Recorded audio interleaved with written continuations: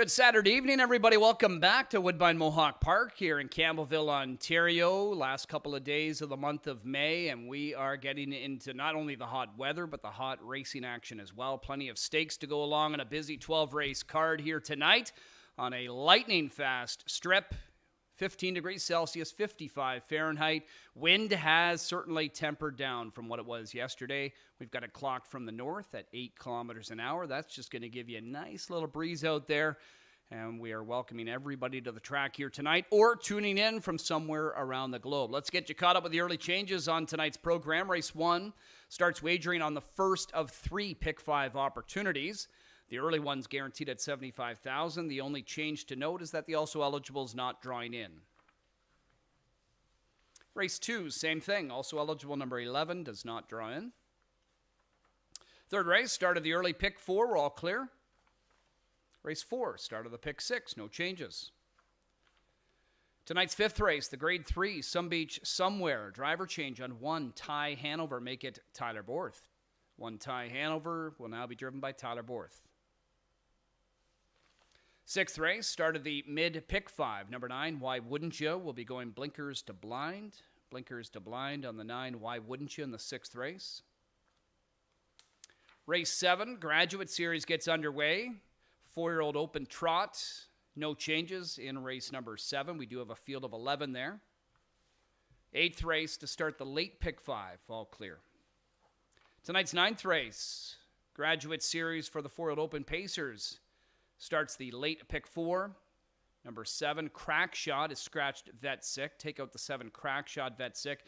I believe there's a shoe change on the 10 Waffle Blue Chip as well. At least that's what HPI says. We'll have our crew have a look at that, but I believe there's a shoe change on the 10 Waffle Blue Chip.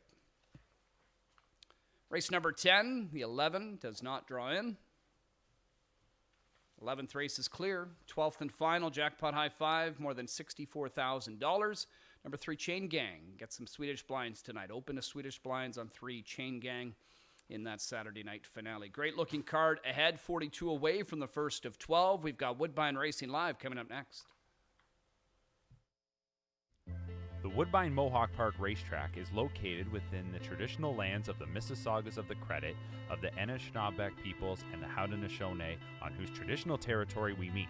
Mohawk, our namesake, is one of the Haudenosaunee nations, Kanyen-Kahaka, meaning the people of the Flint. This territory is covered by the Dish with One Spoon Wampum Belt Covenant, an agreement between the Anishinaabe and the Haudenosaunee to peacefully take care of the land and resources around the Great Lakes.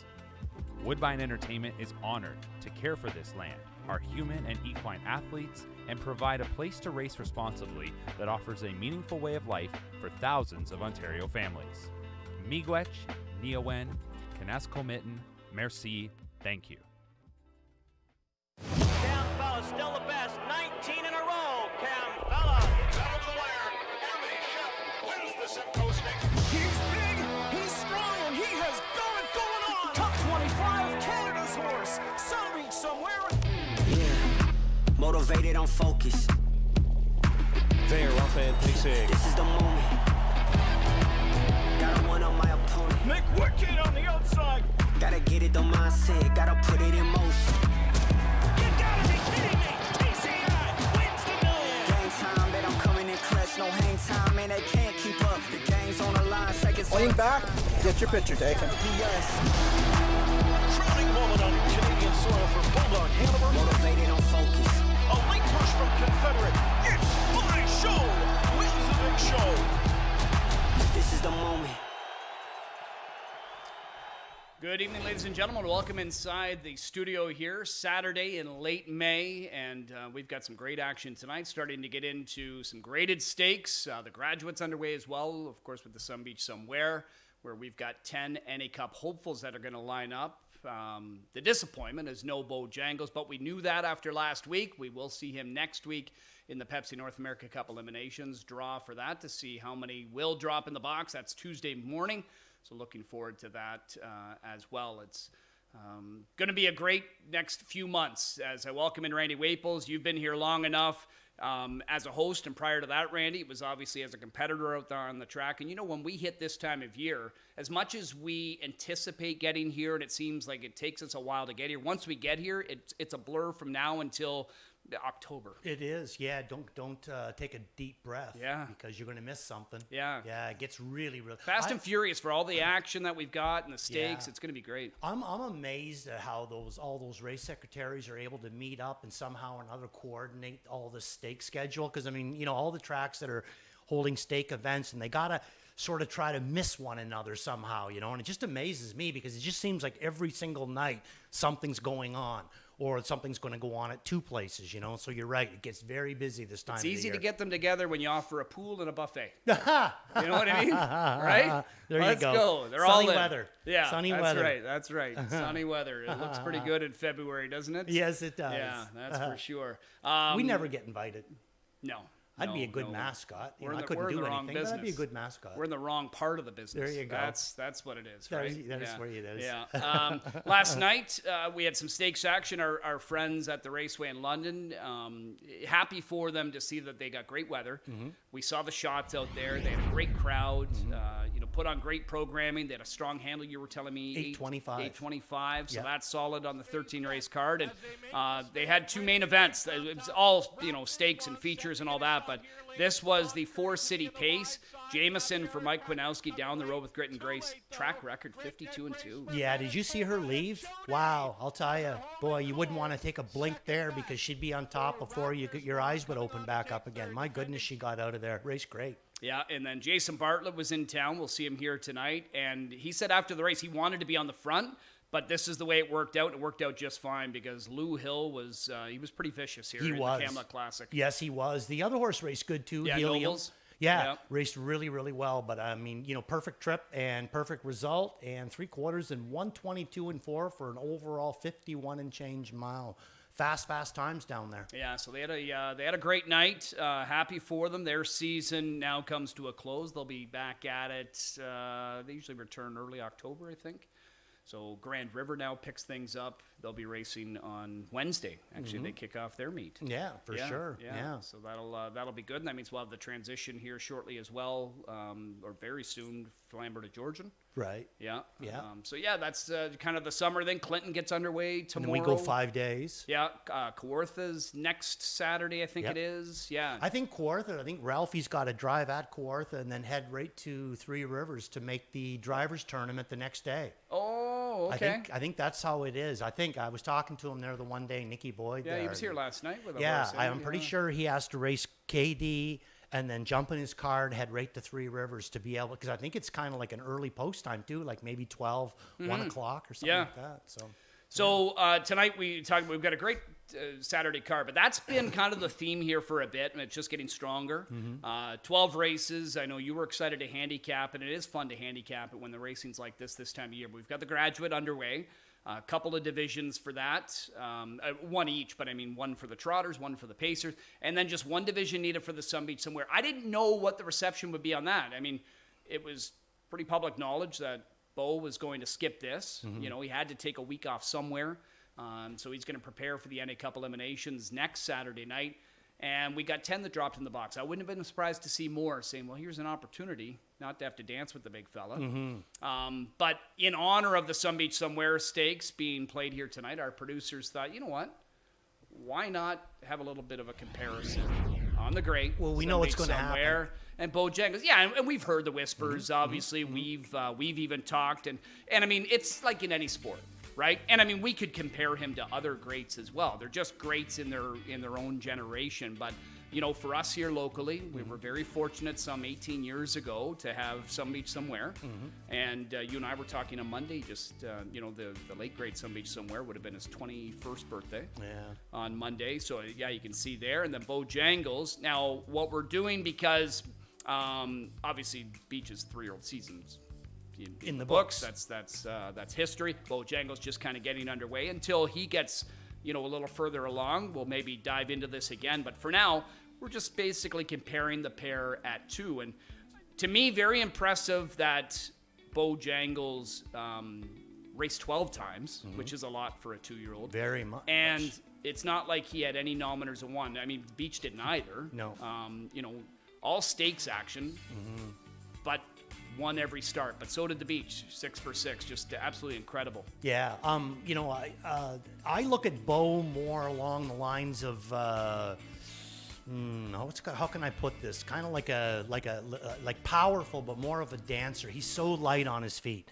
You know what I mean? I guess like maybe like a Muhammad Ali kind of a, you know what I mean? Like has that, you know, float like a butterfly sort of a situation. The other horse, I did race against him, and he was just power personified. Like it just seemed like power just oozed out of his body. He was just so strong, so athletic. You know what I mean? He would be more like along the lines of, you know, not raw like a Mike Tyson, but, you know, kind of has the ability to dance around a little bit, but has that little bit more power, I find. See, I find that Bo, a lot of what he does is he's incredibly smart, obviously, and he's so incredibly light on his feet. Like that was one of the big things that my father took away from him, from just jogging him a couple of times down there, was that you can't even feel him touch the ground. You know what I mean? And not that the other horse was heavy on his feet, because he wasn't, but he was just more power, it seemed to me, like with Some Beach Somewhere, whereas this guy, there's a lot of grace involved as well. Yeah, see, and there's where I find they're eerily similar, is when they race, they stand up and they almost seem like they're just floating, you know? Now, you raced against the Beach, so you got to see it firsthand, but the way he would just kind of stand up tall and just move like such a perfectly oiled machine. And then you talked about the smarts on Bojangles. Well, we remember hearing it many times from these connections with Bojangles, but also with the Beach. Brent McGrath constantly talked about the intelligence, you know, that he had. And I think they're both very smart horses, and that seems to be a common thing with a lot of the greats. Yeah, that's the only common denominator that I could find with all the good ones that I drove, was the fact that every single one of them were incredibly intelligent horses. You know what I mean? So obviously there's something to that as well. You know, it's impossible not to compare them, and it's pretty tough to kind of find dissimilarities between the two. You know, they just brought so much to it. But that would be the only thing that I would go by. I never got the impression of Bojangles is going to run me over. He's going to beat me, but I just don't get the impression. This other guy, wow. I mean, when Paul laid the hammer down on him, like he was a lot like that call that you gave Bojangles. Bojangles, do you ever get tired? That's what we saw with Beach too. He just never seemed to get tired. Yeah, you know? and they shared a lot of the same wins, as we saw there with the Battle of Waterloo, Nassagaweya, the Metro Pace, of course. You know what would be interesting would be to ask McGrath one day, if the Breeders' Crown was up here that year, would he have, you know, would he have kept that horse going? Yeah. You know? Yeah, interesting. Yeah. You know, and on the flip side of that, had the Breeders' Crown been out of town last year, would Doc have kept going? Have been going? I say no. Yeah.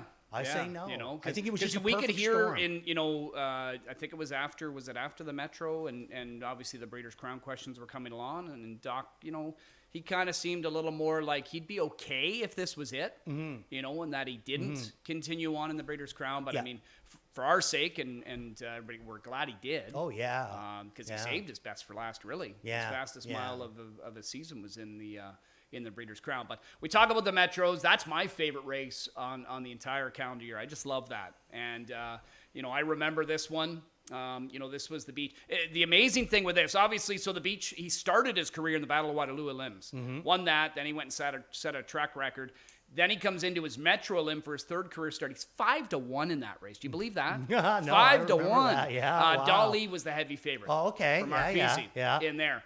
And then this is the final. He's heavily favored. And, you know, McDonnell just, you know, he looks over. Look how calm he is. But, I mean, I see what you're talking about now, really, with the power. It's just the power. He brings it's like watching a figure skater and then watching like a Connor McDavid that just, you know, cuts into the ice when he skates. That's what I found with this guy. He was long, really, really long. You know what I mean? Yeah.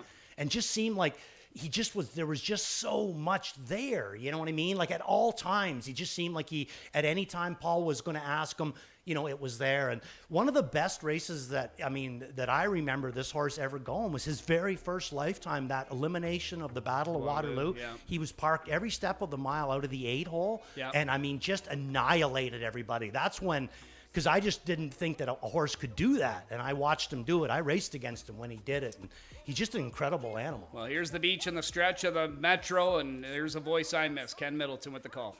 He leads by 2 now, 3 coming off the turn. Late pace from Moonbeam and Santana Blue Chip. Some Beach somewhere, 16th to go. Moonbeam not going to catch him. Some Beach somewhere, and Big Mac scoop up the big bucks to win the Metro pace. He won by 2 lengths, and he's home in 1:49.3. A world record performance in the final of the Metro pace. This is the first time I ever seen anybody bring a horse back and let the whole crowd, like bring them along the crowd.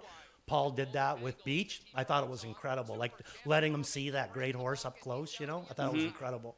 And then here is the Metro final from last year. And if I'm not mistaken, Bo was actually the slight second choice in here. I think Frantic Hanover might have been the race favorite. Really, eh? In that contest. And this is Tetrick sort of trying to sting him a bit. Yeah. You know, Tetrick, I think that worked to perfection when he did that with Wakizashi Hanover, if I'm not mistaken, in the NA Cup. Yeah. Didn't he sting someone leaving a bid and then, able to kind of capitalize late? But don't you find their gait is different? Like, I find that this guy up front there, he's just lighter on his feet. And I am seeing exactly when you point that out now, and then I look at them. They're just different. You're right, but they both got all kinds of ability. You know what I mean? But they're just different horses. The similarity to me is when they both stand up and go. Yes. Do you know what I mean? And the other thing too, good eye on you. Like you said, you know, most good horses when they come on the track, they show you they're a good horse. Just the way that they look. Like you said, they head up, you know, and staring everybody down. This is the part where I'm amazed why here, because, I mean, he did get stung. He gets stung in the third quarter as well. Tetrick's just waiting, you know, with Frantic to get out. And he gets out, and then this is the part that amazes me. Now, here comes Frantic. He's going to take a shot. Looks like he's got him. Gets just to his wheel. Look at this. And now watch what this horse does. He starts to move back away again. You know what I mean? He's just an incredible pair. You know, wow. I'd kill just to own the tail. And Bo and Frantic were both undefeated at that point going in. It's just fun to watch. You know, I was looking at this earlier, Ray. Look at the difference in the time of the Battle of Waterloo. But that was a half-mile track then to a 5/8. But it just, everything else is, you know, considering, you know, 26 to how many years would it be? 18. 18 years. Look at the difference in the time. Not much. Metro 49-1, Metro 49-3. 2/5 of a second for 18 years. That just goes to show you how great how ahead of his time he was, you know. No, just incredible. And we really hope that the story continues to write itself similar to the path of the Beach, right? Which we need 'em.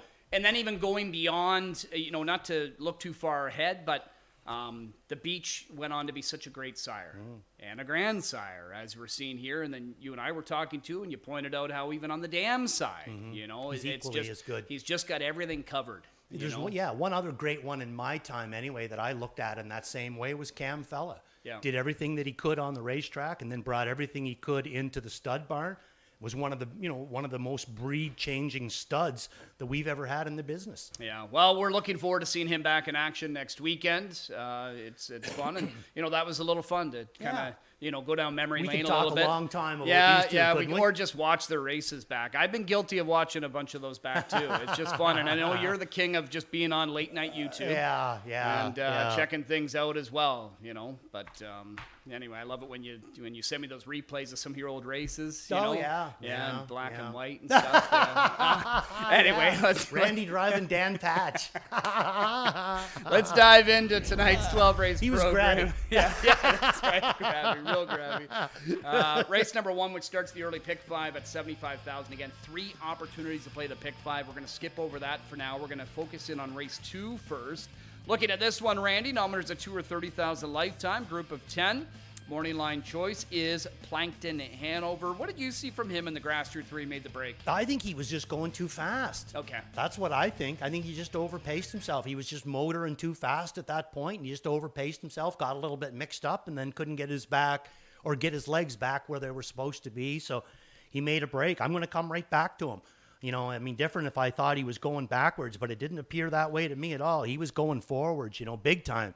So Plankton Hanover, I'm going to go right back to him in here. But there's a couple of interesting one. Winsun Tuxedo, going to throw him in for second. This guy was locked in his last start. Dr. Dave, I think that he's really starting to come around for Dumichel.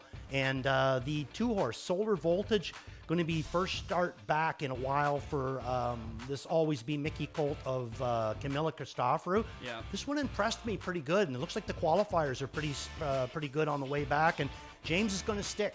Yeah, and you know what? It looked like it was a colt that, didn't get to start till a little bit later in the season. They gave him a handful of starts. They're focusing in on now what could be a bigger, season for him. He looks like he's come back well. Bred to be a great one. Right? Yeah, for sure. Yeah, so they've got a nice one, and like the look of him. And James sticks with him too. Yeah, that's always a good thing. James has a lot of horses to qualify, but when he qualifies them and he wins with them, that's something else. Because he doesn't usually win too many qualifiers, but then when he comes in the pari-mutuel and sticks around, he likes it. And the horse that he beat in the last qualifier, that Quick Away, he's a pretty good one for Blake. Yeah. Showed a lot of talent at 2. Yeah, for sure. All right, over to race number 3. Fillies and Mares in here. It's a numbers of 2 for this group, or 15,000 lifetime. We've got a field of 10. Make 'em Blush Hanover. We know that the Luke Blade charges, they generally get a lot of attention. She's been in this class the last couple of starts. Burned some money last time out. Just didn't work out, and I got a feeling you're going to try to beat her. Yeah. I'm going to go to the 2-horse in here, Chad. Cackleberry. Yep. We're going to show you the replay on this one. Now, this was the first start Lasix, the replay that we're going to show you, and this is out of the 10-hole as well. And if anybody knows me, I love second start Lasix when not much has been done with them the first start. I like to have them charging on the end of it so they realize that, hey, this bad feeling isn't going to happen. Then the next race they go into, which is second start Lasix, they'll try a little bit harder. So let's take a look at Cackleberry and see how she handled first start Lasix, because I thought this was a good one. And I tell you, I was impressed with her last year, Chad. This is another cattle wash out of a Jeremy's Jet mare, but she went in 53-4 over our surface last year as a 2-year-old, and then, was shut down, fairly early in May, second, third week of May. And now here she comes with this race, and watch Dustin. I'm always doing that when I see the colors. Watch Tyler. He gets her out, and, she looked like she was maybe grabbing the right line a little bit, but boy, does she ever move forward when he gets her rocking here. And like I said, first start Lasix, the run out is good. Now it's going to be second start Lasix going to the non-winners of 2. Slight step up from the buffer, but, she's already had a win in 53-4. I think she can handle it. So Cackleberry is going to be my Waples Watch. Waples Watch. Many going that direction. GB is going to go to Make 'em Blush Hanover over Cackleberry in that third race. Race number 4. Nominators of 2,800 in their last 4, so one of the lower classes that we're going to offer up tonight, but I know that you do want to focus in on a horse in here. We've got some that, when you look at like a Dragon on the Beach in here, or what you're looking at, Living the Beach Life, I mean, these are horses, Storm Shadow, that have raced at much, much higher levels. Higher level. And they're just sort of trying to right the ship. That's the whole thing, eh? There are horses that race at higher levels that find themselves in this class. The only way they find themselves in this class is they're not really, the form isn't good. They're struggling right now. They're struggling Somebody's right now. going to turn it around. That's right. Who will it be? It could be anybody. Like you said, you named some good ones there, but I'm going to take a real good look at the 3-horse in here, Living the Beach Life. We got a replay to show you of his last race. His last race going to be in non-winners of 6,000. He's going to race in non-winners of 2,800. 6 for 39 last year, so a good win record. 3 for 9 already this year, so a really good win record. And that means to me that this horse is on really good form. So let's take a look at Living the Beach Life and Louis Waugh, because guess what? I don't think Louis ever really gets to get this guy involved into the race. You can see him towards the back of the pack there right now. And, you know, to me, locked in. He was going to split, and then it ended up being nowhere to go there. Then he has to take a moment. And to me, again, you know, I just think that he's a horse that had some good movement on the back end of it. And I think that he can come back with a good effort in here. I think, you know, with the drop down's going to help him. I think Victor Putty's off to a good year this year, but I really like the fact that he's 3 for 9 this year when 6 for 39 last year. Much better win percentage. I say a horse that is really, really good right now. He's going to have to be what you're looking at. I got in for second. RB Stanacious. I threw him in for third, and then Franco Santana Big drop threw for him in him. for fourth. Yeah, Franco there's a lot of Santana. horses that are. It's going to be tough in here. You know, not an easy sequence in this Yeah, one. and I mean, he's had to chase some pretty tough ones in his 2 starts off the bench. Like tonight should be, you know, I would imagine Chantel's probably expecting a lot better from Franco Santana on this spot. I would have to think that's a major drop down for him, you know. But sometimes too, when horses, they just come back and they haven't had much done to them because they find themselves up in classes that are a little bit tough, the fitness doesn't really get better because they're not really doing anything with them, you know. Yeah. Kind of like myself. Yeah, there we go. There you go. Race number 5, it is the grade 3, some beach, somewhere. So thrilled open pace. And in fact, and it's not like this every year. Tyler Borth, by the way, driving the one-tie Hanover for Mitchell York, who was here a couple of years ago and won the Some Beach Somewhere with Annapolis Hanover, I think was his name, and then went into the NA Cup Elim. Didn't work out in the Elim for him, but did get a win there. Every horse in here is NA Cup eligible through the 3 sustaining payments. So we could see, you know, tonight's could be the make or break whether you drop in the box on Tuesday. And, you know, a couple of horses like, you know, Till the Cows Come Home, a no wait list. Those are horses that they're going to be racing quite a few weeks in a row, but, you know, racing well nonetheless. And then Brandon Boulevard in town, he sort of jumps out. And Sweet Love and Lou, I would imagine you want to focus in on a couple of horses there. Yeah, Sweet Love and Lou is the way that I'm going to go in here, Chad. Yeah.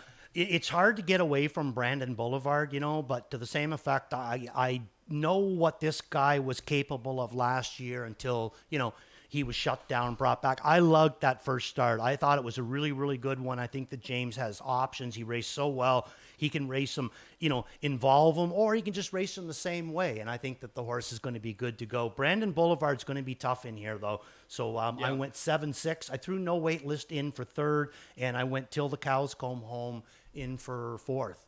10 hole or not, I still say that, in my opinion, up here anyway, he's still the second best to Bo Jangles. I know that's not how it worked out for him in his last start. He finished third in there, but I still say that. I would think they're thrilled with that effort, though. I would have to Against think, and older where I horses. think he's getting better. James didn't beat him up. Yeah, you know what I mean? Yeah, Like, and you mean Sweet Love and Lou? Yeah. yeah. I was saying with Till the Cows Come Home. Oh, I'm that sorry. first Oh, I'm start sorry. with Yeah. him in the SBOA, he lost a little ground in that one. His next start lost a little bit of ground in the final, but then that last start there, you know what? To me, he looked more like Till the Cows Come Home in his last start. So I'm going to throw him in as a part of it too. This is a tough race. Yeah, and it's a good one. And I mean, Brandon Boulevard, I know, you know, out there people want to talk, you know, obviously there's Bo, but then they want to talk about, you know, when he meets up with odds on Mr. Mamba, you know, if that ever happens. Brandon Boulevard's a heck of a colt. Oh, yeah. You know, yeah, heck of for a sure. colt. And, $574,000 purchase. Yeah, he'll make his presence felt. So looking forward to this one. I think we've got a deep group in the grade 3 Some Beach Somewhere. There's a look at the different selections, many going Brandon Boulevard's way. With Sweet Love and Lou in second. Randy's just going to flip-flop there and go with the Dan Legacy Pupil. We'll skip over number 6. That, by the way, does start the mid pick 5 wager. I believe we're skipping over 7 as well. Okay, we do have the 7. We're just not going to show the field page. We're just having a difficulty there where, unfortunately, we're just showing that a horse is scratching. At this point, no scratches. We've got a field of 11. Now, interesting enough, as much as I love when, you know, Team Burke brings their horses up here, they actually don't have anything tonight. And I know that they did have some possibilities for this and for the graduate pacers. And had they, if I'm not mistaken, I think if it's 12, it splits. Oh, really? And this is better for us. Yeah, right? for sure. A lot for more sure. competitive having a group of 11 as opposed to 2 6-horse fields. Yeah, this is a tough one to go to. Yeah. You know what I mean? Like I put the our two kind of stars down in on the bottom, Mr. Wallner Fashion and Eurobank, and Not because I don't think that they compete with them. I just don't like the 1 and the 2 position as much as I like the 8 and the 9. So the 8 and the 9 is the way that I went. Mr. Mouton is going to be my top pick coming out of the Sponstead stable. And then Hay Porter, didn't do any good in the Cutler, but looked like he raced okay in there, trotted a mile 51. And now we've seen this so many times. These Pollock horses come up to Dave Maneri, and they, usually race lights out. So I'm going to go 8 and 9 in here and throwing the 2 and the 1 in on the bottom. Yeah, Oka Svanstedt's loaded. He's got a bunch in here. Didn't draw all that well. I was going to say, not great draws. I mean, what was your thinking always on the second tier, especially in a stakes race? I never liked somebody making up my mind. I never liked second tier. I don't think you'd ever, obviously you're never going to see that in the thoroughbd game. There's never going to be a second tier. I don't like. Would you rather 10 because you're on the 8 at least? At least it's my decision. Okay. Yeah. Yep. I got you. So that's the Graduate Series getting underway. The next couple of legs, I believe, are at the Meadowlands, south of the border. So we kick things off with the 4-year-old trotters in race number 7. We are going to skip over 8. We're going to go to 9. This is the Graduate for the 4-year-old Open Pacers. Crackshot has come up 6, so he's out of this contest. Now, although it's down to a field of 10, we still do have a second-tier starter. 5th and 5 is still going to go from the second tier. Bruno, no. Despite being defeated at the hands of Prince Hal Hanover, they kind of get their Juravinsky rematch here tonight. Do you find that the bigger track would suit Bruno, no? I think it will. Okay. I think it will, you know what I mean? But Prince Hal Hanover is just crazy good right now. He I is. mean, that's all there is to it. Doesn't matter he what has come size. back fantastic. Yeah, it doesn't seem to matter. Track-wise to him, he's just good. Just good. So he's actually the one that I'm going to try to take down, and it's not going to be with Bruno, no. I'm going to throw Bruno in for 3rd, Prince Hal in for 2nd, and where I'm going to go is the 5-horse in here, Sugarman. Okay. Yeah, don't usually jump all over these Poppy Robs, but I do kind of like this one, another Pollock horse that has recently come up to Maneri stable. So he had a really good Juravinsky. He was 2nd in the final and took some interference at the 3/4 pole. But we're going to show you this last race of Sugarman's. He's not going to have any answers for Prince Hal Hanover, but he's done this 2 weeks in a row where he looks like if he, maybe had seen a little bit of room, maybe he would have had some answers for him. So let's take a look at Sugarman. And this is going to be 3rd start for Dave Maneri. Louis Waugh drove this guy over at Flamborough, and he's going to come right back and drive him here. He's got great gate speed to work with, this guy. So if Louis wants to hum him out of there, there's a few horses in here that can leave, but I don't think anybody can leave any better than what this guy can. He can absolutely fly out of there. And as you can see here, Chad, not asking him to do anything. If anything, Louis looking over at that 6-horse, hoping that maybe there's going to be a little bit of separation there because he's got nowhere to go. Yeah. And unfortunately, when you get to a half-mile track and you got a horse like Prince Hal Hanover in front of you, you're just not going to be able to get that momentum going. Yeah. When inside a couple of pylons. Yeah, there too. I think they ruled that Bruno was running into him. Oh, okay. Yeah. Right. Kind of forcing him down there. Right. So anyway, finished 2nd in there. Did not reel any big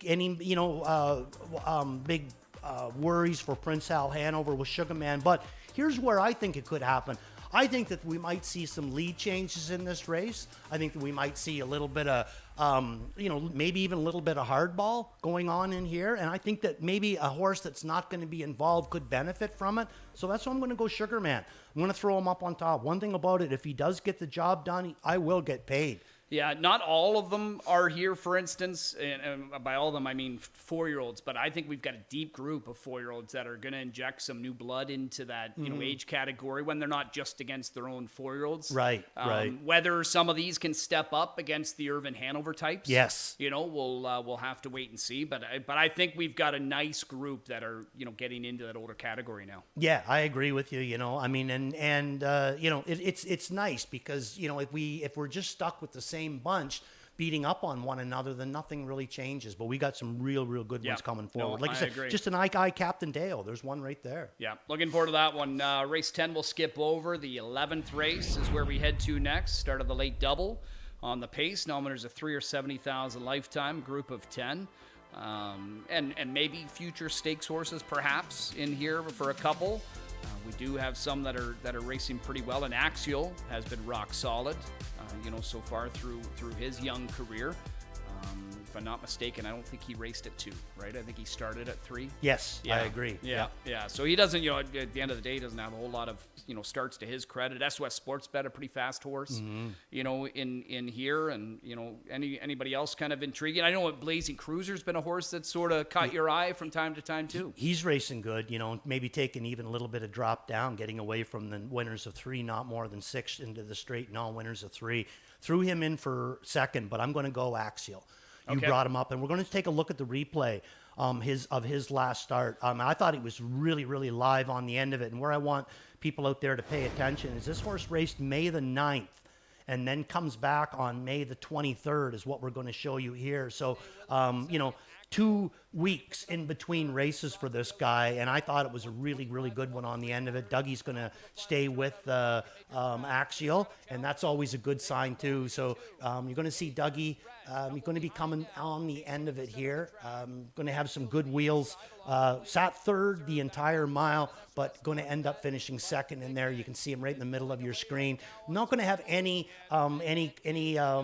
scary moments for Figment, but I'm not sure speaking of 4-year-olds, I'm not sure how many 4-year-olds out there can go with this Figment horse. This is a pretty nice horse himself. Yep. So Axial really liked the way that he went, and now he's going to come back on a way better rotation instead of missing the 2 weeks. Like I say, he was second behind one that's just racing great here. And, Figment, whether we'll ever see him, I don't know if their plan is to ever test him against Stakes Company, but he definitely right now is the making of a Saturday night special. Oh, here, yeah. Right at the, top class, perhaps. I agree. Yeah. He could beat some of those horses in the top class, I think. Yeah. Maybe not the very, very best of them just yet. Yeah, when he gets more and more foundation. Yeah. Yeah. Nice horse. Race number 12, 64,000 plus, and although in the high five carryover, and although we don't have a replay to show, one thing I do want to ask you, and actually I just peeked over at your program, so now I know the answer. But what I was going to say is, are you going to use Sure Thing Captain underneath anywhere, simply based on the fact that we've seen Team McDonald, that being Brett and Ron, get new recruits and have immediate success? Yeah, I mean, it was tough to stay away from him, and he's a Captain Treacherous out of a rock and roll mare, so there's a lot to like about him breeding-wise. 15 for 45 last year. He knows how to win races, but to the same effect, he has been racing consistently in the 20 to 30,000 claiming operator. And on a half. On a half-mile track. Yeah. And still, like, they're 20 to 30s. Yeah, he's racing good. Maybe he's more than that. I just don't think that Chain Gang, Blue Hunt, Jabberwocky are 20 to 30 claimers. I think that they're much higher than that. So I'm going to take a wait and see on Sure Thing Captain. But yeah, I agree with you. It was tough to stay away from him. I'm going to go Jabberwocky on to Chain Gang. That's the way I'm going to go. A lot of people are probably going to be going Chain Gang on to Jabberwocky. I'm going to reverse it. I think Jabberwocky's good right now.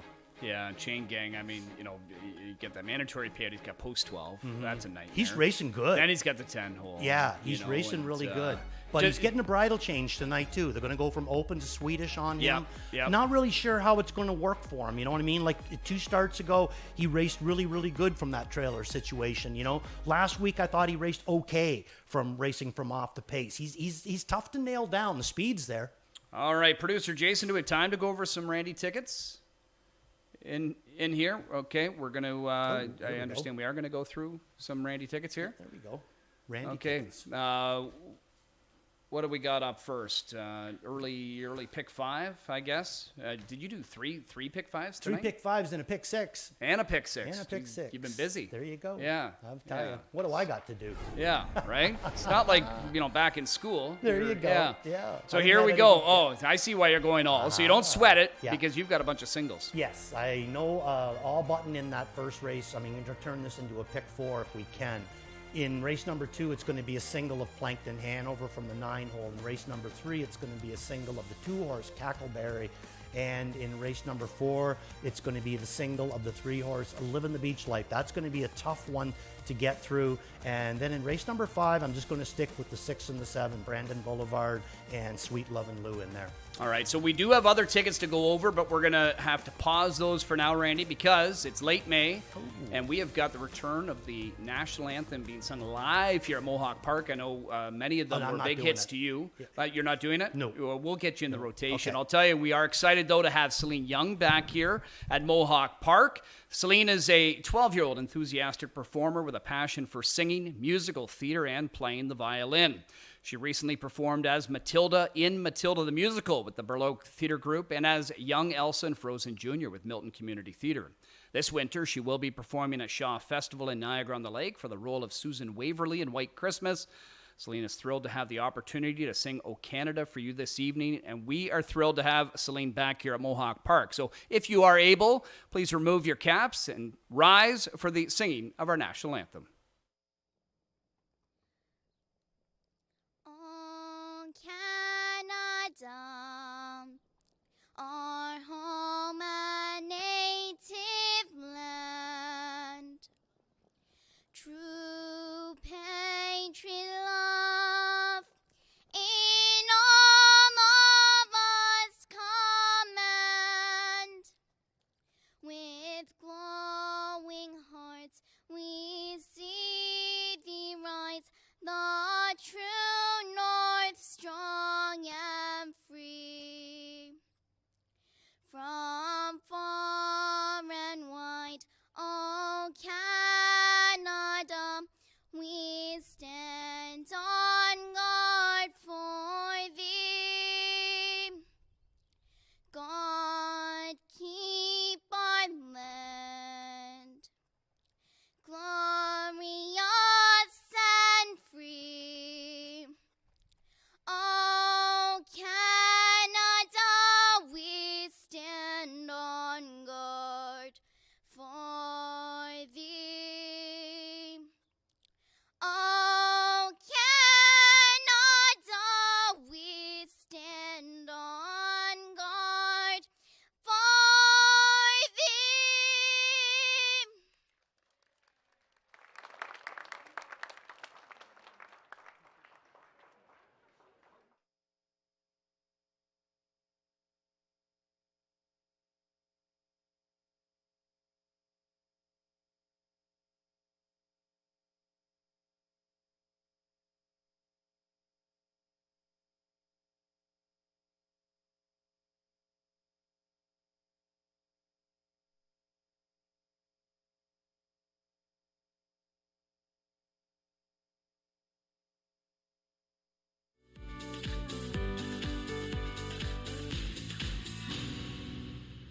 Winback Farm of Canada is home to 9 outstanding stallions, including Metro-based champion Captain's Quarters, who's new in 2026.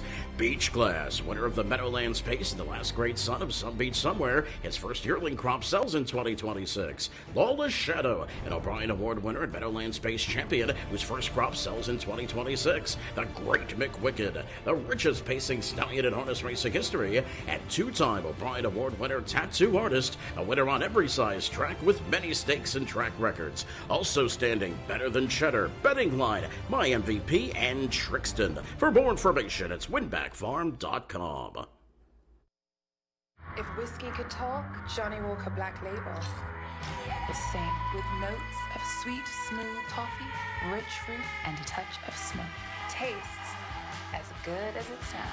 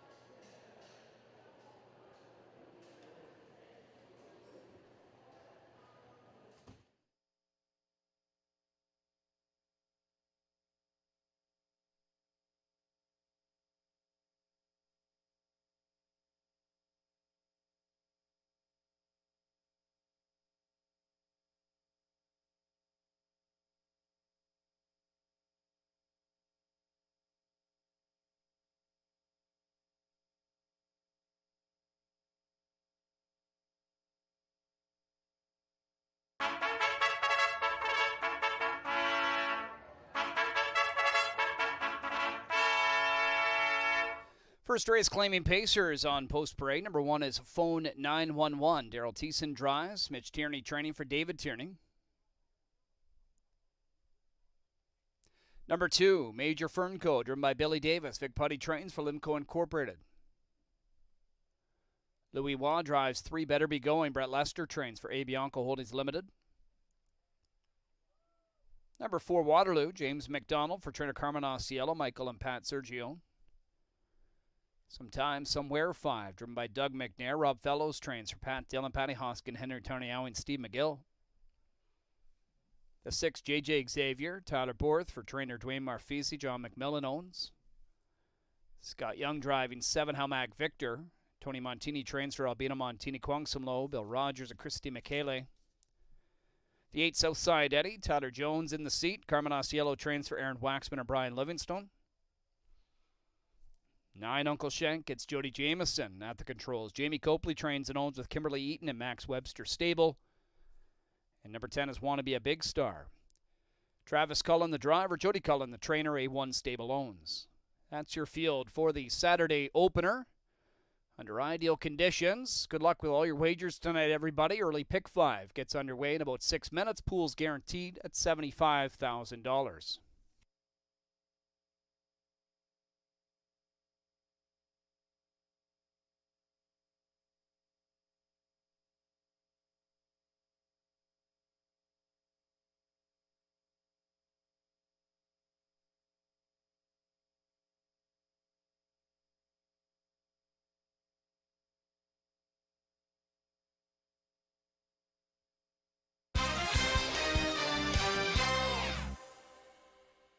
Race number 1 on this gorgeous Saturday night, now on the track. Nice looking group in here. You can see my early pick 5 ticket on your screen. I went all in this race. Went 3 singles after that, and then going to go Brandon Boulevard and Sweet Lovin' Lou in the race number 5. Kevin, more or less the same kind of cost. Mine's 20, his is 24. He uses a few other ones there. He only has the 1 single to get through in race number 3 with Cackleberry, which is also a single of mine as well. The 3-horse coming off the track right now. Now, this is Better Be Going, and I got him in for 4th. Now, number 1, there was a barn change. He leaves Paul Court's barn, goes into Brett Lester's barn. A lot of his racing has been basically just bottoming out the fields. That's mostly been in the 15,000 claiming sort of situation.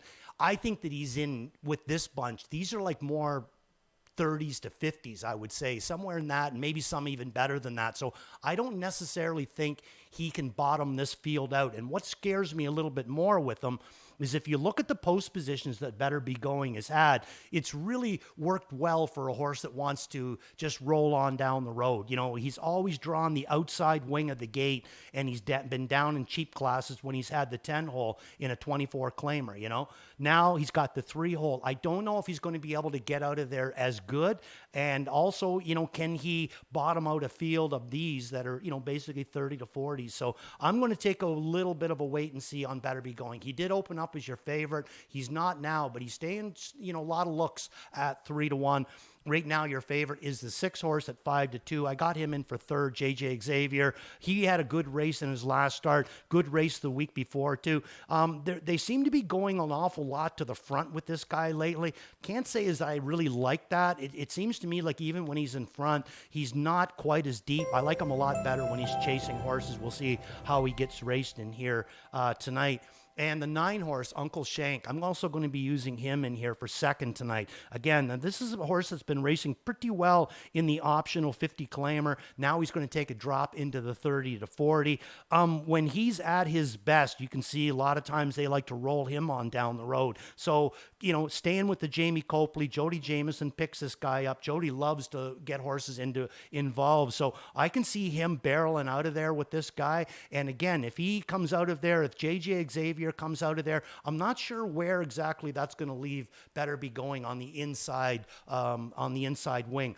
My top pick in here is going to be the 5-horse Sometime Somewhere. I think this guy's racing incredibly good right now. I thought his last race was really, really good. Trevor didn't do hardly anything with him at all. I think if anything, you could say that he was more or less locked in, didn't have to do much racing. Now picks up this guy. Good, that's a good boy. Sometime Somewhere. Empty out, big fella. Now he picks up McNair in the middle of the gate, and I think that a lot of signs are going to be pointing to this guy in here tonight. Just short of $500,000. He picks up any check in here tonight. He's going to go over $500,000 lifetime sometime somewhere. 40 wins lifetime too. So really, really knows what racing's all about. JJ Xavier looking good out there right now, coming out of the Dwayne Marfisi camp. And, he owned the 40,000 claimer for the longest time there, about maybe 4 or 5 starts. You couldn't beat him. Then he went up into the optional 50, got beat a couple times, and he's came back down into the 40,000 claimer, and he didn't start winning again until he kind of took a little bit of a drop down on the wing. Instead of drawing the outside, he kind of went in for $38,000. Instead of getting the 9-hole, he got the 7-hole. That seemed to make the big difference there. They went down to the half in 54-4, and they went a mile in 51. Slowed down just a little bit, but enough that it brought this guy into the race. And I got to say, I like him a little bit better when he's chasing. So right now, the odds board, phone 911, taking good looks at 9-1 from the rail. The 3-horse Better Be Going. I got him in for 4, 3-1 right now for first timer for Brett Lester. The 5-horse Sometime Somewhere is my top pick. He's at 4-1. 6-horse JJ Xavier at 3-1. He is your favorite, and he's going to be my third pick in here. Uncle Shank at 7-2. I got him in for the deuce, and that's the way I see it. Want to be a big star quickly talk about him. He's taking good looks too at 9-1. Travis Cullen, Jody Cullen going right back for this guy. Gerard Demers picked him up last week. He was a nice winner. Boom. They pull the trigger and go right back for him, but he draws the 10-hole. So my numbers to start off this Saturday, 5, 9, 6, and 3. And good luck if you're looking to play the $75,000 guaranteed pick 5. A little bit of time remains for you to punch those tickets for the early pick 5. 3 opportunities to play that popular bet here tonight. Races 1, 6, and 8. The early one, though, guaranteed at $75,000. The pool's going to jump up here in these last final clicks. Good luck if you're playing along, and all the best with your Saturday night wagers. Welcome to Mohawk Park, everybody. We're set to go. They're all lined up for the first.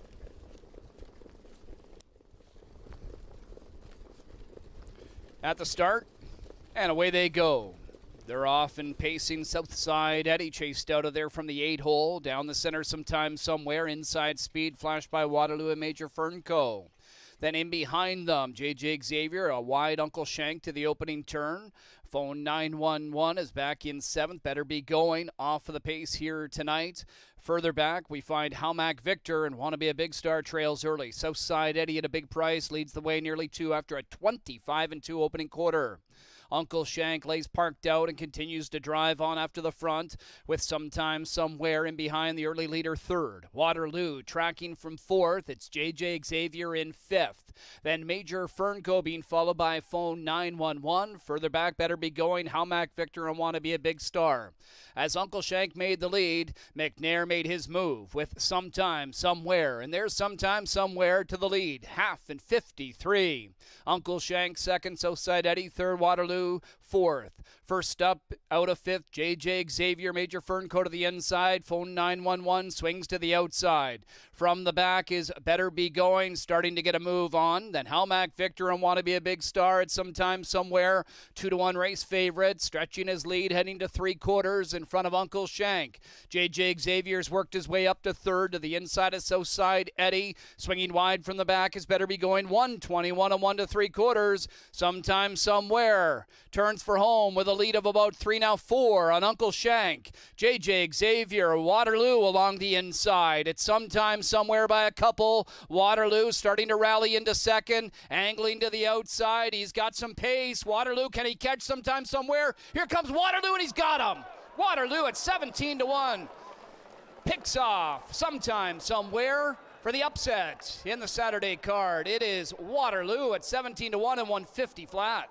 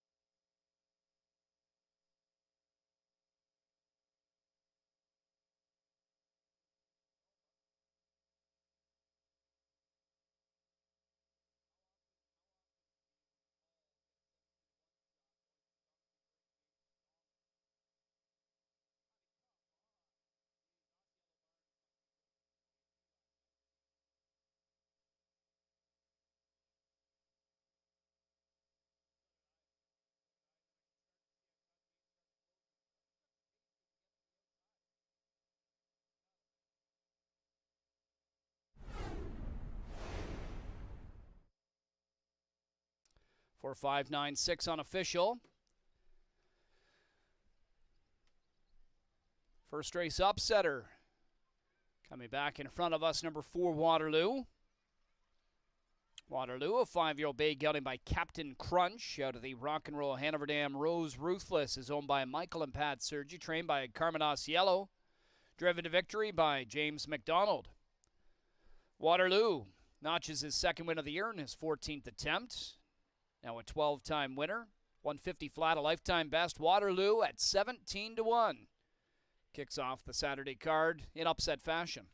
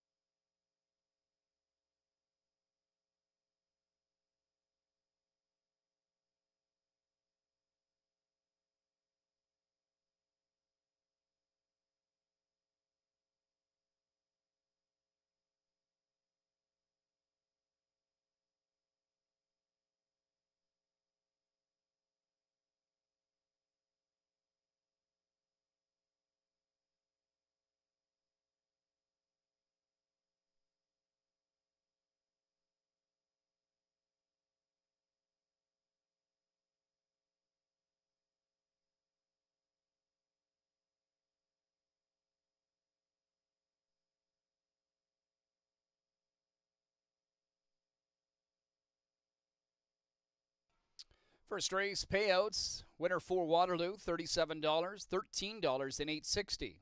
Second number 5, Sometimes Somewhere, $410, $280. Third 9, Uncle Shank, $480. $2 Exacta, $159.10. The dollar try, $490.15. Dollar Superfecta, $1,812.45. 87,000 plus. Wagered in the early pick 5, just under 3,000 of live money survives that opening leg upset to move on to leg 2.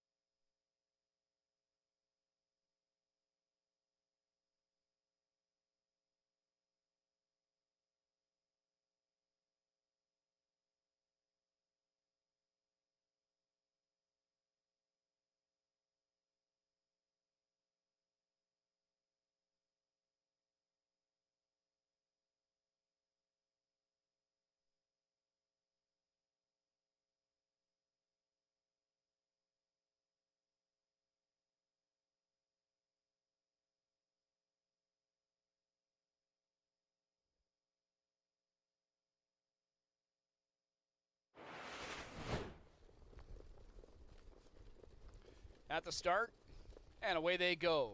They're off and pacing Southside. Eddie chased out of there from the 8-hole. Down the center sometime somewhere. Inside speed flashed by Waterloo and Major Fernco. Then in behind them, J.J. Xavier, a wide Uncle Shank to the opening turn. Phone 911 is back in 7th. Better be going off of the pace here tonight. Further back, we find Halmac Victor and Want to Be a Big Star trails early. Southside Eddie at a big price leads the way nearly 2 after a 25-2 opening quarter. Uncle Shank lays parked out and continues to drive on after the front with sometime somewhere in behind the early leader 3rd. Waterloo tracking from 4th. It's J.J. Xavier in 5th. Then Major Fernco being followed by Phone 911. Further back, Better Be Going, Halmac Victor and Want to Be a Big Star. As Uncle Shank made the lead, McNair made his move with Sometime Somewhere. And there's Sometime Somewhere to the lead. 1/2 and 53.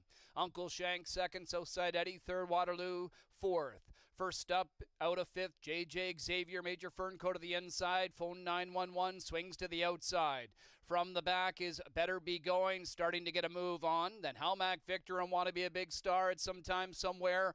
2-1 race favorite, stretching his lead, heading to 3/4 in front of Uncle Shank. J.J. Xavier's worked his way up to 3rd to the inside of Southside Eddie. Swinging wide from the back is Better Be Going, 1:21 and 1 3/4. Sometime Somewhere turns for home with a lead of about 3 now 4 on Uncle Shank. J.J. Xavier, Waterloo along the inside. It's Sometime Somewhere by a couple. Waterloo starting to rally into 2nd, angling to the outside. He's got some pace. Waterloo, can he catch Sometime Somewhere? Here comes Waterloo, and he's got him. Waterloo at 17-1. Picks off Sometime Somewhere for the upset in the Saturday card. It is Waterloo at 17-1 and 150 flat.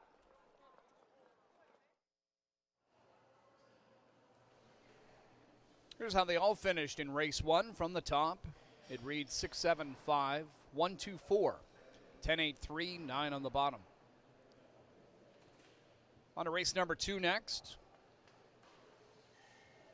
Let's take out the also eligible, does not draw in, post time in 13 minutes.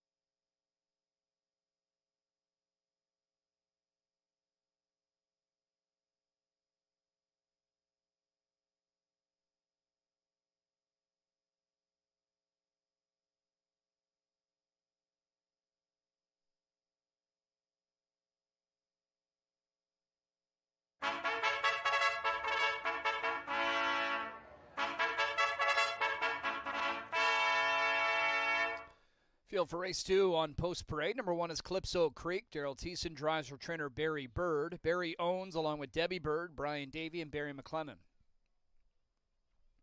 James McDonald driving 2, Solar Voltage. Camilla Christoffrey trains for David Wilmot and Clay Horner. Lyle MacArthur trains and drives 3, Evans Legacy. Linda Wellwood, Tammy Aston, the owners. 4 is D.A. Let's Boogie. Bob McClure in tow. Luke Blay for Cozen Farms. Number 5, Dr. Dave. Tyler Jones in the bike. Francis Dumichel trains and owns with Jenna McNiven, Standard Limited, and John Nislick. The 6 is Winston Tuxedo. Jody Jameson between the wheels. Bill Budd trains for Bruce Davey. Mark McDonald driving the 7, 36 red. Paul Davies trains and owns with Steve Fudge. It is D.A. Let's Dance. Doug McNair aboard. Greg McNair trains and owns with Frederick Wolford, the Ilderton Boys Stable, and Matthew McManus. Number 9, Plankton Hanover. Louis Waugh for trainer Tony Beaton. Tony owns with David Mercer and Mac Nichol. And 10 is I Love This Bar. Driven by Tyler Borth. Kevin Ben trains and owns with Paul Rashad, James Allure, and Glenn McConkey. That's your field for the second. Post time in about 6 minutes.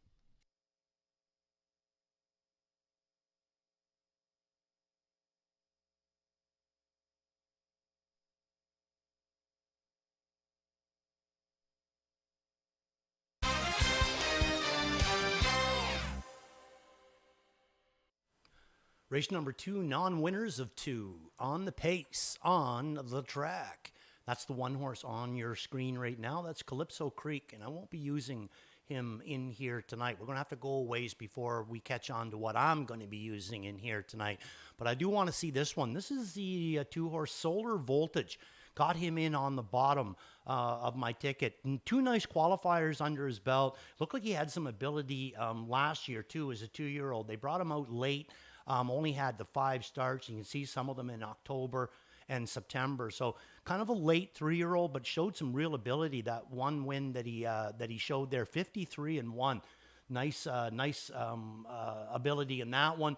And he's got 2 solid qualifiers coming back, and James sticks. And that's kind of the part that I like. That's a nice looking horse. James sticks with this guy. And I think that that's a good sign. Do I put him as a win candidate tonight? No.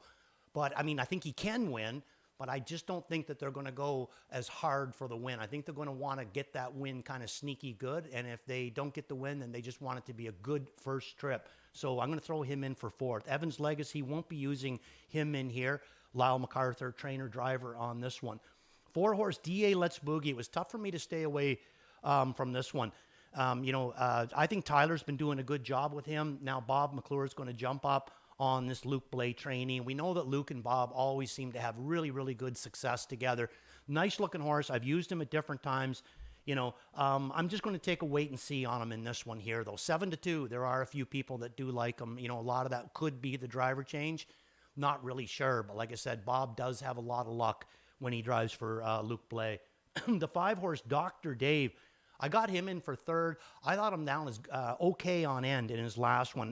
Nothing great or anything, but I thought it was a good effort. 26 and change in 3 of his last 3 starts. He's had that 26 and change on the end of it. And I can remember racing his mother, Mystic Dance, for Dr. Goodrow. But this guy racing good, just seems to not really do anything flashy, but yet has some flashy good speed on the end of it. Going to throw him in for 3rd. The 6 horse Winston Tuxedo, not taking much love out the windows right now. 10-1, but to me, this guy was locked in supremely in his last start. I thought he had all kinds of go, just no place to go. If you get a chance, you may want to take a look at that replay. Only beaten a length and 3/4, and I mean, absolutely screaming for some kind of air, some kind of space to get through, and just nothing happened for him. So he's going to come into this race full of energy, and like I said, I think the form's pretty good, sneaky good. 10-1 on Winston Tuxedo. The 7 horse, won't be using him. Really tough decision when it came down to my 4th pick between him and Solar Voltage. I think this is a horse is racing really good. Gets the outside part of the wing, gives Mark options if he wants to take him back. He shouldn't be too far out of it. He wants to go forward. You know, he should have good leaving ability out of there. So I could see Mark jumping up with a win with this guy. 6-1 right now on him. The 8-horse DA Let's Dance coming out of the McNair stable. The last start in the grassroots, I thought it was a lot better one of the better one that he's put out. But I'm going to give him a wait and see in this one here. The 9-horse Plankton Hanover, that is going to be my top pick in here. He was my top pick last week, and he made a break coming around the last turn when he was first over. And you can see in that third quarter, he was a first over, pace in a quarter, and 27-4. And really, I think he just kind of overpaced himself. I think he was moving so fast that his legs just got kind of mixed up a little bit, and that's why he ended up making the break. It certainly wasn't due to lameness. He wasn't on a line. He was traveling in a straight line. It looked like he was just going to whip around the horse that was in front, and then boom, 1 second he's pacing, and then the next half a step he's on the run. And I think it was just a matter of pacing a little bit too hard. So he's 2-1 right now, taking good support from the 9-hole. The 10-horse, I love this bar. I have used him at different times. I won't be using him in here tonight from the 10-hole, but has raced good a couple times. And Kevin Ben, one of those trainers that is able to pull off some very sneaky wins, but it's going to be a real sneaky one from the 10-hole here at 24-1. The 9-horse Plankton Hanover taking a big dip down to 9-5.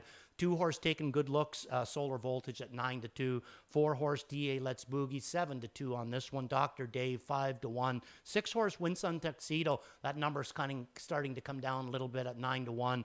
7-horse 36 Red at 7-1, and Plankton Hanover, your 9-horse, taking big support at 9-5. That'll do it for me here. I'll be back to talk to you before race number 3, and that's going to be the kickoff to the early pick 4. Best of luck in here.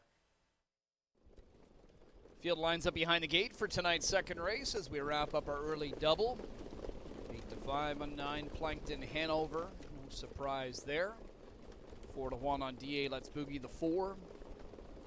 9-2 Solar Voltage in his sophomore debut. And in the center getting some support is Dr. Dave. Field of 10 for the second, lined up at the top of the stretch. Here they come.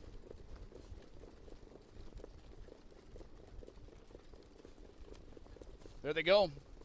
They're off in pacing. Winsun Tuxedo and 36 Red leaving out of there. Plankton Hanover with some early hustle as well. And Dr. Dave on the scene. That's your top 4.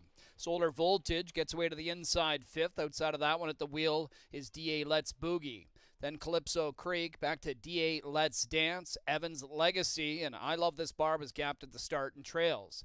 Winsun Tuxedo and Jody Jamieson controlling the early tempo up to an opening panel of 26-3. Plankton Hanover, though, continues to drive on, and he's set to surge ahead. Plankton Hanover now takes over with Winsun Tuxedo chasing second, 36 Red third. Another length and a half to Dr. Dave in fourth. On the move is DA Let's Boogie. To the inside, Solar Voltage, being followed by Calypso Creek. DA Let's Dance on the outside. The last two, I Love This Bar and Evans Legacy. Plankton Hanover at 6-5, down to the half and 55-2. Winsun Tuxedo second, up to third. DA Let's Boogie. 36 Red locked in fourth. Second over, that's Dr. Dave fifth. Third over, Solar Voltage. To the inside of that one, Calypso Creek. Then I Love This Bar, DA Let's Dance, and Evans Legacy. Just over a quarter of a mile to go for leader Plankton Hanover. A length in front of Winsun Tuxedo, who's all over his helmet. DA Let's Boogie inches closer outside, and that toes Dr. Dave right into contention. He'll swing 3 wide now. 3/4. We'll have that time for you after. It's Plankton Hanover with DA Let's Boogie still on the outside, unwilling to throw in the towel. And then cut loose in the center of the track is Dr. Dave as DA Let's Boogie takes over the lead. Here's Dr. Dave closing at him. DA Let's Boogie or Dr. Dave? DA Let's Boogie on the inside holds on. It's DA Let's Boogie from Dr. Dave, and I Love This Bar from the back. 151-2.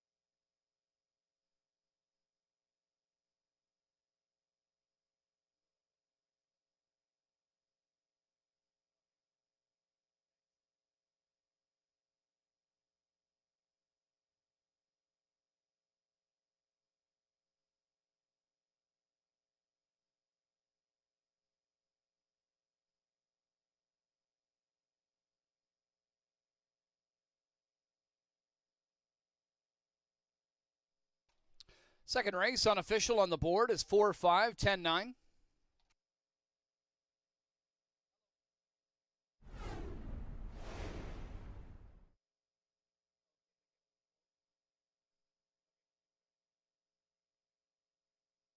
Inquiry sign is up, ladies and gentlemen. Could affect the top two finishers. Judges are going to look at racing action and deep stretch in regards to 4 and 5. Things got a little tight. Were there any violations committed by either horse? That'll be what the judges are going to review. They'll pass along their decision here momentarily.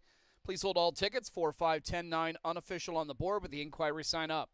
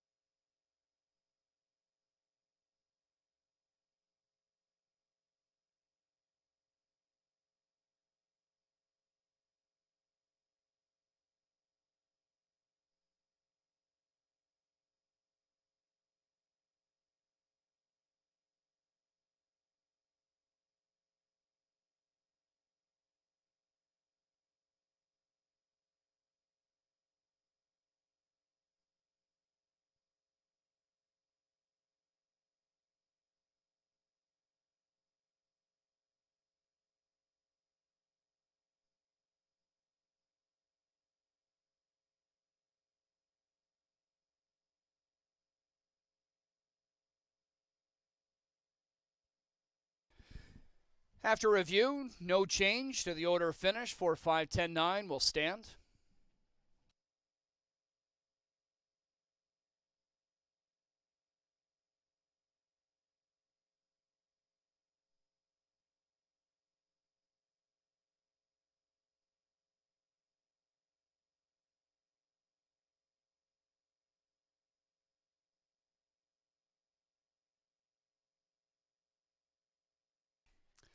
Returned earlier in front of us. Race 2 winner, number 4, DA Let's Boogie. 4-0 Bay Gelding by Dance and Lou is out of the Sports Rider Dam Sports Beauty.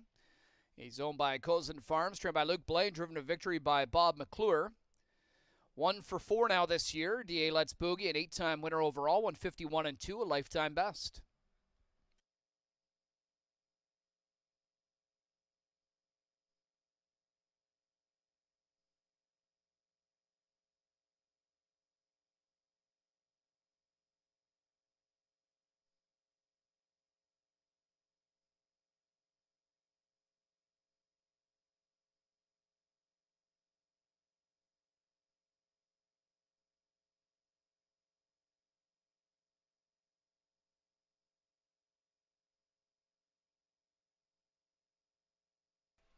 Number 4, DA Let's Boogie, pays $11.80, $6.50, and $3.20. Second, number 5, Dr. Dave, $5.10, $3.40.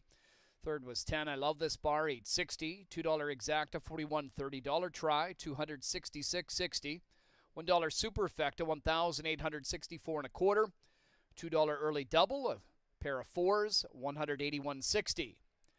$531.78 is all that remains in live money for that early pick 5 as we move on to the next leg.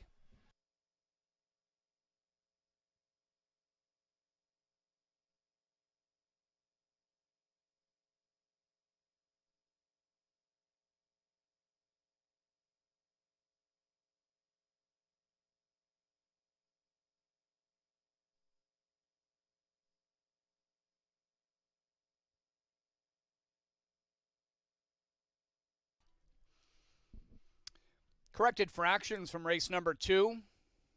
Just to recap, quarter and 26 and 3, half and 55 and 2. 3 quarters was 123 and 2, and the winner in 151 and 2.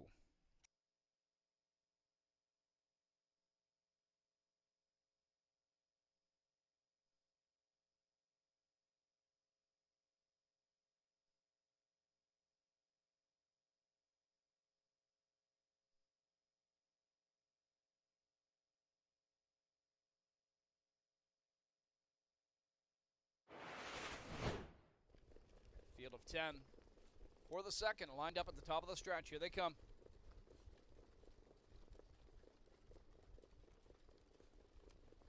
There they go. They're off in pacing. Winsun Tuxedo and 36 Red leaving out of there. Plankton Hanover with some early hustle as well. And Dr. Dave on the scene. That's your top 4. Solar Voltage gets away to the inside 5th. Outside of that one at the wheel is DA Let's Boogie. Then Calypso Creek, back to DA Let's Dance, Evans Legacy, and I Love This Bar was gapped at the start and trails. Winsun Tuxedo and Jody Jamieson controlling the early tempo up to an opening panel of 26 and 3. Plankton Hanover, though, continues to drive on, and he's set to surge ahead. Plankton Hanover now takes over with Winsun Tuxedo chasing second, 36 Red third. Another length and a half to Dr. Dave in 4th. On the move is DA Let's Boogie. To the inside, Solar Voltage, being followed by Calypso Creek. DA Let's Dance on the outside. The last 2, I Love This Bar and Evans Legacy. Plankton Hanover at 6-5. Down to the half and 55 and 2. Winsun Tuxedo second, up to third. DA Let's Boogie. 36 Red locked in 4th. Second over, that's Dr. Dave 5th. Third over, Solar Voltage. To the inside of that one, Calypso Creek. Then I Love This Bar, DA Let's Dance, and Evans Legacy. Just over a quarter of a mile to go for leader Plankton Hanover. A length in front of Winsun Tuxedo, who's all over his helmet. DA Let's Boogie inches closer outside, and that toes Dr. Dave right into contention. He'll swing 3 wide now.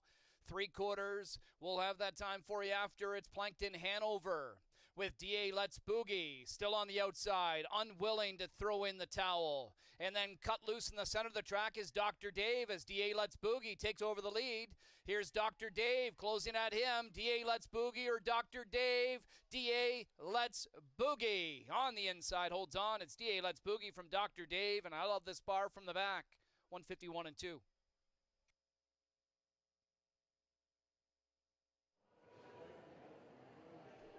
Race 2 finish order from the top. 8-7-9, 1-2-6, 5-10, 4-3 on the bottom. Race 3 is coming up next as we kick off our early pick 4. Number 8, Make 'em Blush Hanover adding blinkers. Open to blinkers on the 8. Post time in 8 minutes.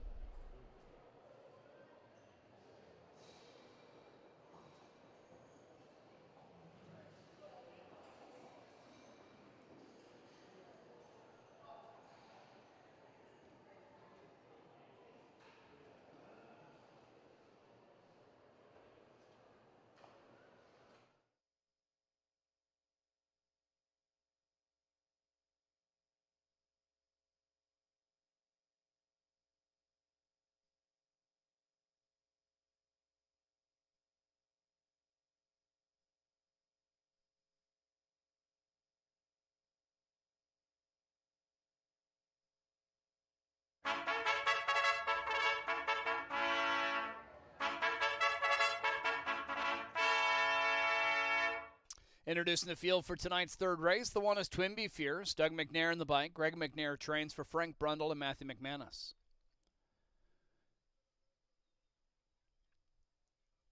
Tyler Jones drives the 2, Cackleberry. Dustin Jones trains for his Dustin Jones Stables Incorporated, Dean Lockhart and Jeffrey Rook.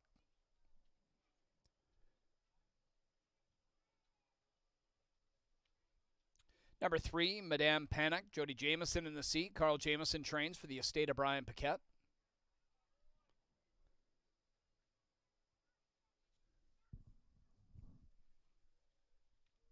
J.R. Plon aboard 4, Breezy Bell for trainer Bo Ford and owner Sarah Anthon. Sweet Lake is the 5. Travis Henry in the seat. Murray Brother for David and Nora Heffring. Number 6, Pearl Wash, is driven by Travis Cullen. Bo Ford trains for Sarah Anthony and Ellen Ott. Number 7, Annie's Diva, driven by Mark McDonald, is trained by Jared Mann for Susan McKeegan. James McDonald, the pilot of 8, Make 'em Blush Hanover, Luke Blaine for Determination. 9's Barb Leahy, Daryl Thiessen drives. Mike Kwinowski trains and owns with Arthur Ray. And starting on the outside, number 10, Playdate. Louis Waugh in the bike. Gary Murner for a number company, Alberta Incorporated, Jeffrey Stewart and Doug Dunbar. That's your group for race 3 to start the early pick 4 in about 5 minutes.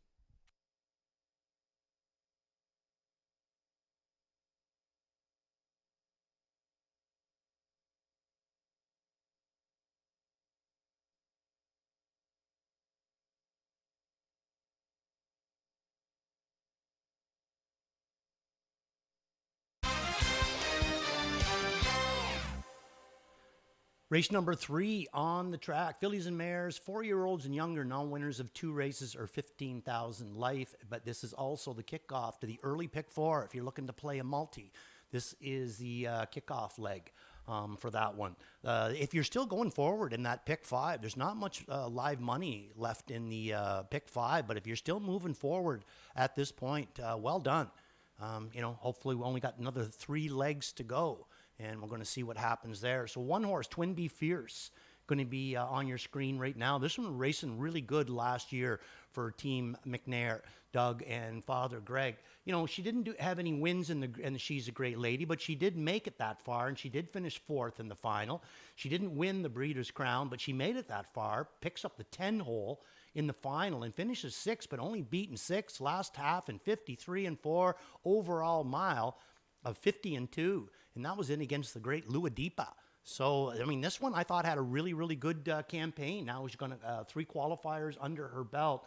Now, it's funny because April 17th was a qualifier, and then May 15th makes you wonder maybe something happened in between. Maybe there was some sickness going on there or something. And then she comes back on a 7-day rotation for that last one. So, so I'm going to throw her down in on the bottom. Love the breeding. Captain Treacherous out of Dragon Again mare. I'm going to throw her down in on the bottom.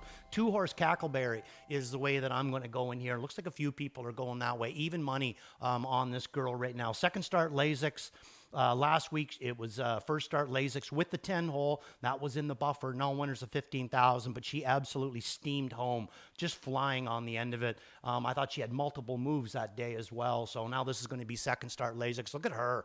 Wow, nice presentation on this daughter of Cattle Wash.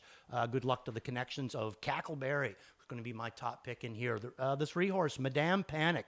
She's technically, in my opinion, the one to beat. She did win the buffer in her last start, but it was the way that she did it. She was really overpowering. She's been racing good up till that point, too. Had a bunch of thirds to work with in the buffer and the non-winners of 2. And then she dropped from the non-winners of 2 starts ago into last week, where she was into the buffer and cut it all out and was the easiest of winner. Now she steps back up to the non-winners of 2, but she's already finished a good third in there. So I don't think asking for a second is too much to ask. Another good-looking filly coming from the Carl Jamieson stable.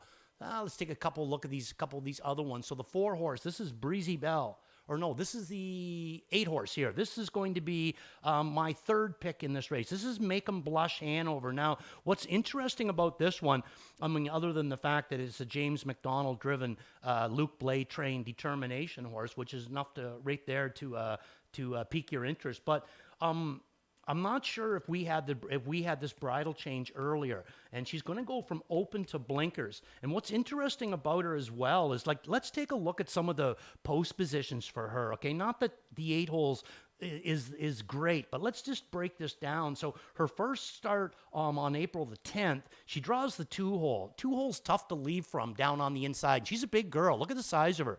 So then she goes right out to the outside from the 9-hole, but has a big leave out of there, 26-4, up into the tough non-winners of 2, and it just doesn't work. Then she draws the 8-hole, little bit of a leave. Then the 9-hole. Then their last start, back to the inside with the rail. Now she's got the 8-hole, and she's getting a bridle change. I'm not saying that it's the greatest post position, but I say it's better than the 9 and the rail, that it seems like she's always bashing around in between. So I like her better from in here. I'm going to throw her in for third. The 9-horse Barb Leahy, won't be using her in here tonight, nor will I be using the 10-horse play date. The 4-horse now, this one's interesting. This is Breezy Belle. She was a winner 2 starts ago in the maiden. Then she goes right up into the tough non-winners of 2 or 30,000.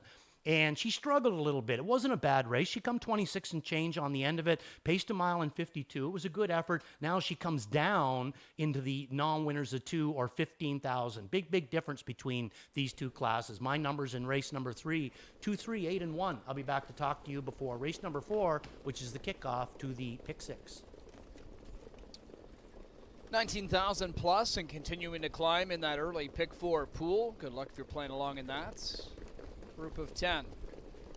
Fillies and mares will kick it off. Even money on the 2 Cackleberry. Raced fantastic in her 3-year-old debut from the 10-hole to rally to be second with a big back half. Getting hammered now in the second start back because of it. Make 'em Blush Hanover at 2-1 and Madame Panic at 4-1. They're lined up now for the third race. Here they come to a start.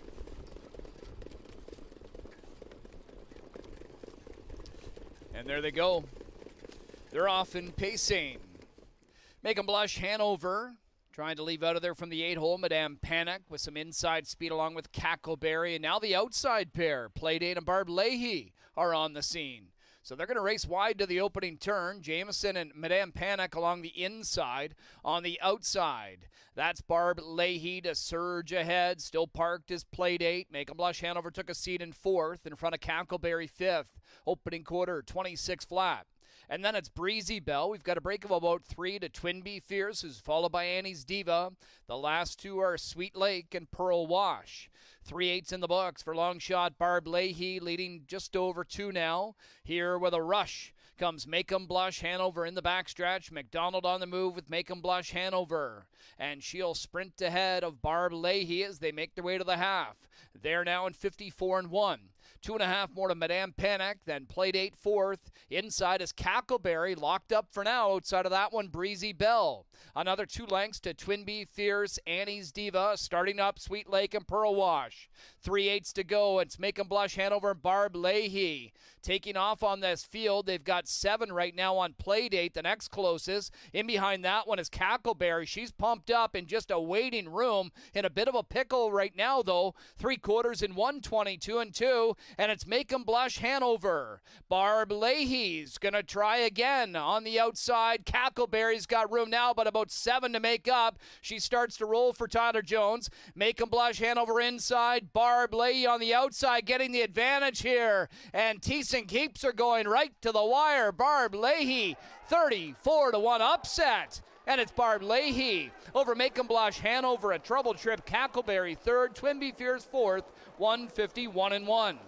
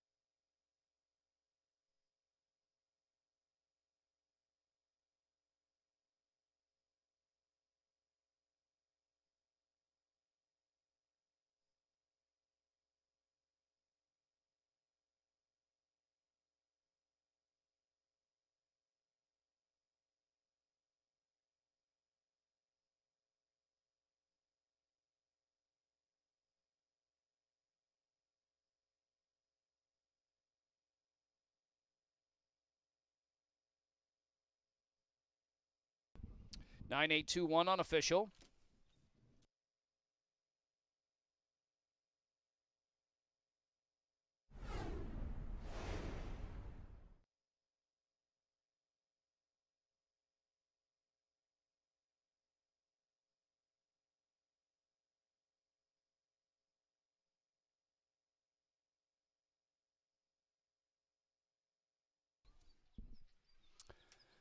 Third race upsetter, number 9, Barb Leahy.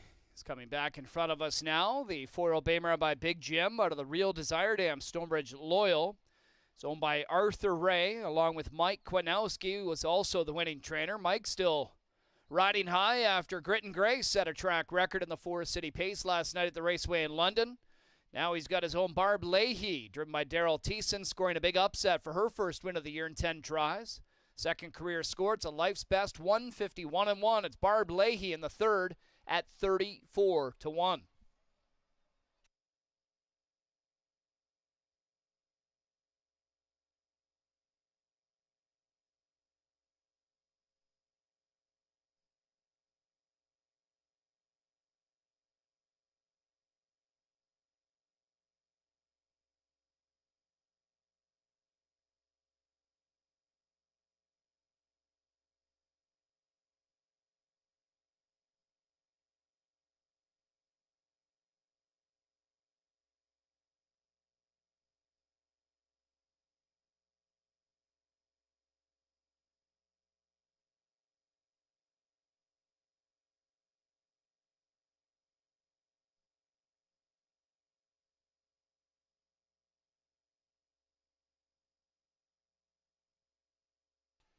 Race 3 payouts. Winner number 9, Barb Leahy, 71-10, 23-80, and 740.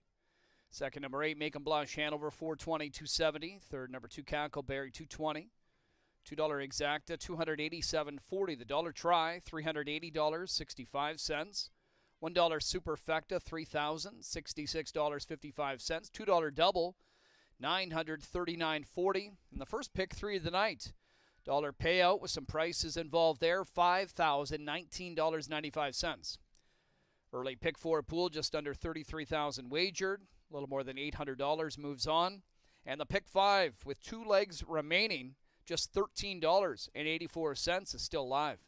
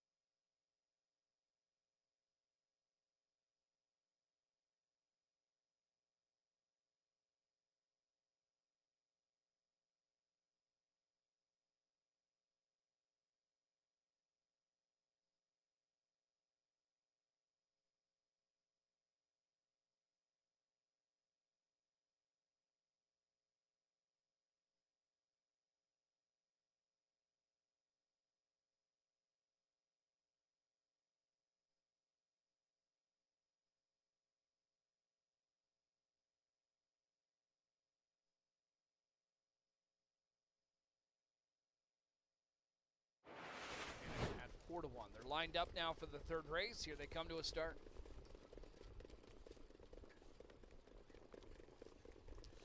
And there they go. They're off and pacing. Make 'em blush, Hanover. Trying to leave out of there from the 8-hole, Madame Panic with some inside speed along with Cackleberry. And now the outside pair, Playdate and Barb Leahy, are on the scene. So they're going to race wide to the opening turn. Jameson and Madame Panic along the inside. On the outside, that's Barb Leahy to surge ahead. Still parked is Playdate. Make 'em blush, Hanover took a seat in 4th in front of Cackleberry 5th. Opening quarter, 26 flat. And then it's Breezy Bell. We've got a break of about 3 to Twinbee Fierce, who's followed by Annie's Diva. The last 2 are Sweet Lake and Pearl Wash. 3/8 in the books for long shot Barb Leahy, leading just over 2 now. Here with a rush comes Make 'em Blush, Hanover in the backstretch. McDonald on the move with Make 'em Blush, Hanover. And she'll sprint ahead of Barb Leahy as they make their way to the half. They're now in 54-1. 2.5 more to Madame Panic, then Playdate 4th. Inside is Cackleberry, locked up for now. Outside of that one, Breezy Bell. Another 2 lengths to Twinbee Fierce, Annie's Diva. Starting up, Sweet Lake and Pearl Wash. 3/8 to go. It's Make 'em Blush, Hanover, Barb Leahy. Taking off on this field, they've got 7 right now on Playdate, the next closest. In behind that one is Cackleberry. She's pumped up in just a waiting room. In a bit of a pickle right now, though. 3/4 in 1:22-2, and it's Make 'em Blush, Hanover. Barb Leahy's going to try again on the outside. Cackleberry's got room now, but about 7 to make up. She starts to roll for Tyler Jones. Make 'em Blush, Hanover inside. Barb Leahy on the outside, getting the advantage here. And Thiessen keeps her going right to the wire. Barb Leahy, 34-1 upset. And it's Barb Leahy over Make 'em Blush, Hanover, a trouble trip. Cackleberry 3rd, Twinbee Fierce 4th, 151-1. Here's how they all finished in race number 3. From the top, 4-3-10, 9-6-7, 8-2-1-5 on the bottom. Up next, race 4, start of the pick 6, no changes, post time in 13 minutes.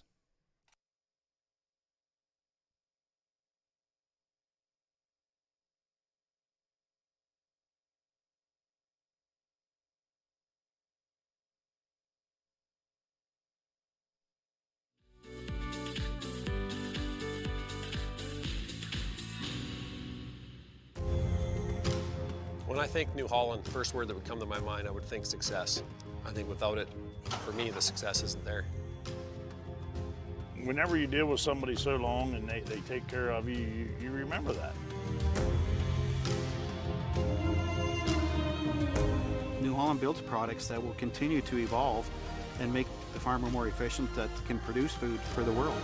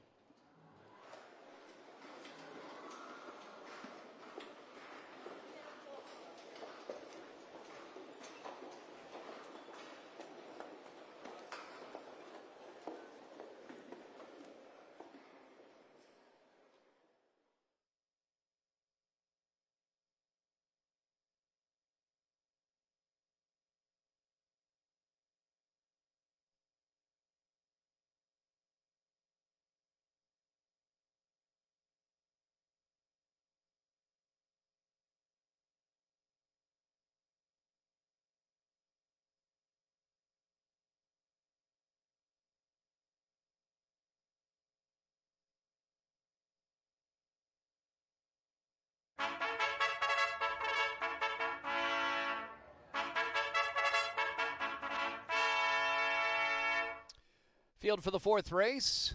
On post parade, number 1 is What You Looking At, James McDonald for trainer Dave Maneri, Pollock Racing owns.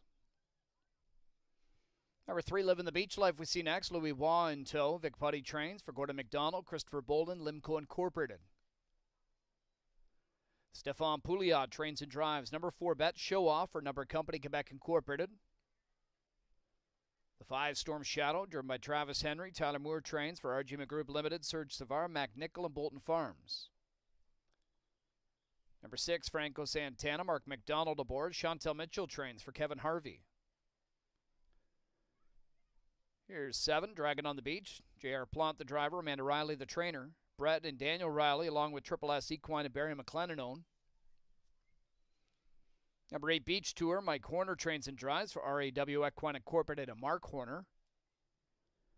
RB's Tenacious T9, Travis Cullen in the bike. He also owns with Ron Cullen and Deborah Joe McLeod. Jody Cullen, the trainer. Bob McClure in the seat behind 10, Grin and Win. Heather Pickett trains and owns with Marilyn and Stephen Gillard. And now number 2, Scammer. Tyler Jones aboard. Rod Hughes for Sarah Emery. That's your field for the 4th. We kick off our Pick 6 wager next. Post time in just under a half dozen.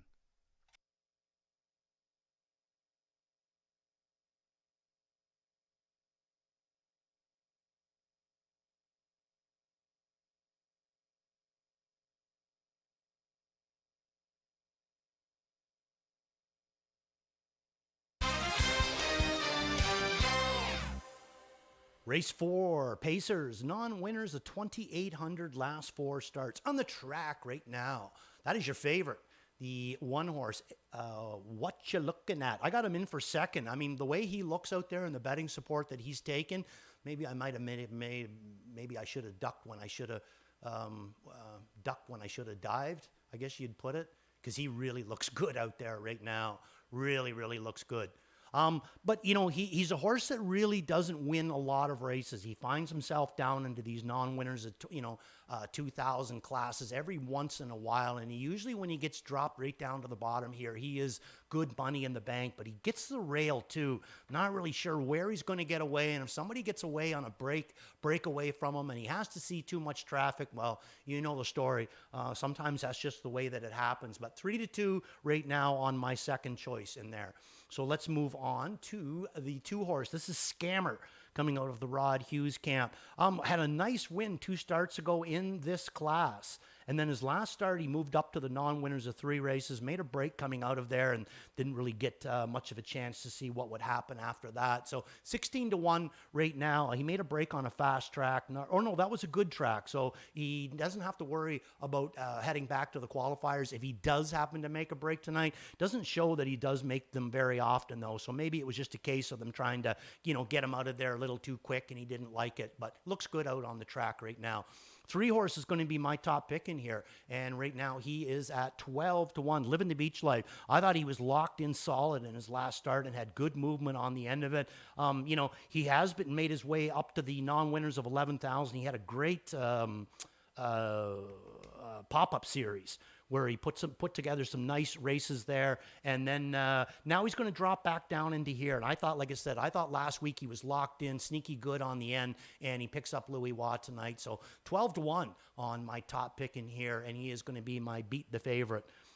So let's move on to the 4 horse Betts Show Off coming from the Stefan Poulo stable. I won't be using this guy in here tonight. Didn't do a whole lot last week from the 9 hole. Gets the 4 hole in here. 44-1 right now. Not taking a whole lot of action.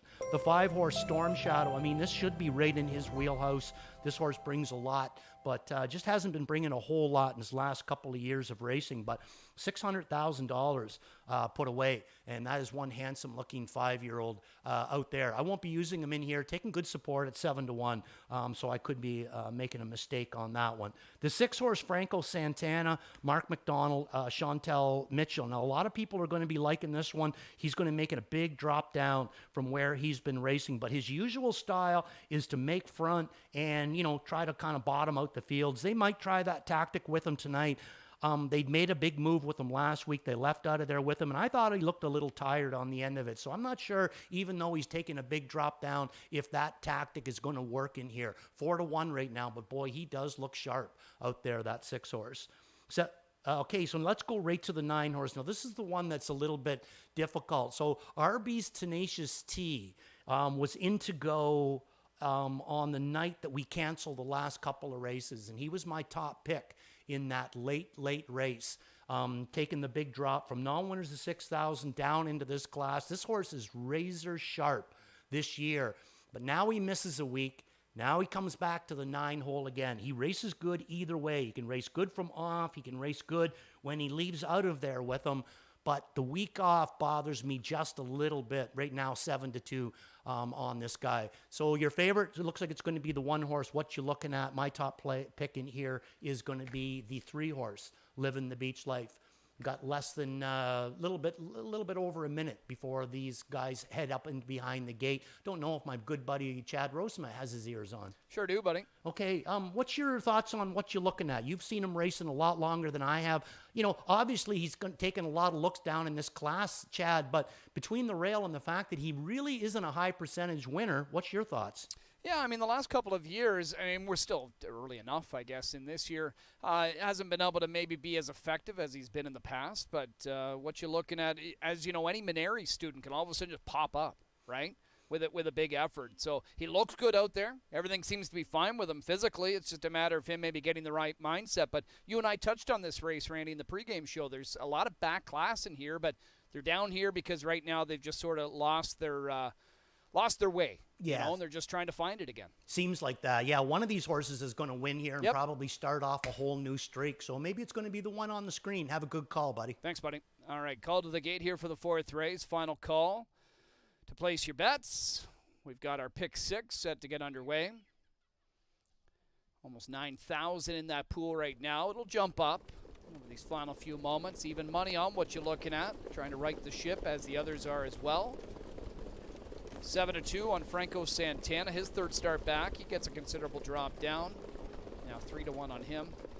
9-2 on RB's Tenacious T from an outside post position. Field just about at the top of the stretch. We're set to go for the 4th race.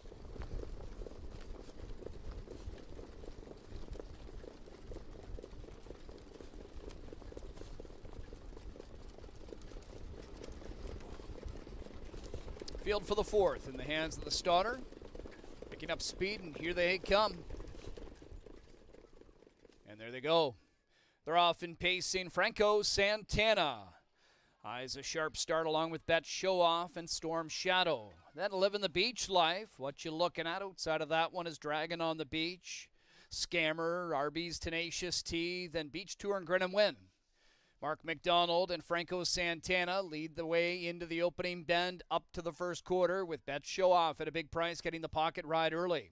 25-4 the first split. Storm Shadow third on the move as they come out of this turn into the backstretch. Out of 4th, Living the Beach Life gets an early cue here from Wah, and Living the Beach Life rushing up in the backstretch after leader Franco Santana. Back in 5th, we find Dragon on the Beach. Then What You Looking At 6th. Scammers the 7th one. RB's Tenacious T's 3 in front of Beach Tour. It's another 2 to Grin and Win. Living the Beach Life has taken over, leads the charge to the half in 54 flat with Franco Santana now chasing second. Bet Show Off third. First up out of 4, Storm Shadow in front of Dragon on the Beach, who rides his cover. What you looking at? The 4-5 race favorite is third over right now and about 8 away from the lead. Scooting up the inside, saving ground is Scammer. Then RB's Tenacious T is going to duck back down to the inside. Big break to the others in Beach Tour and Grin and Win. 3/4 for Living the Beach Life reached in 122 flat. Franco Santana in the pocket. 2 lengths behind now as Wah starts to go to work on the leader. Dragon on the beach, set down in the center of the track. And closing wide of that one is What You Looking At. Franco Santana out of the pocket, trying to reel in Living the Beach Life. What You Looking At starts to roll for James McDonald. He's got about 3 to make up. Living the Beach Life on the lead. Here's What You Looking At up to second. Living the Beach Life holds on. Living the Beach Life with the win. Over What You Looking At. Franco Santana and RB's Tenacious T in 150-2.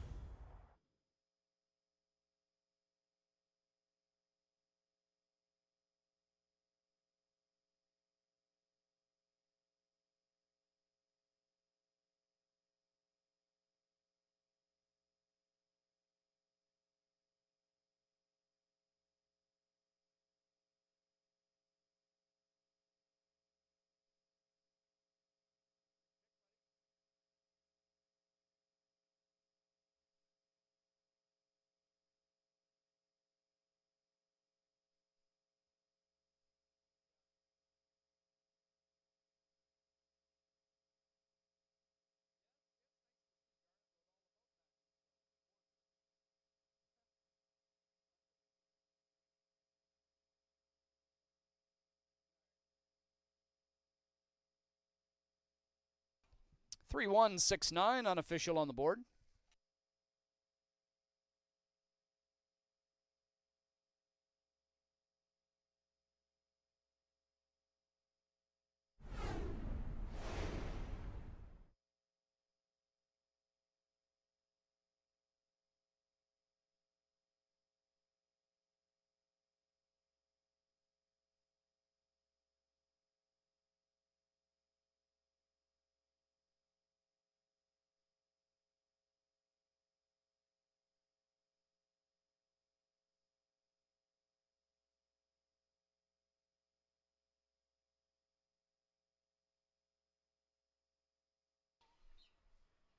Fourth race winner, number 3, Living the Beach Life. Back in front of us. 8-year-old bay got in by Some Beach Somewhere.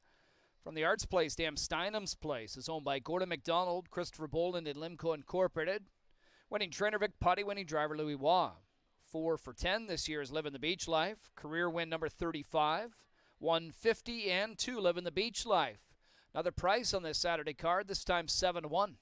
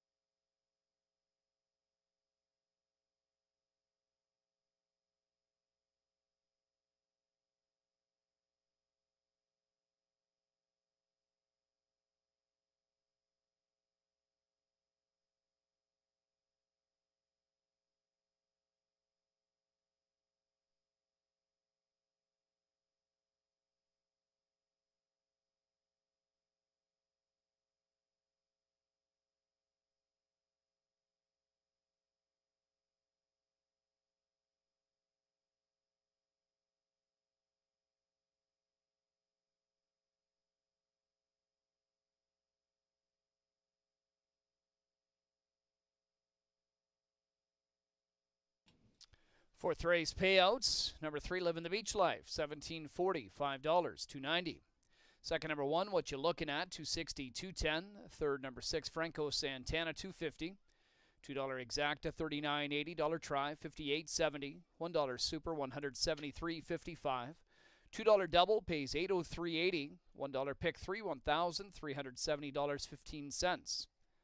$88.29 live in the Pick 4. The Pick 5, $1.30 is all that remains live. The only one covered in the final leg is the 6 Brandon Boulevard. And tonight's Pick 6 pool, nearly 13,000 wagered. Just under 1,200 of live money is moving on to race 5.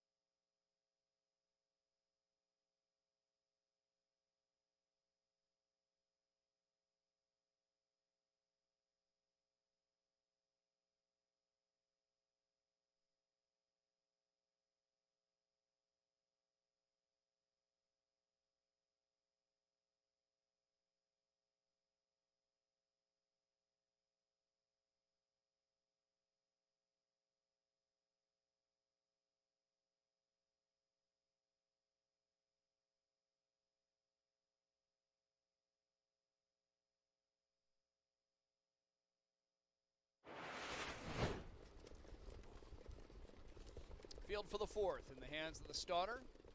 Picking up speed, and here they come. And there they go. They're off and pacing Franco Santana. Eyes a sharp start along with Bet Show Off and Storm Shadow. Then Living the Beach Life. What you looking at outside of that one is Dragon on the Beach, Scammer, RB's Tenacious T, then Beach Tour and Grin and Win. Mark McDonald and Franco Santana lead the way into the opening bend up to the first quarter with Bet Show Off at a big price getting the pocket ride early. 25-4 the first split. Storm Shadow third on the move as they come out of this turn into the backstretch. Out of fourth, Living the Beach Life gets an early cue here from Wah, and Living the Beach Life rushing up in the backstretch after leader Franco Santana. Back in fifth, we find Dragon on the Beach, then What You Looking At sixth. Scammers the seventh one, RB's Tenacious Tees, three in front of Beach Tour. It's another two to Grin and Win.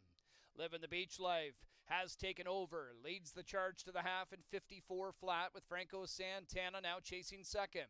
Bet Show Off third, first up out of fourth, Storm Shadow in front of Dragon on the Beach, who rides his cover. What you looking at? The 4-5 race favorite is third over right now and about 8 away from the lead. Scooting up the inside, saving ground is Scammer. Then RB's Tenacious T is going to duck back down to the inside. Big break to the others in Beach Tour and Grin and Win. 3 quarters for Living the Beach Life reached in 122 flat. Franco Santana in the pocket, 2 lengths behind now as Wah starts to go to work on the leader. Dragon on the Beach, set down in the center of the track. And closing wide of that one is What You Looking At. Franco Santana out of the pocket, trying to reel in Living the Beach Life. What You Looking At starts to roll for James McDonald. He's got about 3 to make up. Living the Beach Life on the lead. Here's What You Looking At up to second. Living the Beach Life holds on. Living the Beach Life with the win. Over What You Looking At. Franco Santana and RB's Tenacious T in 150 and 2.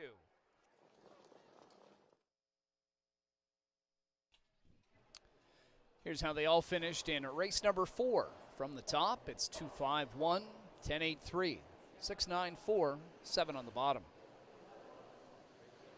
Race number 5 is coming up next. It is the Grade 3 Some Beach Somewhere Stakes. Number 1, Ty Hanover. Make the driver Tyler Borth.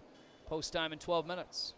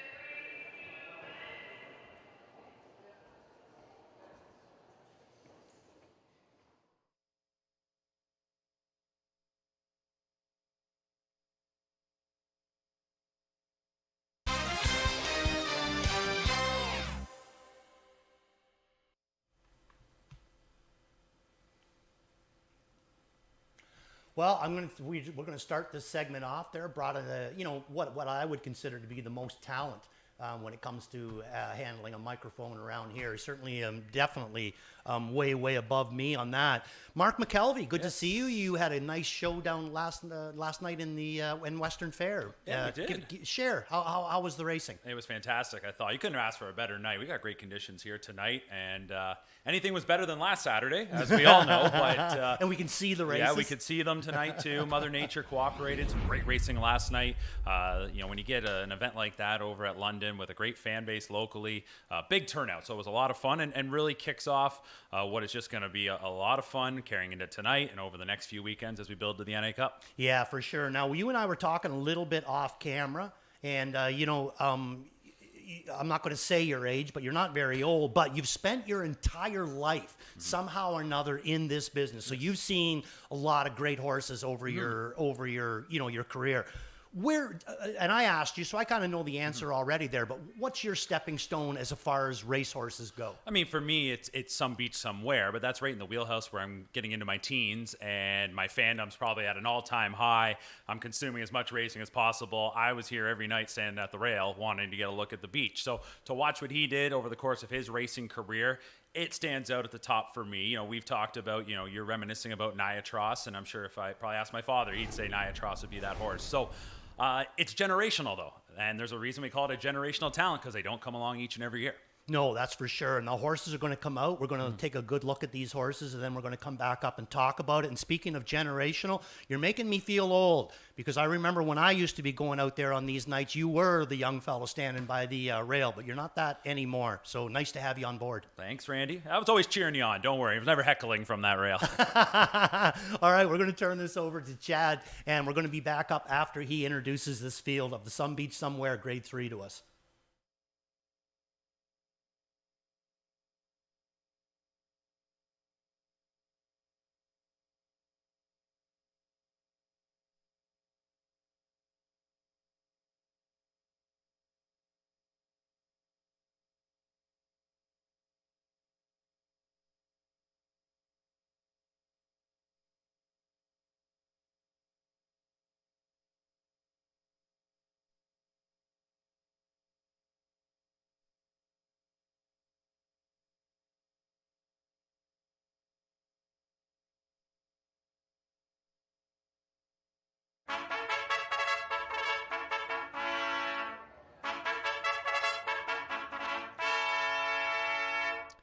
Race 5 field for the Grade 3 Some Beach Somewhere Stakes on parade. Number 1 is Ty Hanover. Tyler Borth drives. Mitchell York trains and owns with Aaron York.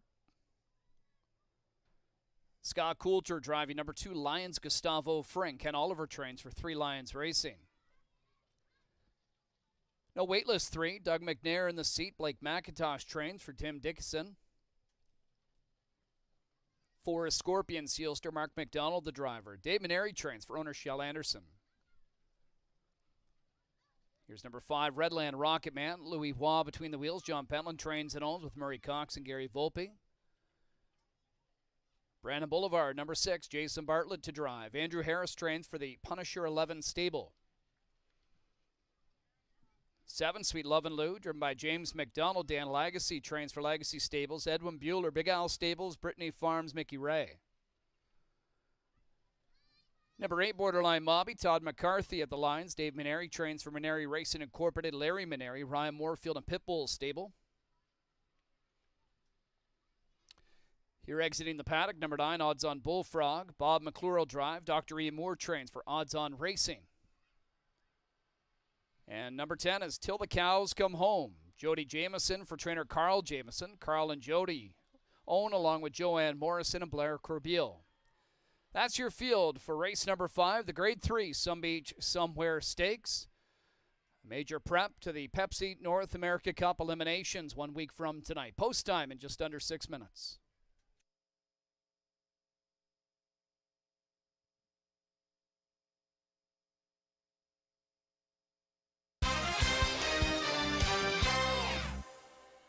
Marcus McKelvey, we have been waiting for this night through a very, very long, tiring winter. Now we're back in stake action. Some Beach Somewhere. Give me some thoughts on some of these horses out here. I'm going 7-6, Mark. I'm not sure how you're going, but I'm going 7-6. Let me know what you think. Yeah, I was going the other way, actually, 6-7, and we do see 1-5 on Brandon Boulevard. You and I were just talking during the post-parade before we came on. When you get a horse like this, who's obviously well accomplished at 2, kicked off his season with a win back on May 2nd at Plain Ridge, he's coming in with plenty of buzz. He's known as one of the top contenders in this division, and looking at this group, he's clearly a standout. I would say, though, I really think Sweet Love and Lou is going to give him a good push. And for me, Sweet Love and Lou kind of flying under the radar a little bit up until tonight, right? I think we haven't been talking about him in those sort of power rankings too high in the NA Cup world. But, I mean, this is a horse who had a terrific 2-year-old season. And, had it not been for, an unfortunate situation in the Breeders' Crown elimination, we're talking about him as he is one of those stars. And I think he could put in a big effort second start of the season. I'm curious what you think about Brandon Boulevard, though. For Andrew Harris, I talked to him about a month ago, and he told me this was always the plan. The 1 start at Plain Ridge, then a qualifier in the middle, then come into the Some Beach Somewhere. But just the one start coming into tonight, and it's been a little while. But I mean, that qualifier was good. It was, yeah, no doubt about it. Whether or not that's going to work to his advantage. What would scare me a little bit about him coming in here so light is the way that they like to race him. They like to go out of there. They like to be involved. If he doesn't have that fitness level, even if he's sitting in the 2-hole and they go to the half in 54, it's going to pay on him, what I'm kind of interested in is I want to know how James is going to race the 7-horse. What are your thoughts there? Well, I was not surprised with the way that he raced him last time, and, Right. he closed up well. The final course, 26-1. He didn't exactly pop off the screen to me. It was a good last quarter. I guess because I was kind of holding him in pretty high regard, and I still think he is that sort of level of horse. I'm looking for just that killer monster final quarter, but not knocking him at all. It was a good first start to the season, something to build on here. Got to think he's going to try and get him away a little bit closer, but that's never really been his game. So who else decides maybe to take that shot to sort of get out into the mix early on? I'm looking at a number 3 no wait list who I thought raced pretty well there against Bojangles in that last start in the gold, and I have to think that Connections probably want to see what he's really made of against this group. I agree. I think I got him in for third. I agree with you. I think that he's the one that could probably push out of there well, maybe even Scorpion Sealster as well, but a lot of this is going to come down to the 6 and 7. I think that we're in total agreement there. But give me a Mark McKelvey long shot. Give me somebody that that kind of stands out to you. It doesn't have to be, where he's taking support, but just a horse that you think, if things kind of go a little bit Western out here, who could maybe capitalize and surprise everybody? For me, it's the 9 odds on Bullfrog, and I've watched those starts closely since he came back from Florida, and I thought coming out of his qualifier, if you saw the iPhone footage in the qualifier against Bojangles back on April 10th, this guy caught your eye, and I think they thought he would have turned in some better efforts. I mean, a couple of seconds, the miscue back on May 16th looked like nothing that carried over into that next start, but I just feel like there's maybe a little something more to give in terms of that entire package. He really was flying home on the end of that mile to finish second to Johnny Angel. I know that's a grassroots contest, but for me, this horse is training day in and day out beside a Bojangles, and I think they hold this guy in pretty high regard. So outside post, I don't expect Bobby just to blast him out of there and all of a sudden really flip the script. But you're right, if things do get mixed up, this could be a horse who could make some noise late on the end of it. 6 to 1 to 1. Everyone's odds are inflated, of course, with that low price on Brandon Boulevard. Yeah, no doubt. Now, here's another one I'm going to throw at you. I got you in the hot seat there right now. You spend, in the fall time, you spend an awful lot of time at the sales. Yeah. A lot of time at the sales. You do a lot of the pedigree reading and that kind of thing. What do you think we're setting ourselves up here with the first full year of Bulldog, what Cattle Wash is doing? Are we going to maybe, see some kind of a stud rivalry? I hope so, right? Yeah, me too. I think the Cattle Wash season last year, I don't know if anyone could have forecasted that. I think here in Ontario, we were ready for a stallion to come in and make that sort of impact. I think we all thought it would be Bulldog Hanover, and I don't want to ever look at just that first crop or that first full crop and then say, hey, that's it. Now you know exactly what they are, right? You need a few groups to really get, be able to make that firm decision on what you think. But I think we got a great rivalry that is budding here. But for me, what Cattle Wash did last year, that was something. I agree. I think that I find so far the Bulldogs, throw a lot of speed, but he was a very fast horse. But where I find with the Cattle Wash, though, is I find that there's a lot of raceability. They can race any way that they want these things, and they're also quite speedy too. 7-horse, getting heated up a little bit out there, Mark, but it's a there's a little bit of a breeze, but not much. Kind of a hot night when you get out into the sunlight. Well, this track, and around 6:30 or that 7 o'clock as we get into the summer months and the sun's beating on it. That track is lightning fast. We saw it in the opener. I know we're getting a little bit later into the evening now, but those conditions are still set up for what could be a pretty wicked mile. The question again is, with these horses, many of them going to try and go on to the NA Cup eliminations next weekend. What are we expecting tonight? I still think a Brandon Boulevard wants a real good tune-up going into the elimination. So to see a powerful performance would not shock me. Also want to give a shout out though to the one Ty Hanover for trainer Mitch York. This is a group out of Pennsylvania that obviously had this race as a target, and they're thinking North America Cup, so they come here with a horse, and for the most part we're talking about Ontario sired horses who are pretty familiar with each other. I'm curious what he brings to the table. I look at who he's been racing against, and he got that one win in 6 starts this year, but maybe he's ready just for some new surroundings and to really pop off. You never know. Yeah, I'm sure Tyler Borth's quite excited. It's a great spot to pick this one up. Try and make the most of it. Okay, we're going to turn this over to track announcer Chad Rosema. Chad, anybody strike your eye out there? I'd like to have any of them, really, to be honest with you. Now, Brandon Boulevard, excited to see him back here, but it's a nice group. All 10 eligible to the Pepsi North America Cup. Box closes Tuesday morning for that. We'll find out later that day how many are going to contest the eliminations a week tonight. Excited about it. Tons of excitement when you've got a horse like Bojangles, but a lot of talent here. Brandon Boulevard, all the rage on the board. 9 others, though. It's the Grade 3 Some Beach Somewhere Stakes, and they're lined up. Here they come. Missing the gate. That's 9 odds on Bullfrog. Away they go. They're off and pacing in the Some Beach Somewhere. No wait list. Quick off the wings of the gate. Goes right forward here for McNair. Brandon Boulevard down the center. Off to a fast start along with Sweet Love and Lou. Then Lions Gustavo Fring and Redland Rocket Man. Borderline Mobby's going to cross over for a spot in 6th. In front of the stablemate Scorpion Sealster, parked out from the 10-hole till the cows come home. Then it's Ty Hanover, another 2 odds on Bullfrog. No waitlist leads the way into the backstretch. 26 flat was the opening quarter. In second is Sweet Love and Lou on the move. Bartlett out of third with the big favorite Brandon Boulevard, and here he goes. Pedal pushed in the backstretch, and Brandon Boulevard surging up and set to go past. No waitlist. Who will release him? Sweet Love and Lou now third. Lions Gustavo Fring is fourth. First up is Borderline Mobby till the cows come home. Following him second over to the inside, Redland Rocket Man. Ty Hanover brought to the outside. Another 5 to odds on Bullfrog. Trailer Scorpion Sealster. Halfway home were the Colts in 54 and 3, and it's Brandon Boulevard leading the way in front of no waitlist second. Borderline Mobby up to third. First over to the inside of that one, Sweet Love and Lou till the cows come home. Yet to see the pylons. A second over, fifth within a few of the lead. Then Lions Gustavo Fring, Ty Hanover, Redland Rocket Man, odds on Bullfrog and Scorpion Sealster 121 and 2 3/4, and Brandon Boulevard lets it out a notch off the last turn. Leads 3 now in front of no waitlist. Borderline Mobby outside. Sweet Love and Lou trying to come between horses here. He's got about 4 to make up. It's Brandon Boulevard inside of an eighth of a mile with a couple of right-handed encouragements, and Brandon Boulevard is the king of the street here tonight. Brandon Boulevard in the Grade 3 Some Beach Somewhere wins by 2. Sweet Love and Lou was second. No waitlist. Finished third. 148 and 1 without breaking a sweat. That is a new stakes record. Brandon Boulevard is prepped for the Pepsi North America Cup. Off of that effort, 148 and 1, Randy, and he made it look pretty easy, in my opinion. Oh, I'll tell you. I mean, hello, odds on Mamba, and hello, Bojangles. We got another fella on the scene right now, and his name is Brandon Boulevard.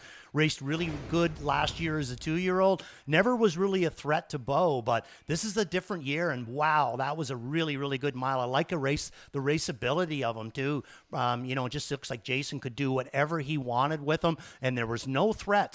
A couple horses raced real good against him, but they weren't a threat. Yeah, no, he looked more or less geared down at the end of it, and Sweet Love and Lou shook loose late. He raced well. I would think Connection's still happy with the way he's progressing. And I'll tell you what, no waitlist is impressing me. Oh, yeah. He's following closely, and 48 and 1 there, so he's going to go, 48 and 4 maybe. Yeah. In that contest, maybe 49, but just another strong effort. But Brandon Boulevard, he definitely doesn't fly under the radar. We knew all about him last year. We got to see him in the Breeders' Crown, and this guy looks ready to roll, doesn't he? It does, and disappointing for those that, maybe like me had Sweet Love and Lou up on top. By the time he got out, I think the race was more or less over at that point. Yeah. But what's good about it was that he raced good again. So coming up into the North American Cup, Sweet Love and Lou is another horse that, really technically in a lot of ways belongs with those big 3 that we've been talking about. Yeah, and how about a stakes record here? The old mark, 48 and 2, Randy, was held by, I believe it was Bulldog Hanover,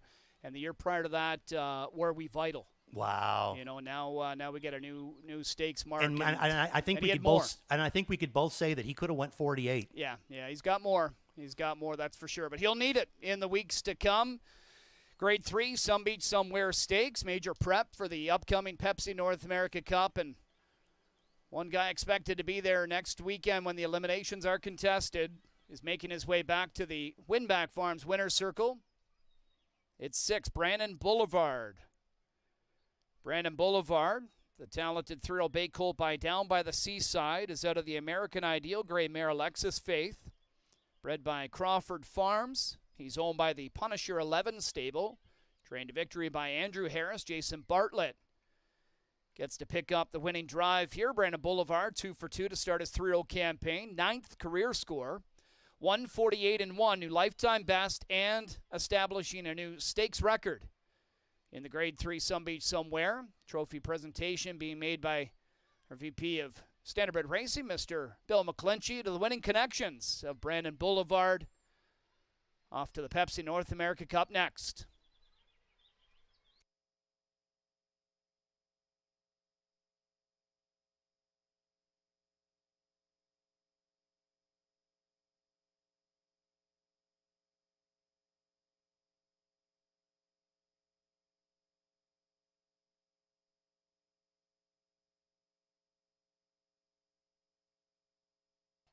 Six, 7, 3, and 8 now official.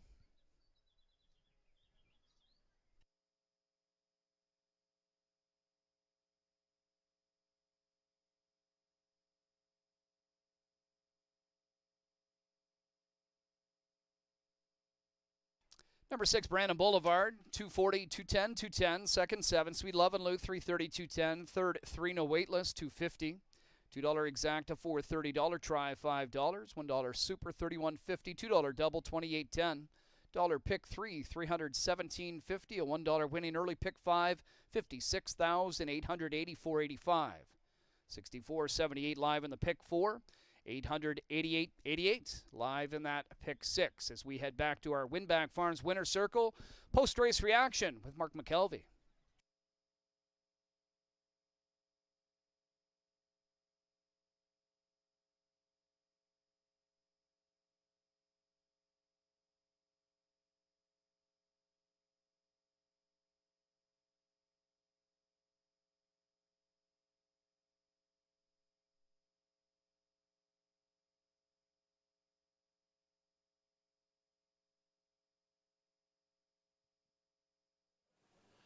All right, we're down in the winner's circle following the Some Beach Somewhere Stakes, and it's Brandon Boulevard, a stakes record time. Jason Bartlett, Andrew Harris with me. And Jason, a 48-mile, you were just saying to me, it's never easy, but boy, watching, it looked pretty easy for the viewer. Talk about how it was from your vantage point. Yeah, he got away from me a little bit in the third quarter. He's just so big and strong. He just floats over the ground, and when it popped up 21, I'm like, ugh, shouldn't have done that. But, you know, I asked on him a little bit in the head of the lane, and he just took off, and I was just telling Andrew that, you know, last 3 or 4 pylons, he was shut down. So I actually thought I was going a 47 clip, but he did that really easy. And what a great horse, professional. Leave out of there and, you know, put people where we need to put them and then remove him. And, you know, just professional, great horse to drive. And, you know, I got to thank Andrew and everybody for putting me on him for this week. Well, it's already been a great weekend for you here in Canada. You're liking these trips here right now. Yeah, so far so good. It's been amazing. And, you know, hopefully we can have, you know, we still got some to come. But, you know, Brandon was super. Congratulations. Thank you. Andrew Harris, let's bring you in here now. And I saw you about a month ago at the Meadowlands, and you told me all along, it was actually the day that he made his first start at Plain Ridge, and he said that went according to plan. And the plan all along was then to wait for this race. You know, that was your schedule. Was that mapped out, you know, months ago? And sometimes they all just come together the way you hope. Yeah, I mean, when I got to sit down and look at a schedule, when we started doing staking about February, I started trying to plan when I wanted to have him ready and stuff. And I knew that, you know, the first real stakes race for him was Plain Ridge. And then I'd give him a little bit of a break, qualify him, and then he was going to have to go 3 hard races in a row, then miss a week or 2, and then Meadowlands pace, hopefully. So, I mean, it's just the schedule gets so busy that you want to try and bring them in easy because these horses really only race about 13, 14, 15 times a year, and you got to have them right for the right starts. Trying to maximize each and every start, no doubt about it. Here tonight, as Jason was just talking about the mile that he turned in there, was that your expectation?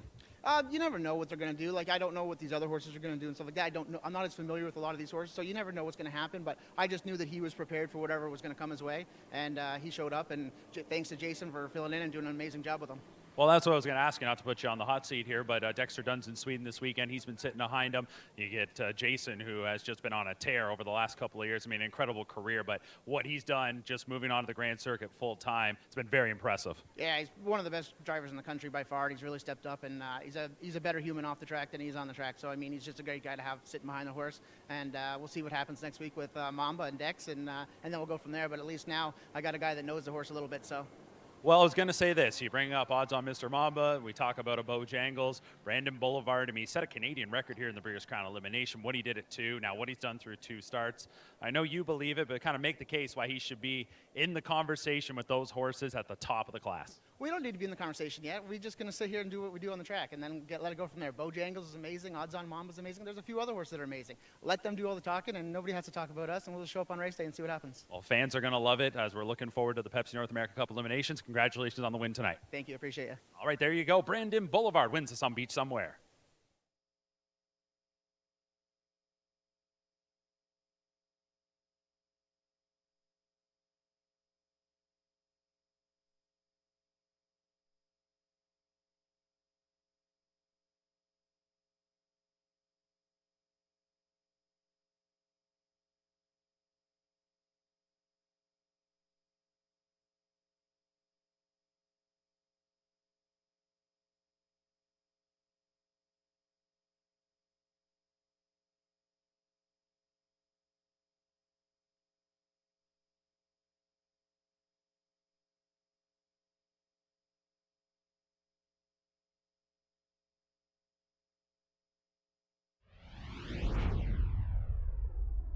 All the rage on the board.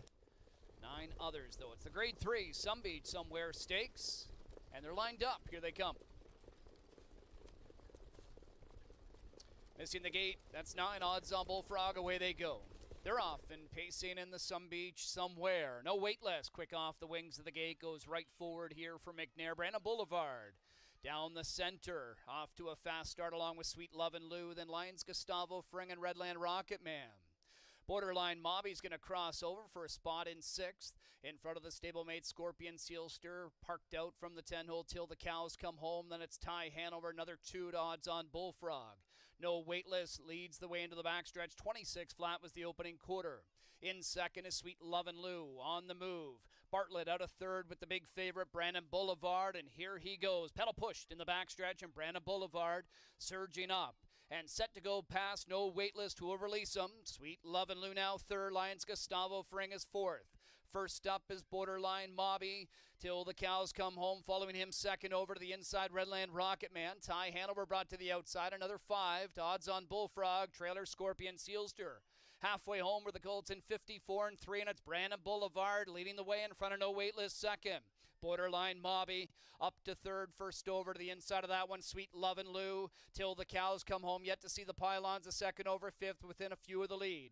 Then Lions Gustavo, Fring, Ty, Hanover, Redland, Rocket Man, odds on Bullfrog, and Scorpion Sealster, 121 and 2 3/4, and Brandon Boulevard lets it out a notch off the last turn, leads 3 now, in front of no waitlist. Borderline Mobby outside, Sweet Love and Lou trying to come between horses here. He's got about 4 to make up. It's Brandon Boulevard inside of 1/8 of a mile with a couple of right-handed encouragements, and Brandon Boulevard is the king of the street here tonight. Brandon Boulevard in the Grade 3 Some Beach Somewhere wins by 2. Sweet Love and Lou was second, no waitlist, finished third, 148 and 1 without breaking a sweat. That is a new stakes record. Brandon Boulevard is prepped for the Pepsi North America Cup. Off of that effort, 148 and 1, Randy, and he made it look pretty easy in my opinion. Oh, I'll tell you. Here's how they all finished in tonight's 5th race. From the top, it's 5-8-3, 10-6-1, 2-4-9, 7 on the bottom. Off to race 6 next. Start of the mid-pick 5. Number 9, Why Wouldn't Ya? Goes blinkers to blinds. Post time in 11 minutes.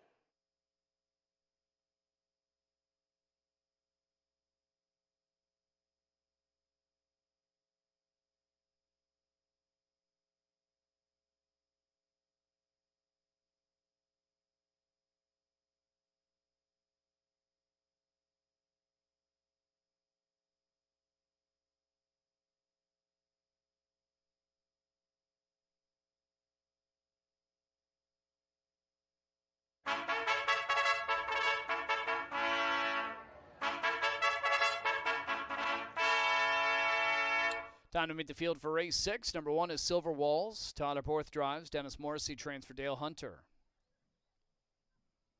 The 2 nighttime dancer, Mark McDonald in the seat. Rod Boyd trains for Number Company, Ontario Incorporated. Travis Henry drives 3 Jack Panic. Carmen Osiello trains for Dan Serafian.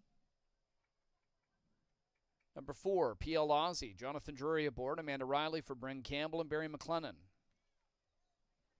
Number 5, codenamed Cigar Box. Travis Cullen drives for trainer Jody Cullen. Paul Sanders, A1 stable, Ron Cullen, the owners. Lamborghini Lou, number 6, driven by James McDonald. Don Lindsay trains and owns with Paul Kleinpace, Will Olimpievich, and Garth Bechtel. Tanner Jones pilots the 7 Aquinas Hanover. Justin Turcotte trains for Gestion Jean Blais Incorporated. Number 8, Drinking Buddy. Bob McClure for trainer Heather Pickett. Heather owns with Rick Pickett. Number 9, Why Wouldn't Ya? Louis Waugh for trainer Dave Brown, who co-owns with Gary Brother. And Lakers Banks, the 10, Billy Davis drives. Vic Putty trains for Gordon McDonald, Christopher Boland, Hamac Farms Limited, and Limco Incorporated. That's your field for tonight's 6th race. It kicks off our mid-pick 5 wager. Post time in about 6 minutes.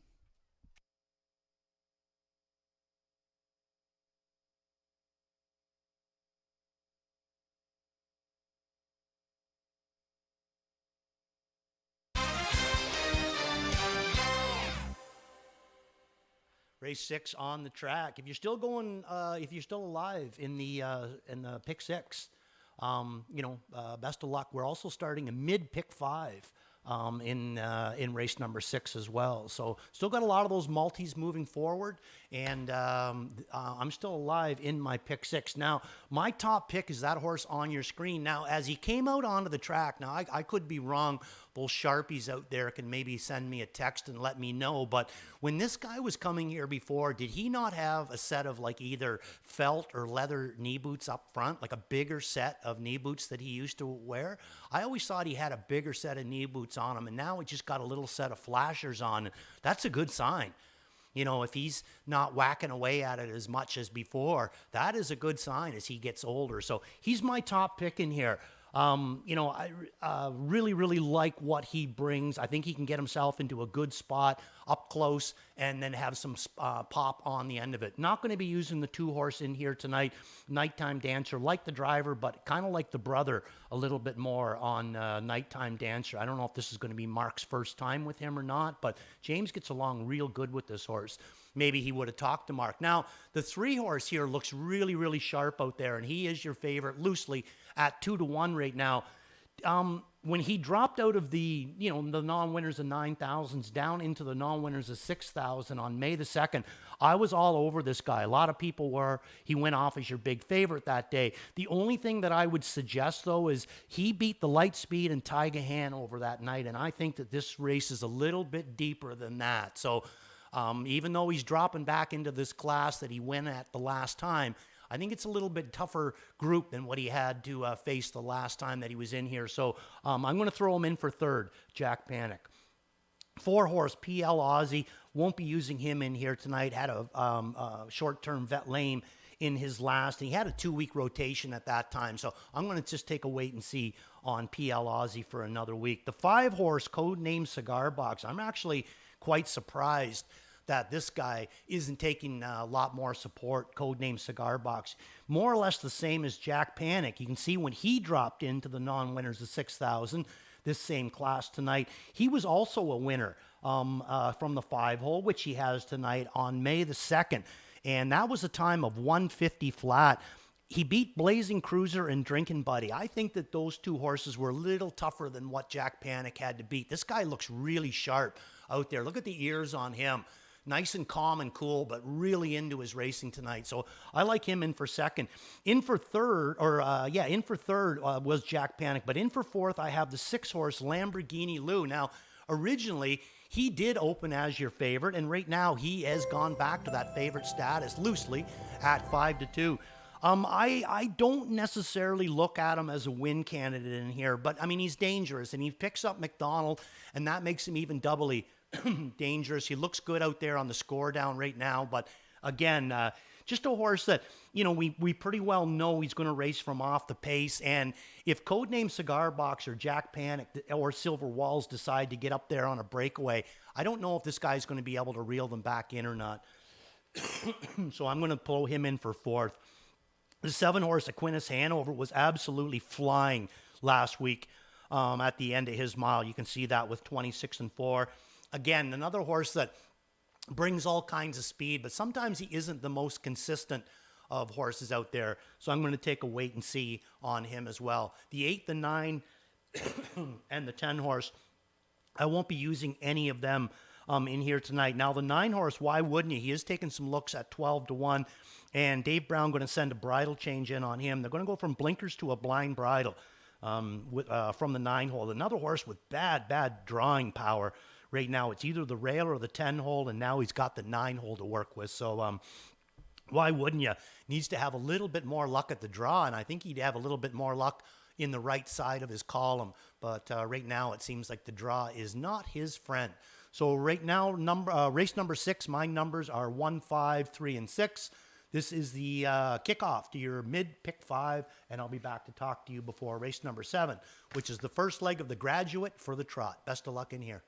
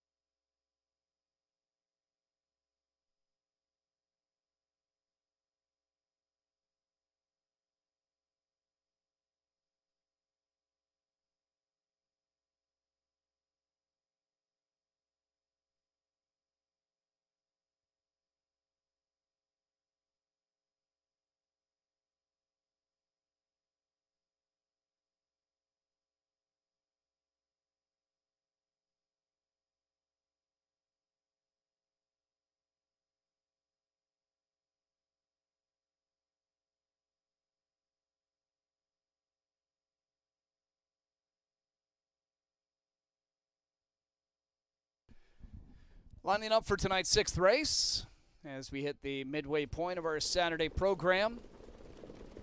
Sun's starting to go down. We've got mid-pick 5 wager set to begin, 35,000 plus and continuing to climb. Good luck if you're playing along. Great payout in the early one. 2-1 right now on 6, Lamborghini Lou. Drop down, was 3rd at this level, just 2 back. It's post time, race 6.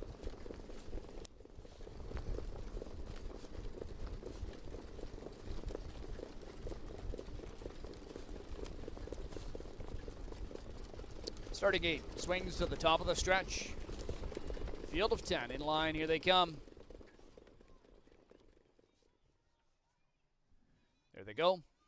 They're off and pacing. Lakers Bank was on the gate from the far outside, and he'll try to outsprint his rivals.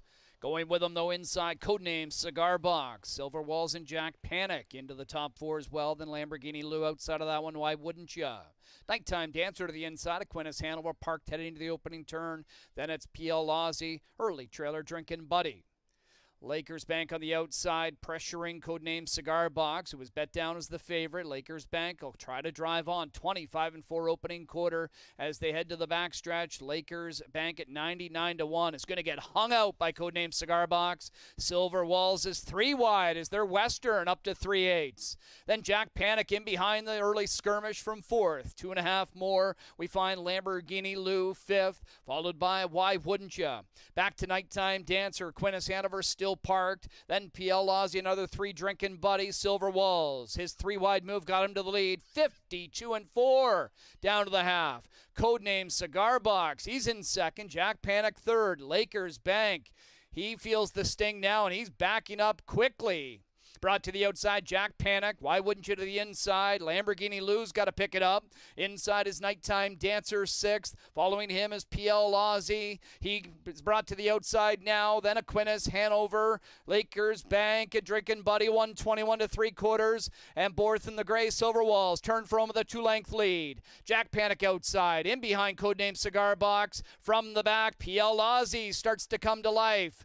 Borth is trying to get Silver Walls to stay tough over the final 16th of a mile. Still leads a couple. PL Aussie and Lamborghini Lou closing at him. Silverwalls. PL Aussie. Silverwalls inside. PL Aussie, I think, just got him. PL Aussie up on the outside, trying to time it perfectly in 150 flat. We've got a win photo between 4 and 1.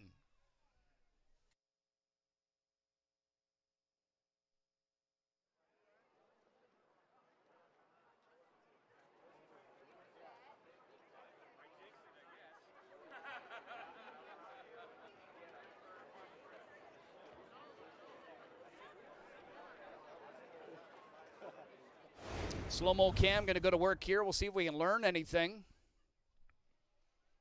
Outside's the 4 PL Aussie, maybe by a schnoz. I'll stick to that one, but we've got a win photo regardless. And either way, it's going to be an upset. If it's 4 PL Aussie, 55 to 1. If it's 1 Silverwalls, 9 to 1. It's been a night of upsets so far. And that'll continue here in the 6th race regardless of the result of this photo.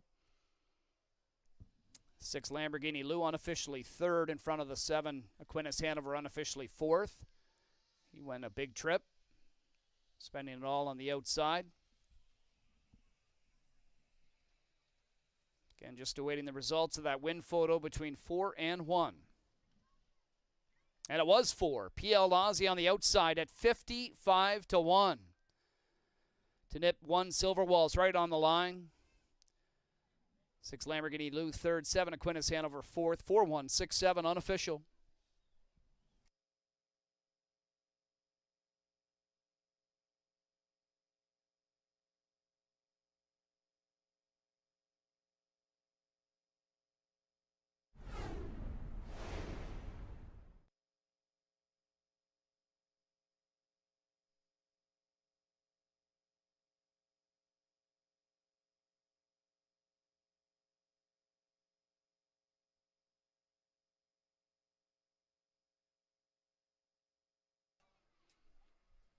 Sixth race upsetter for PL Aussie. Back in front of us after capturing tonight's 6th race. Bay Horse, 8 years old by Sunshine Beach, is from the Village Jiffy Dam, Taylor Lane action. He's owned by Bring Campbell and Barry McLennan. Man Riley trains. Jonathan Drury engineers the upset. PL Aussie now 2 for 6 this year. It's his 34th career win. Off the pace in 150 flat at 55 to 1.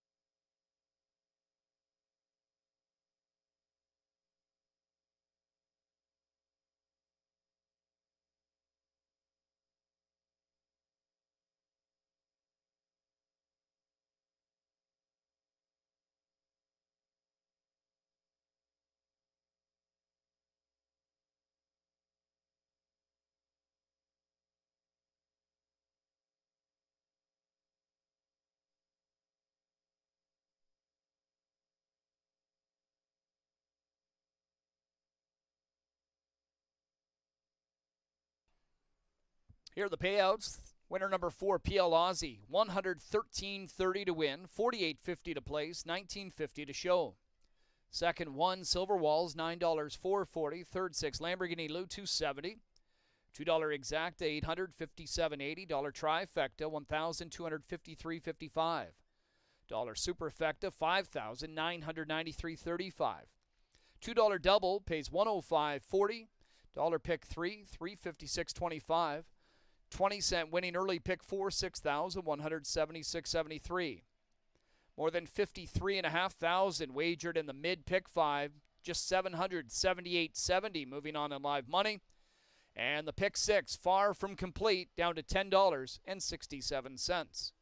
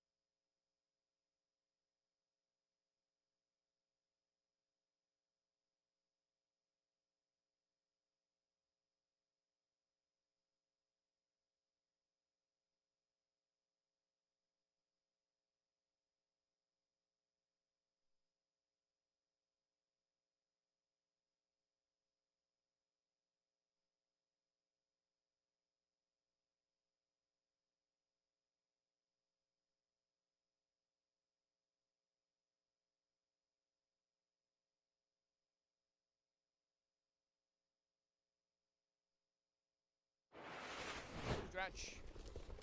Field of 10 in line. Here they come. There they go. They're off and pacing. Lakers. Bank was on the gate from the far outside, and he'll try to outsprint his rivals. Going with him, though, inside, codename Cigar Box. Silver Walls and Jack Panic into the top 4 as well. Then Lamborghini Lou outside of that one. Why wouldn't ya? Nighttime Dancer to the inside. Aquinas Hanover parked heading into the opening turn. Then it's PL Lozzie. Early trailer Drinking Buddy. Lakers Bank on the outside, pressuring codename Cigar Box, who was bet down as the favorite. Lakers Bank will try to drive on. 25-4 opening quarter as they head to the backstretch. Lakers Bank at 99-1 is going to get hung out by codename Cigar Box. Silver Walls is 3 wide as they're Western up to 3/8. Then Jack Panic in behind the early skirmish from 4th. 2.5 more. We find Lamborghini Lou 5th, followed by Why Wouldn't Ya? Back to Nighttime Dancer. Aquinas Hanover still parked. Then PL Lozzie, another 3 Drinking Buddies. Silver Walls. His 3 wide move got him to the lead. 52-4 down to the half. Codename Cigar Box. He's in second. Jack Panic third. Lakers Bank. He feels the sting now, and he's backing up quickly. Brought to the outside, Jack Panic. Why wouldn't you to the inside? Lamborghini Lou's got to pick it up.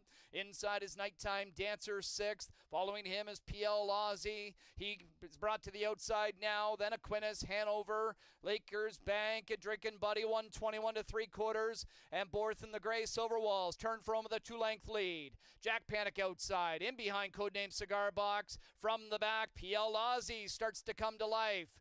Borth is trying to get Silver Walls to stay tough over the final 16th of a mile. Still leads a couple. PL Lozzie and Lamborghini Lou closing at him. Silver Walls, PL Lozzie, Silver Walls inside. PL Lozzie, I think, just got him. PL Lozzie up on the outside trying to time it perfectly in 150 flat. We've got a win photo between 4 and 1.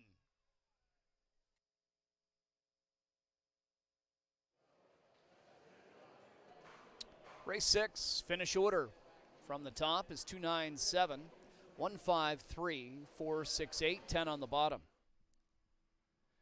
7th race coming up next. It's the opening leg of the Graduate Series for the 4-year-old Open Trotters. Field of 11, no changes. Post time in 13 minutes.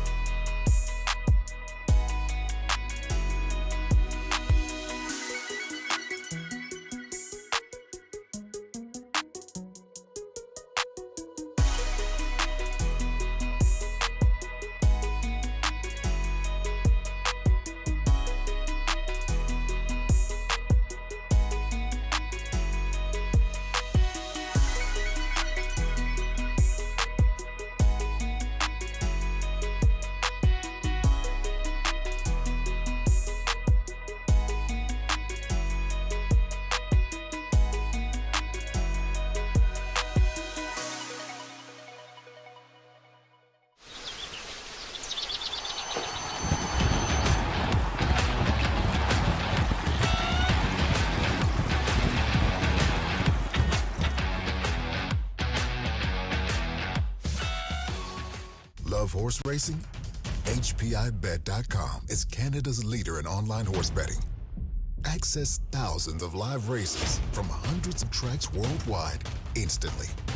Enjoy the most advanced betting tools like AI Smart Picks and exclusive cashback rewards you won't get anywhere else. Join today and get up to $100 in free bets. Get the ultimate horse betting experience with HPIBet.com. If whiskey could talk, Johnny Walker Black Label is saint with notes of sweet, smooth toffee, rich fruit, and a touch of smoke. Tastes as good as it sounds.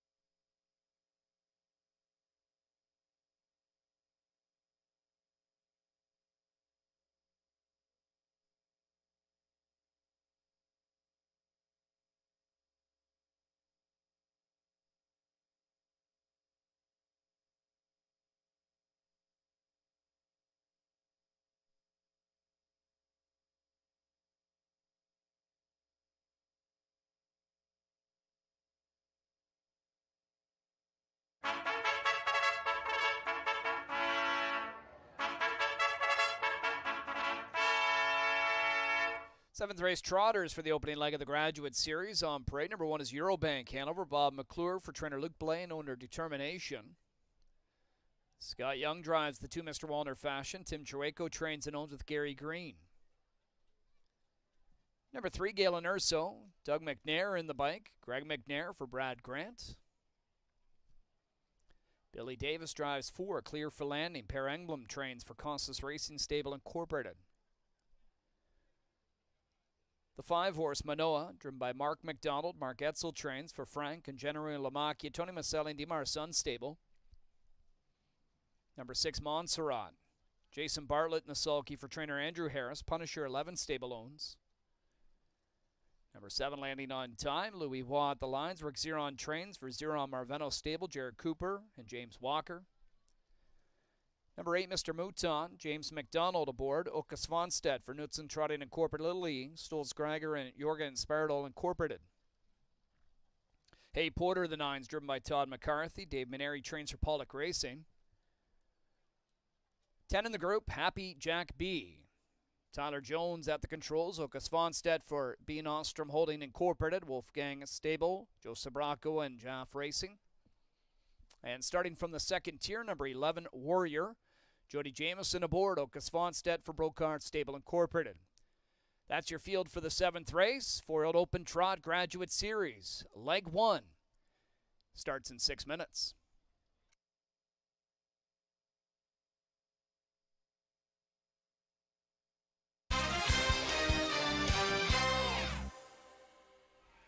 Race 7, Graduate Series, 4-year-old Open on the Trot.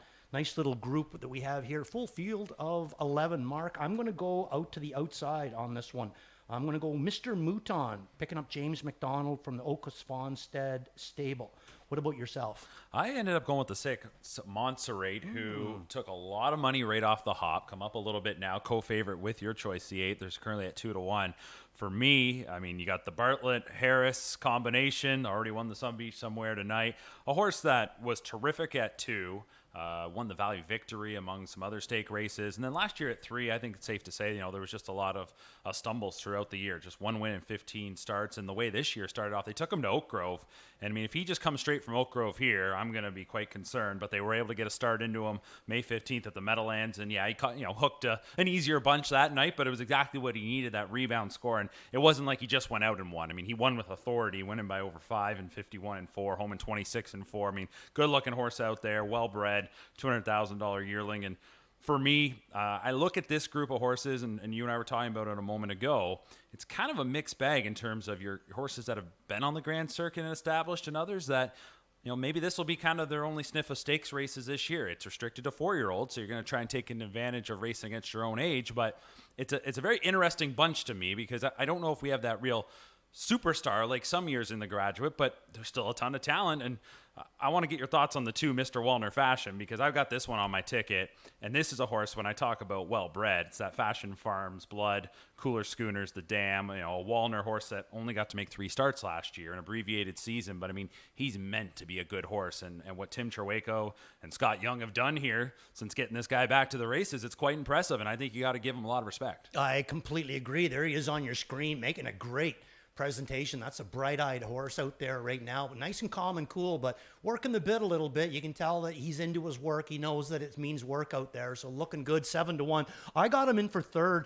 Yep. We were talking off camera, and the biggest thing that scares me a little bit about the 1 and 2, and I am using both of them, is just that they have the 1 and the 2. Yep. Sometimes, the 2 inside post positions here can kind of get them into a bad spot, and I guess that's the part that scares me a little bit, where the horses on the outside, if they want to take a swing out of there, then they're going to have the momentum of the gate to kind of go with them. Well, I'd be curious what you think of this, because I've not been out there in a race, but when I see we have a trailer here at Woodbine Mohawk Park, even just one horse in that 2nd tier, it feels that kind of gets everyone a little extra alert at the start in terms of where they're trying to get. Maybe this is one of those races where we're going to see a few just riding on the outside. It just seems that one extra horse shakes things up a little bit. It does, no doubt about that, and it shakes it up for everybody, you know what I mean? Because you got to be aware of him out there. You might come out of there searching for a hole, and with that 2nd tier, the biggest thing that I find when we have 2nd tier horses, the holes don't seem to be as plentiful.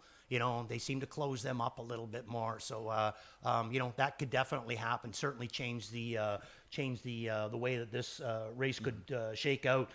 Give me somebody else that you like in here. I went 6-8-2-9 as my top 4. So the 9's being Hay Porter, who moves into the Maneri Barn, a Pollock horse. The last start, they put him in the Cutler, so that's against the big boys. This is a 4-year-old race, and for a lot of 4-year-olds or trainers, they'll start that 4-year-old season just keeping them against that group. But they threw this guy in there, and he didn't get anything, but it's interesting enough that they thought they'd race him in the Cutler. Did finish 7th, was only beat 5 or 6 lengths there.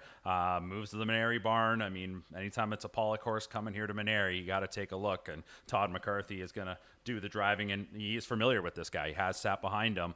Right now it's 7-1. It's an enticing price, but as much as you talk about those inside 2 post positions, I wonder a little bit about those outside 2 post positions in a big field like this. Yeah, it makes things interesting. Another good presentation by him out there too, though, the 9 horse. What I used him in for second.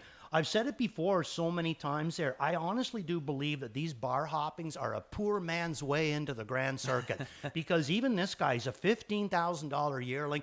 You look at the guy just above him, this Mr. Mouton at Chapter 7, $140,000 yearling. And you see a lot of that up and down the page. But here's Hay Porter in there for $15,000. Another bar hopping that to me, they don't often dominate, but boy, they do bring you into these Grand Circuit races. Well, we've seen some wild results here tonight, including in that last contest here. So if an upset happens, I don't think we should be shocked. If you're looking at maybe an upset play in here, I know Rick Zeron's pretty high on the 7 Landing on Time. He's 18-1. Louis Wall will get behind him tonight, a horse that they had high hopes for last year and had him on that stakes trail, and coming in with a few starts. I mean, been competitive. He's got to take another step forward, but sometimes you just find them in that right spot, and get a different driver in behind can maybe even just shake things up as well. Yeah, for sure. I mean, we can see Ricky there. He has be able to bring the trotters to the highest level. So best of luck in here to everybody. The Graduate Series. Now we could be getting the race call from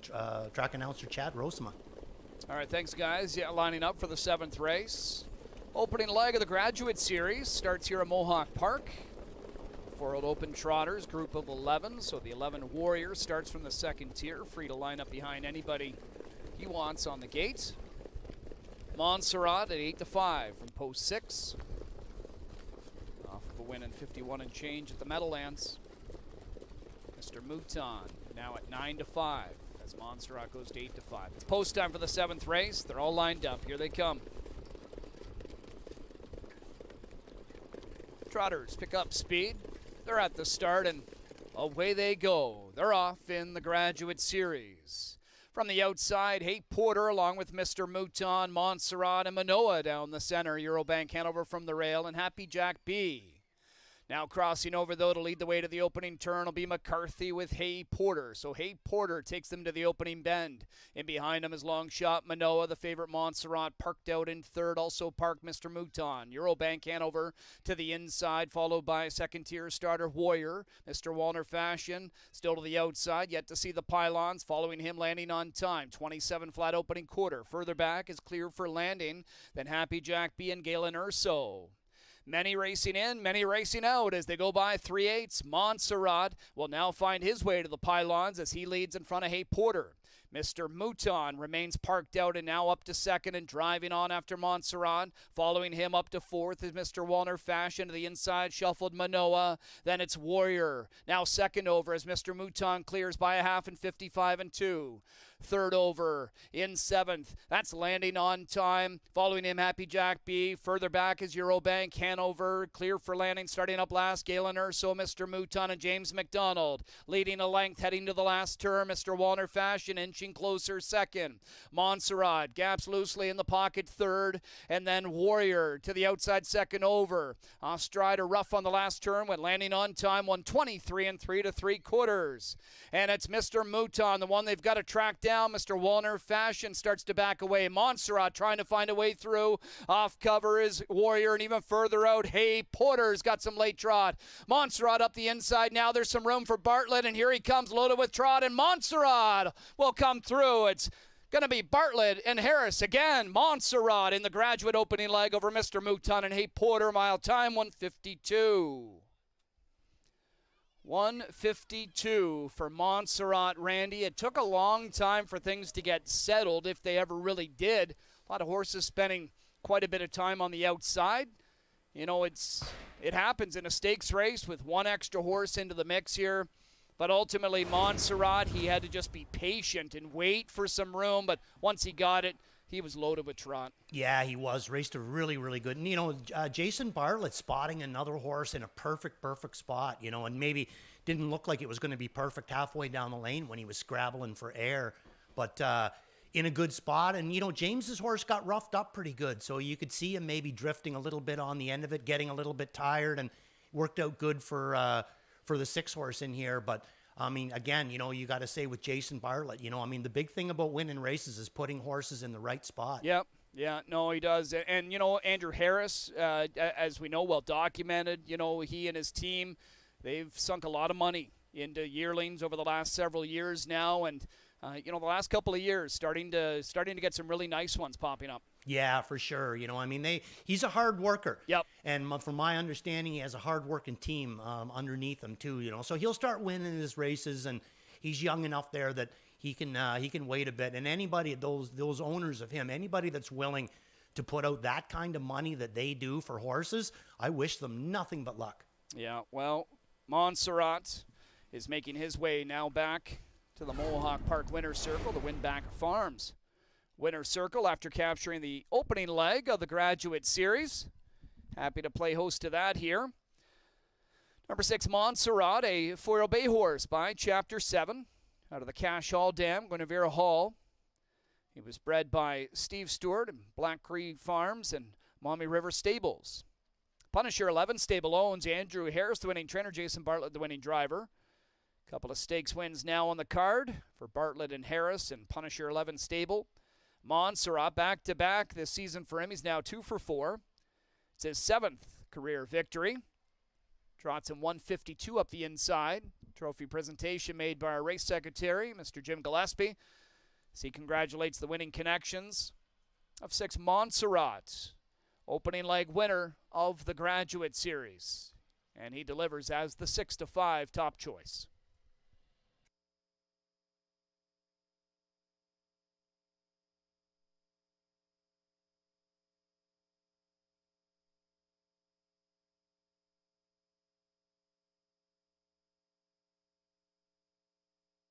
Six, 8, 9, and 11, the unofficial top 4 on the board.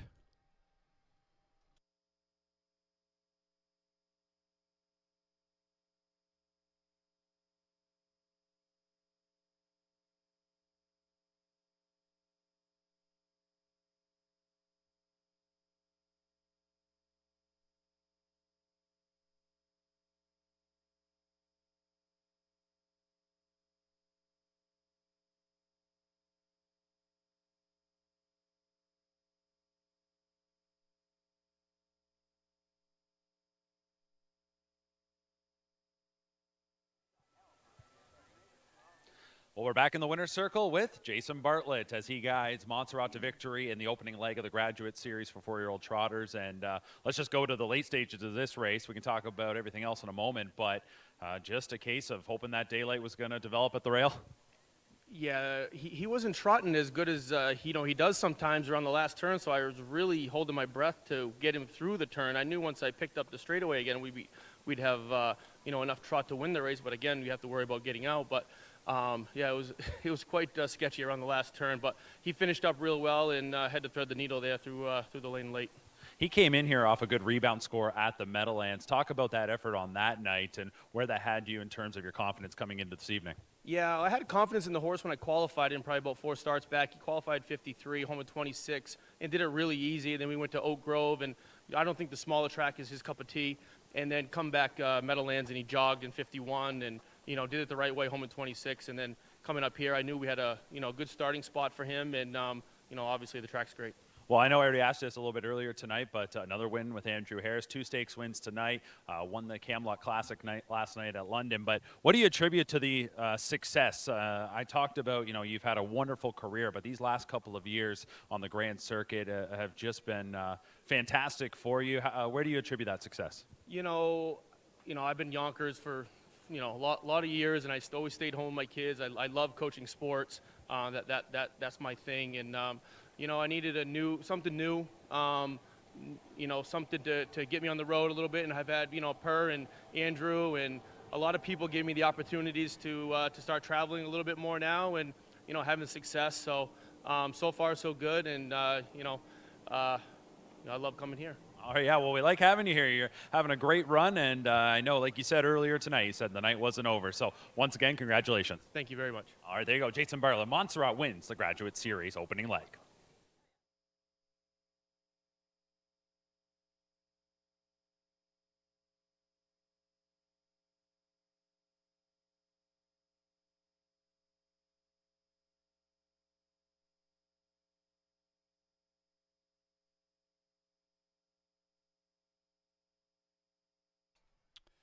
Race 7 payouts. Number 6, Montserrat, $4.40, $2.70, $2.30. Second, number 8, Mr. Mouton, $3, $2.30. Third was 9, Hey Porter, $2.60. $2 exacta, $11. Dollar try, $14.20.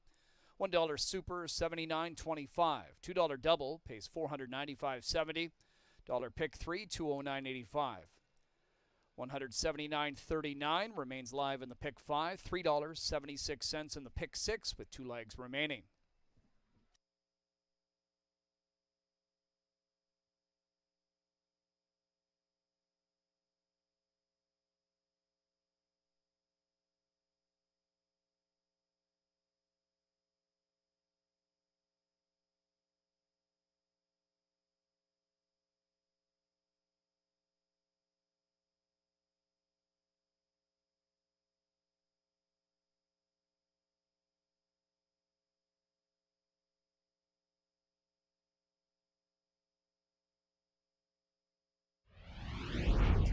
Now at 9 to 5 as Montserrat goes to 8 to 5. It's post time for the 7th race. They're all lined up. Here they come. Trotters pick up speed. They're at the start and away they go. They're off in the Graduate Series. From the outside, Hey Porter along with Mr. Mouton, Montserrat, and Manoa down the center. Eurobank Hanover from the rail, and Happy Jack B. Now crossing over, though, to lead the way to the opening turn will be McCarthy with Hey Porter. So Hey Porter takes them to the opening bend. In behind him is long shot Manoa, the favorite Montserrat, parked out in third. Also parked Mr. Mouton. Eurobank Hanover to the inside, followed by second-tier starter Warrior. Mr. Walner Fashion still to the outside, yet to see the pylons. Following him, landing on time. 27 flat opening quarter. Further back is clear for landing.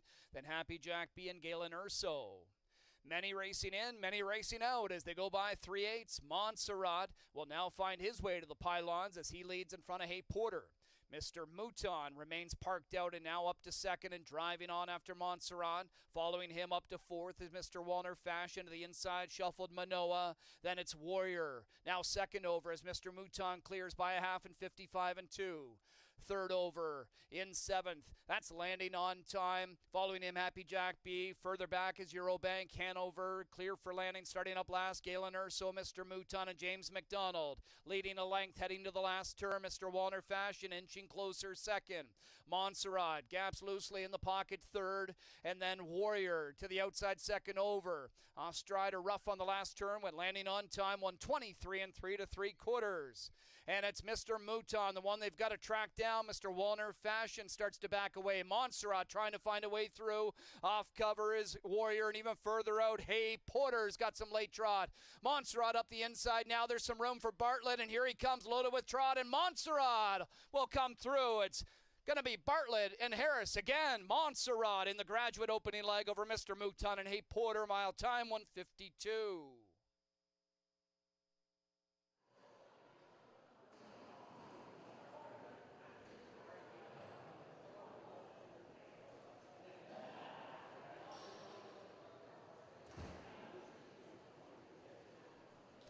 Here's how they all finished in race 7 from the top. It's 5, 8, 11, 7, 6, 1, 9, 2, 3, 10, and 4 on the bottom. We're off to race 8 next. We start another pick 5, our third and final one of the night. The late pick 5 starts with no changes in the opening leg. Post time in 13 minutes.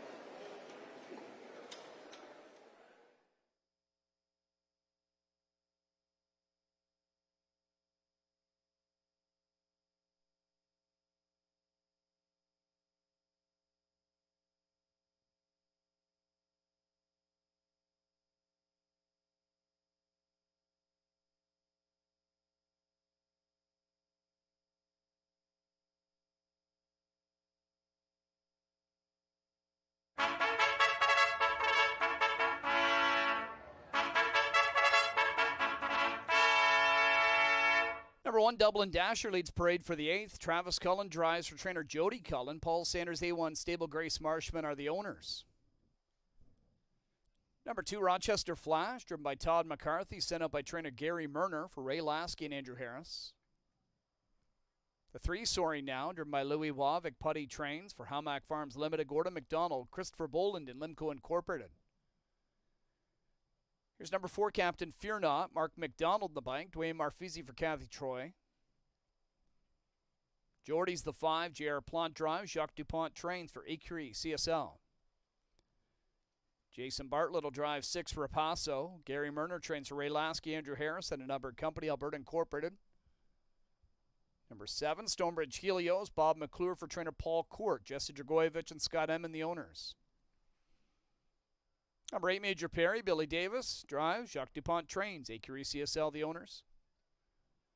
Salzbrook Victor 9, Brett McDonald owns and drives, Ron McDonald, the trainer. Number 10, Christopher Dance, James McDonald drives for trainer Dave Maneri, Pollock Racing owns. That's your field for the 8th race. Late pick 5, getting underway in about 7 minutes.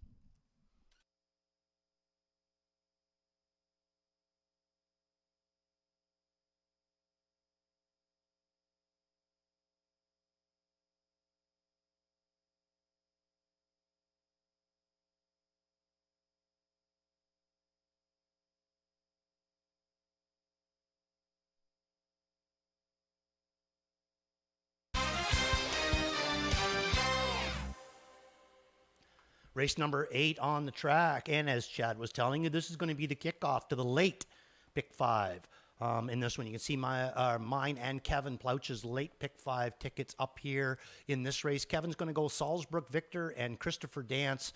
And I'm pretty sure that I singled Christopher Dance in here. So let's take a look at the 1 horse here first. This is Dublin Dasher. I have him in for second. Haven't seen him off the rail in a while, but I know that he's got the gate speed, that it shouldn't bother him at all. I look at him as being either the best or the second best horse in this race. Looks good out on the track. 5-1 right now for my second pick.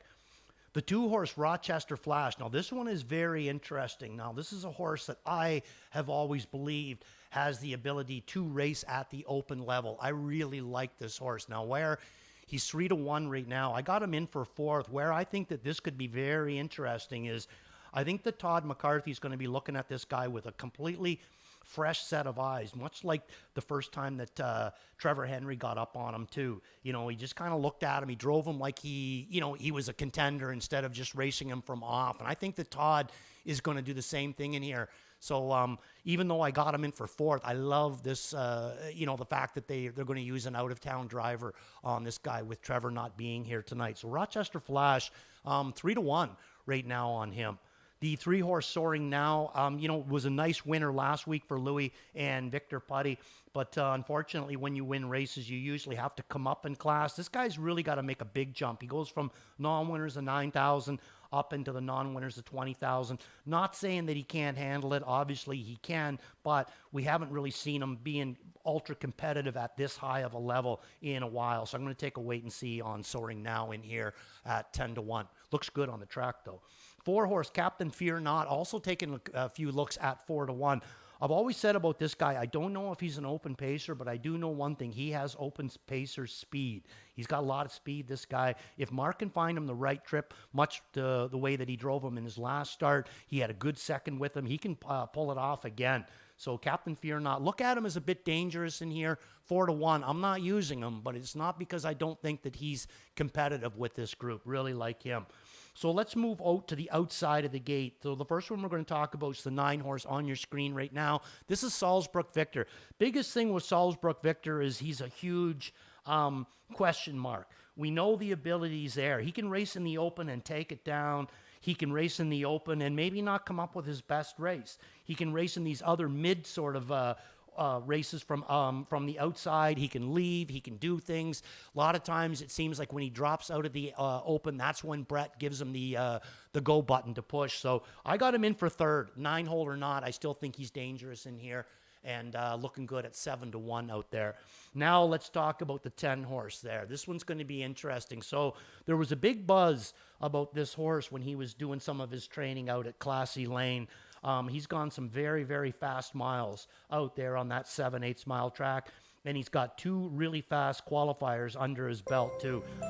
No, in no way did he have any answers for Irvin Hanover in that last qualifier. It wasn't that he was a rated 2.5 back. Irvin Hanover was just much the best, but there are no Irvin Hanovers in here. This is a horse, coming from the Pollock Racing. We've seen so many times them sending up really nice horses up to Dave Maneri and him getting a lot out of them.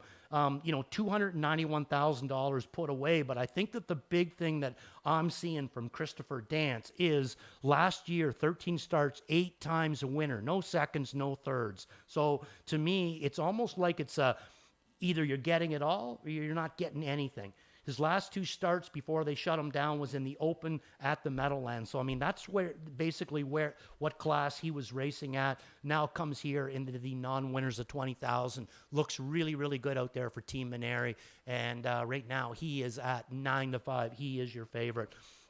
So let's take a real quick look at this odds board. We got 2 minutes left before they turn and head to the gate. The 1-horse Dublin Dasher, who I have in for second, right now he is at 5-1. The 2-horse Rochester Flash, who I have in for fourth right now, he is at 9-2.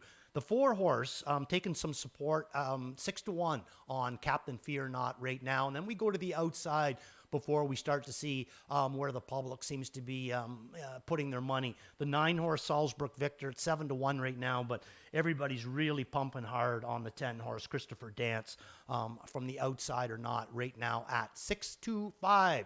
So I would say, somewhat formful. I would say Captain Fear Not would be the one that, maybe surprising me the most, taken at 6-1. But I really like the horse, so I can see where people would also like him in this situation. So my numbers in race number 8, the kickoff to the late pick 5, 10, 1, 9, and 2. Best of luck is how you see it in this race, and I'll be back to talk to you before race number 9, which is going to be another graduate series, only on the pace, and it's also going to be the kickoff to the late pick 4. So stick around. We got lots of action heading your way.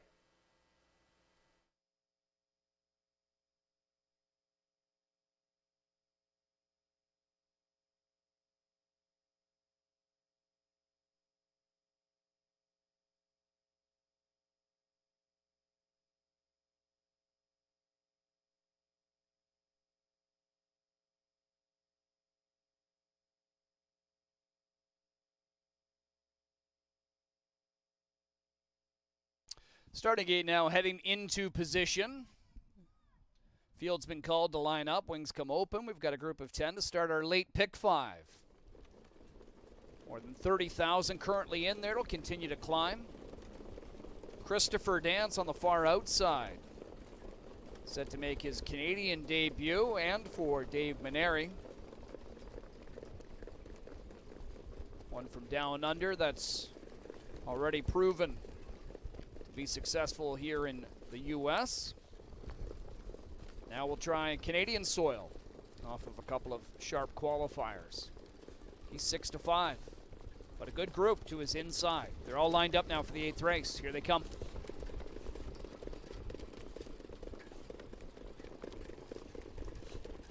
Field's at the start, and away they go. Salzburg Victor and Brett McDonald. Leaving out of their outside, but quicker inside are going to be Rochester Flash along with Dublin Dasher. So Salzburg Victor is going to have to push the pedal a bit more as he battles into the opening turn. Rochester Flash and McCarthy now crossover in front of Dublin Dasher to lead briefly with Salzburg Victor parked and pressing. Hot on that one, seals Captain Fear Not, 26-2 opening quarter. Away 5th, Soaring Now in front of Christopher Dance. Got away 6th from the 10-hole, followed by Geordie. Further back, it's Rapasso. 2 more lengths, Stonebridge, Helios, Major Perry trails. Captain Fear Not is on the lead. Rochester Flash on the move again. And here comes Rochester Flash up in the backstretch as they make their way towards the half. And he takes over again. Captain Fear Not now in the pocket. Salzburg Victor's 3rd, Dublin Dasher 4th. Soaring Now's 5th. Christopher Dance brought to the outside, wants to get on the move. Waiting on some cover is Soaring Now, is angled to the outside, 54 flat to the half. To the inside is Geordie. Third over from the back, Rapasso. Last pair major, Perry, and a trailing Stonebridge Helios. Just under 3/8 to go. Rochester Flash stretches the advantage to nearly 2 now on Captain Fear Not. McDonald trying to get Captain Fear Not to stay with the leader. Salzburg Victor, another 2 lengths back. Third, Soaring Now outside of that one. Christopher Dance swinging wide off the final turn. He's about 7 off the lead. 121 3 to 3/4. It's Rochester Flash. Captain Fear Not angles to the outside and starts to close. Here comes Captain Fear Not after Rochester Flash. Diving to the inside is Soaring Now. Christopher Dance in the center of the track. Rochester Flash still there. Captain Fear Not outside. Rochester Flash holds on. Rochester Flash in front of Captain Fear Not. Soaring Down. Christopher Dance. Mile time 1:49.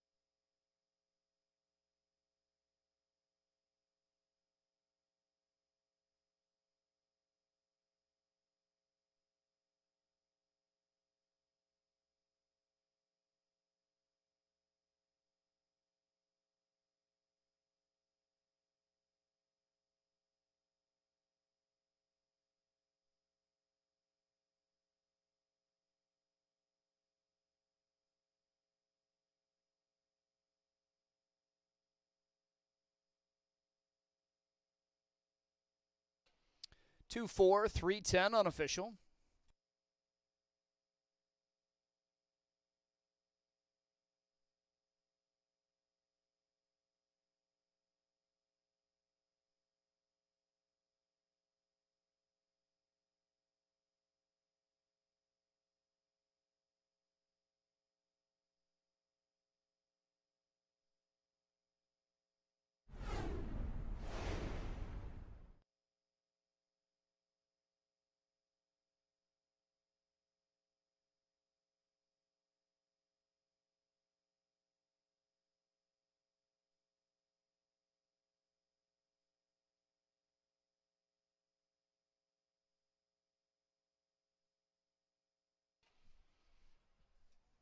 Winner of race 8.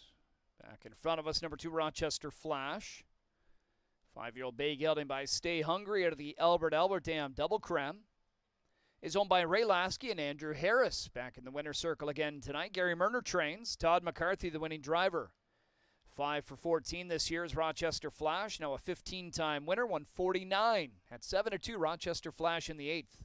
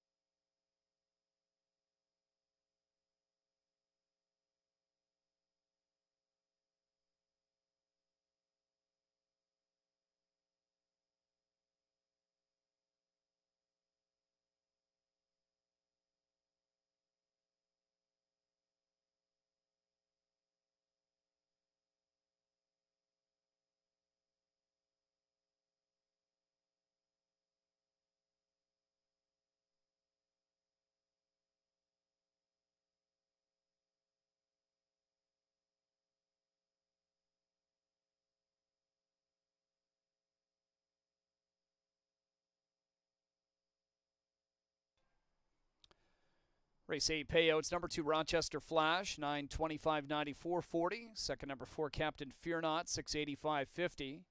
Third, number 3, Soaring Now, $930. $2 Exacta, $62.90. $1 Try, $155.75. $1 Super, $932.55. $2 Double pays $38.20. $1 Pick 3, $1,472.15. 53,000 plus wagered in the late pick 5. Just over 8,000 moves on. 1994 remains live in the mid-pick 5 with 2 legs to go. And the pick 6 headed to the final leg. 55 cents is all that remains live.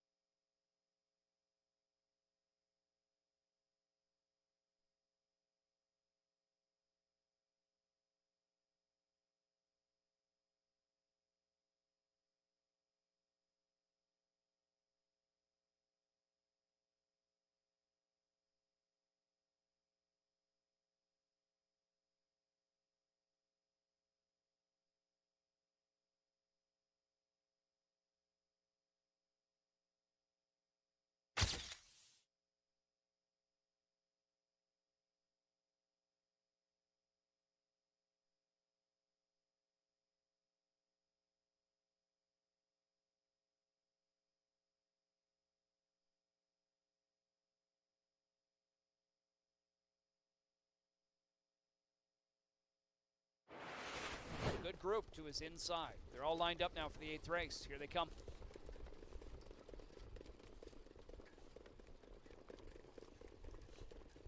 Fields at the start, and away they go.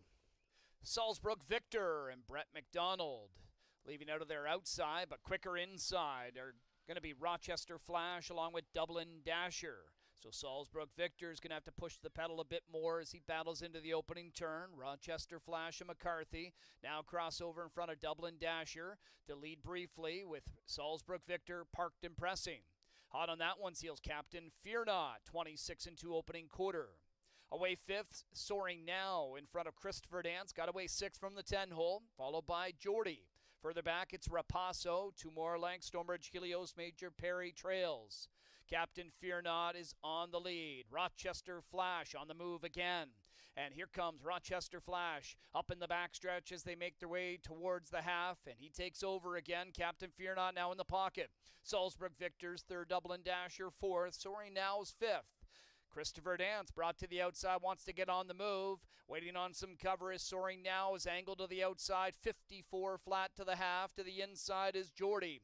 3rd over from the back, Rapasso. Last pair, Major Perry, and a trailing Stonebridge Helios. Just under 3/8 to go. Rochester Flash stretches the advantage to nearly 2 now on Captain Fear Not. McDonald trying to get Captain Fear Not to stay with the leader. Salzburg Victor, another 2 lengths back. 3rd, Soaring Now outside of that one. Christopher Dance swinging wide off the final turn. He's about 7 off the lead. 121-3 to 3/4. It's Rochester Flash. Captain Fear Not angles to the outside and starts to close. Here comes Captain Fear Not after Rochester Flash. Diving to the inside is Soaring Now. Christopher Dance in the center of the track. Rochester Flash still there. Captain Fear Not outside. Rochester Flash holds on. Rochester Flash in front of Captain Fear Not. Soaring Now. Christopher Dance. Mile time 1:49.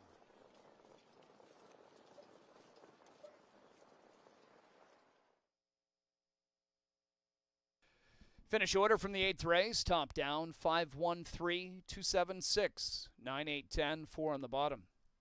Up next, race 9. Graduate Series opening leg, 4-year-old open pace. Start of the late pick 4. Scratch the 7 crack shot vet sick. Number 10 Waffle Blue Chip steel to aluminum up front. 13 minutes till post time.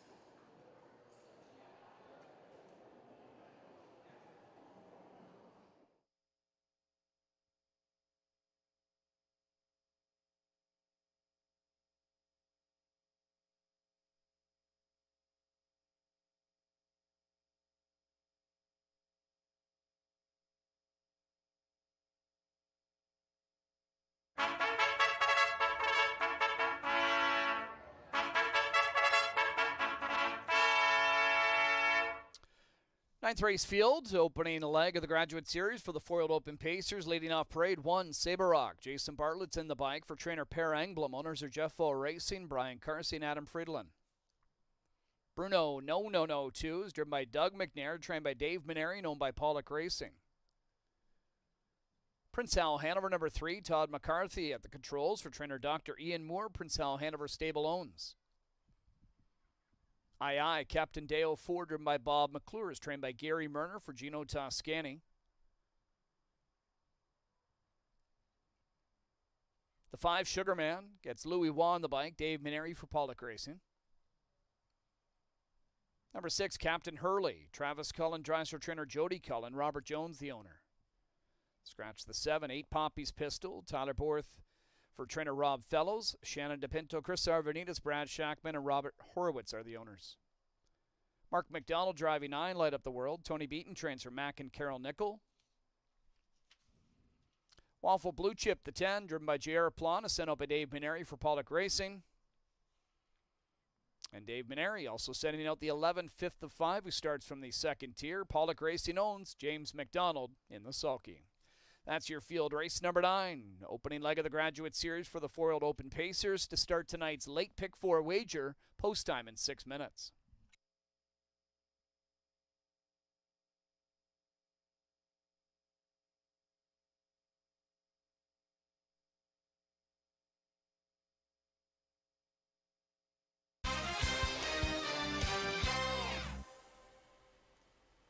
Race number 9 on the track. This is the last graduate for the night. This is for 4-year-old and open, but on the pace. We already seen the trotters. This one is the Pacers. This is also going to be the kickoff to the late pick 4. And we have got one viciously talented group in here. I myself went Sugarman, Mark. I like the way that he's been racing for Mineri. I like the way that he raced through the Juravinsky. To me, always, could get himself into a good spot. I'm kind of wondering if maybe the big track will help him a little bit as opposed to going against him. Yourself, though, this is the last race that I get you for, so give me, your Mark McKelvey's. Well, I look at this race, and the betting board tells you it could be quite the showdown between Bruno No and Prince Hal Hanover. They've kind of flipped back and forth in terms of favoritism. It's funny, I was having a bit of a banter with some colleagues over the last few days about who would be favorite in this race. I was of the belief it'd be Prince Hal Hanover. Morning line, it gives slight favoritism to Bruno. It's gone back and forth, but I mean, these two horses here, it's going to be interesting to see what the approaches are. I think Doug's likely to be really aggressive. The performance he put up in the elimination of the Juravinsky was incredible. You maybe wonder if the trips are reversed in the Juravinsky final, what goes on. The one thing about Prince Hal Hanover, he's got that toughness, right? And I think Bruno is just a very fast horse. He's a talented horse. Prince Hal, we've seen at that Grand Circuit level. Bruno, we're going to find out if this is where he is, right? And all signs say he should be. But I did go with Prince Hal Hanover. I still go back to his first start of the year, Randy, where he beat older horses. They stopped in at Miami Valley on their way back from Florida and just, no big deal. They beat a group of older horses. Now he's been strictly against his own age here and done nothing wrong, so I couldn't go against him. I completely agree with your assessment of it all. I find that Prince Hal brings a little bit more toughness than maybe, say, some of the other ones. I find that Bruno No is incredibly fast, and lots of times an incredibly fast horse, if he lands on this guy's back, he's going to sting him, no doubt about that. So I agree with you. I think that we're really looking down to Bruno and Prince Hal. For those that are still moving forward in the pick 6, the only 2 horses covered so that in this race is the 2 and the 3. If they don't win, then we're going to have a carryover into tomorrow night's pick 6. Give me, it worked out good the last time, so give me a Mark McKelvey long shot in this race. Well, I looked to the rail starter, Sabre Rock, for Per Engblom. And when Engblom brings horses up here, they're ready to go. And he went to the Juravinsky, a horse that was a big long shot in the final, but got into a pretty tight spot in that final there. Looked like he was quite the handful. Ends up making a break at the half. I just wonder if this guy now back to the big track where he was really cruising along at the Meadowlands before he came up to Flamborough. I'm not thinking a win win candidate here, but one that I think could get a chunk in behind the top two. He stands out to me. Again, you're picking Sugar Man. It makes all the sense in the world. If things get a little Western out here, I mean, Sugar Man could be the one that really benefits from all of this. And then I look, at the other horses in this group, and they're very good horses, right? It's just that we have two big-time standouts. I did want to get your thoughts, though, if we are looking to some of those longer shots, the 4i Captain Deo, who we're quite familiar with, and the speed he brings to the table here, and how he'll be now coming back to the big track. Yeah, I mean, this is another horse, right? He's dangerous. Yep. Any horse that can cook up big speed instantly, that's the ones that I look at as dangerous, not the ones that, can maybe grind you down on the outside. I'm talking about the ones that can kind of come through down in amongst them, sneaky, and then before, if you're on front, before you realize it, they're on top of you. Yep. So that's the way I look at him. I threw him in for fourth. He's got the speed to go with these horses. Do you see any movement from the outside of the gate? Because I think we will. I think we will see a couple of horses take chances from the outside. Yeah, I definitely wondered with the scratch moving in one spot for Waffle Blue Chip if J.R. Planchas maybe gets kind of the cue to rocket him out of there, because that's one that can certainly get off the wings as well. Pappy's Pistol, who we've seen really rock or try and go down the road here at Mohawk in the past, especially that 3-year-old year. Was it not the consolation for the North America Cup a year ago, right? He put up a big-time mile. So, I mean, he's got the speed too. Could totally see where they want to make sure that at least he's into that forward group. I think there'll be a lot of kind of looking around to see what Doug and Todd are thinking here. That money, though, really coming in on Bruno. I saw him get down to as low as 3 to 5. So, I mean, what he's done over the course of this campaign already, again, this is the proving ground now, though. I mean, I know what we saw in the Juravinsky, but now as we get to the big track, the Graduate Series, this will roll through to the Meadowlands. Following tonight, it goes there. June 12th, I think, is the next leg. I mean, this is a race that is really that stepping stone to stardom when you're starting that journey into the older ranks, and you know it. I mean, that transition to 4, it's nice to have races like this for these horses. It is, for sure. My only thoughts is that if I had the outside of the gate, and you brought up a horse's name, Waffle Blue Chip, Maneri sends a shoeing change in on him. He's going to go from steel to aluminum. It's going to make him a little quicker, put the fast shoes on him. But if you're going to take this chance, I think that this is maybe a good setup, because the two that you have to beat have the inside of the gate, and if you can get a horse to move fast from the outside of the gate there, you might be able to get a jump and get down into a good spot. Well, it's going to be a fun one here, as I think the gate's starting to move into position, so they're starting to get their cue. That last Graduate Series race, that field of 11 on the trot, I mean, 6 in, 5 out, going around that first turn, all kinds of action. This one, I wonder if it's a little different, just with those two horses that stand out. It's going to be a fun one. It will be, and have a good call, Chad. All right, guys, looking forward to it. Already some great stakes action tonight with the Grade 3 Some Beach Somewhere in stakes record fashion. Nice effort by Montserrat, then up the inside. In the Graduate opening leg for the Trotters, now we've got the 4-year-old Open Pacers in their opening leg of the Graduate. Scratch down to a field of 10. The 11, 5th, and 5 still scores from the second tier. 4 to 5 on Bruno. No. 3 to 2 next door. Prince Hal Hanover, the Juravinsky champ. Sugarman in the center. 1 of 4 that trainer Dave Maneri sends out here. Field of 10. Lined up now at the top of the stretch. Here they come.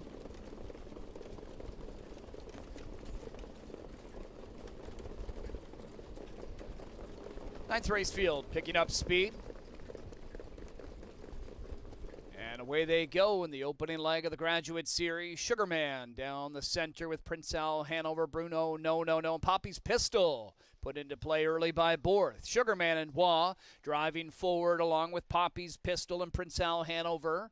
In behind, Bruno, no, gets away 4th. From the pole position, Sabre Rock is 5th back as they head to the opening bend. Then from the second tier, McDonald got 5th and 5, away 6th in front of II Captain Deo. Then it's Captain Hurley. Next to last, Light Up the World. Early trailer Waffle Blue Chip, 26 flat to the opening panel. Sugarman leads. On the move out of 3rd, Prince Hal Hanover gets his cue early by McCarthy, and here he comes. And right behind him is Bruno, no. So Prince Hal Hanover rushing up on the outside past Sugarman.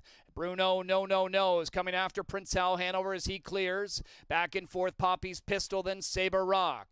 5th and 5, still 6, down to the half and 54 and 1 as Bruno no battles with Prince Hal Hanover.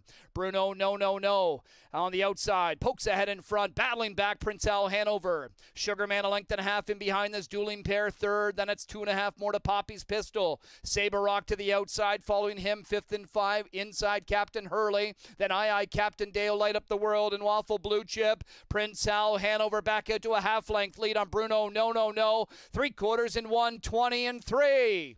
Prince Hal Hanover swings for the Mohawk Park stretch. He's got a lead. Bruno no starting to back away. Out of the pocket comes Sugarman to test the leader. And from the back, cut loose is 5th and 5. Even wider comes I Captain Dale McClure. Here's I Captain Dale sweeping up and by late at 25 to 1 for the graduate upset.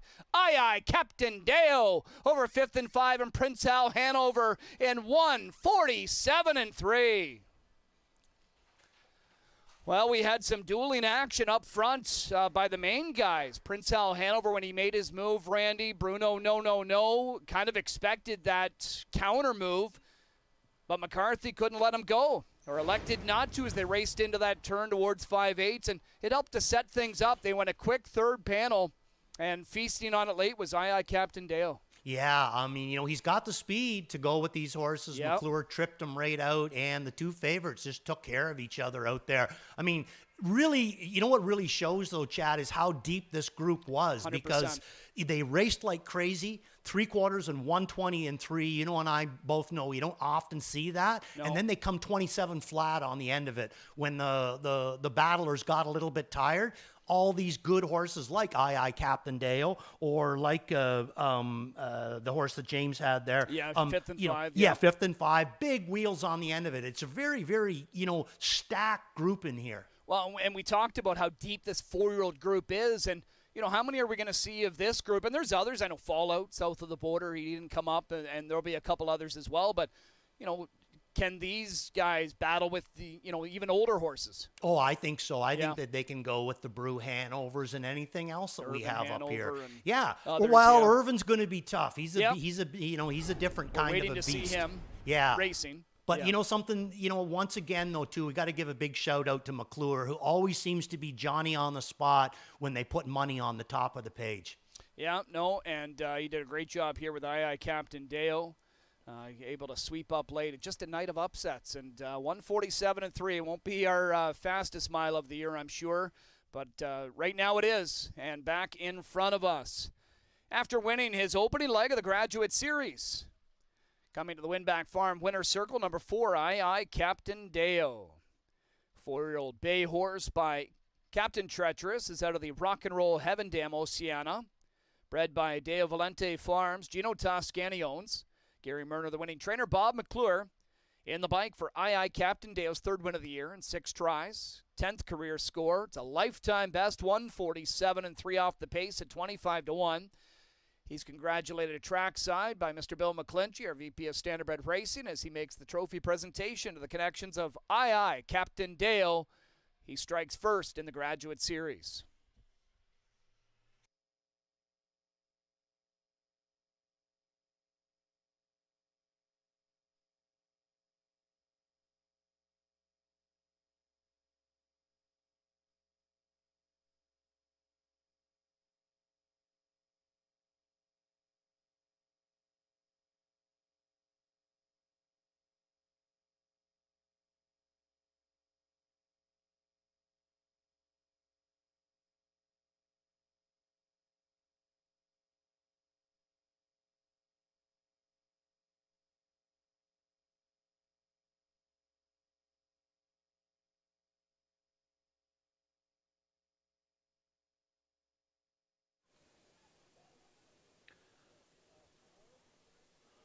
Well, talk about quite a race there in the Graduate Series pace. It's I Captain Dale, who comes from off the pace, 1:47 and 3. Bob McClure, Gary Murner with me. And Bob, I'm going to start with you here. This is a race where, on the betting board, on a paper, a lot of people are just looking at a showdown between Bruno and Prince Hal Hanover, and they certainly squared off in that 3rd quarter. But take us to where you were, what you were thinking. You told me when you came here that was the perfect race for this guy. Yeah, well, I just wanted to get him positioned off the gate.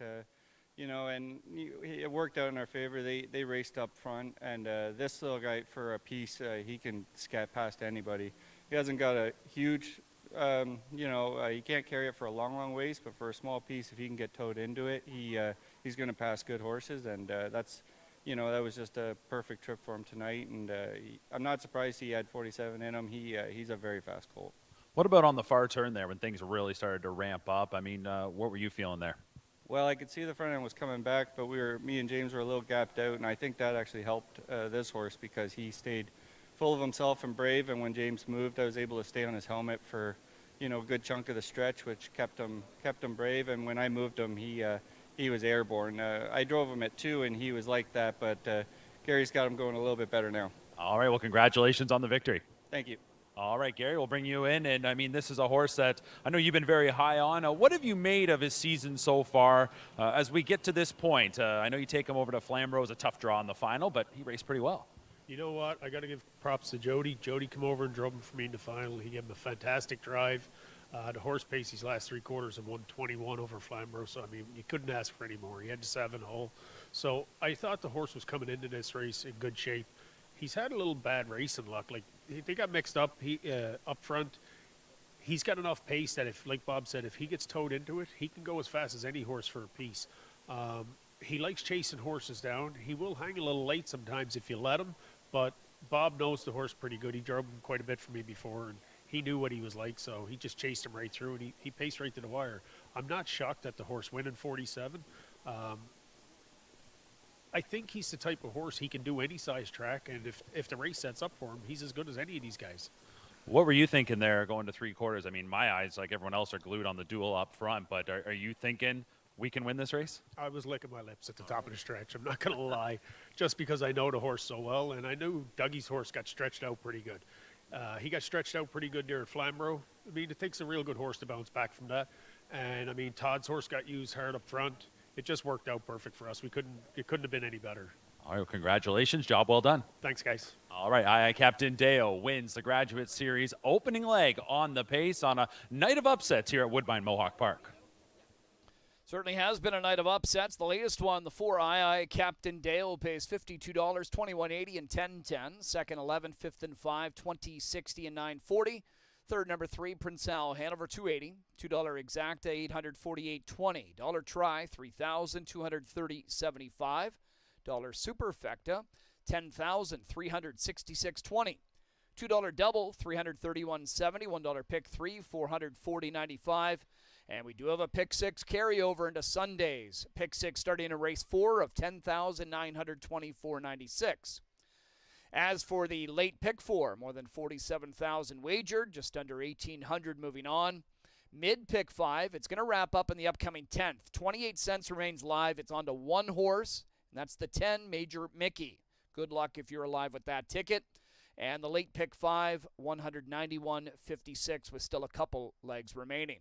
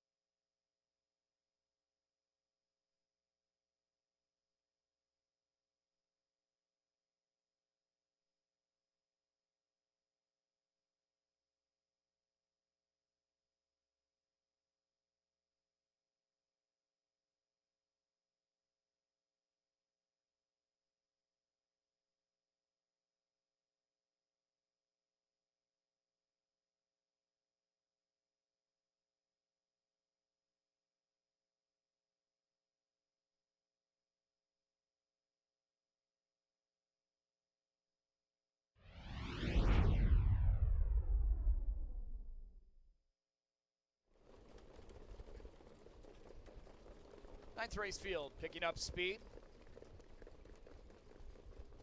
And away they go in the opening leg of the Graduate Series. Sugarman down the center with Prince Al Hanover, Bruno, no, and Poppy's Pistol put into play early by Borth. Sugarman and Waugh driving forward along with Poppy's Pistol and Prince Al Hanover.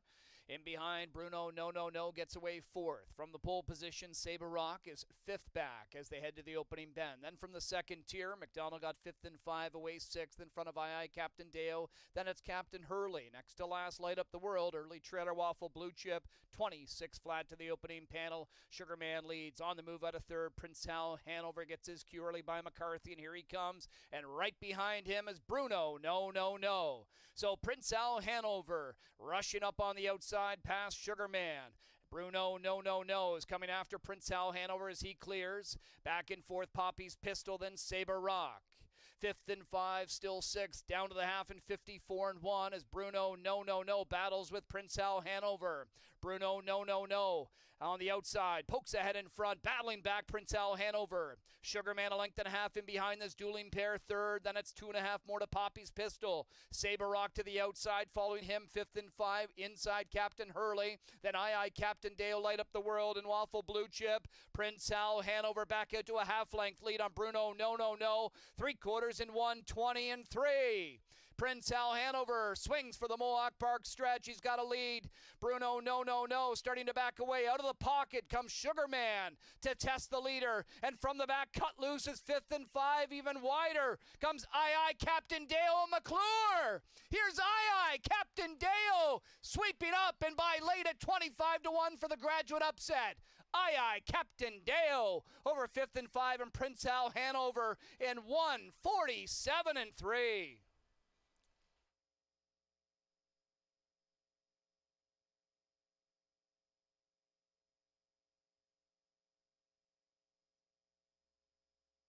Finish order from the ninth race, 7-6-3, 149. Scratch, 5-10, 8 and 2 on the bottom.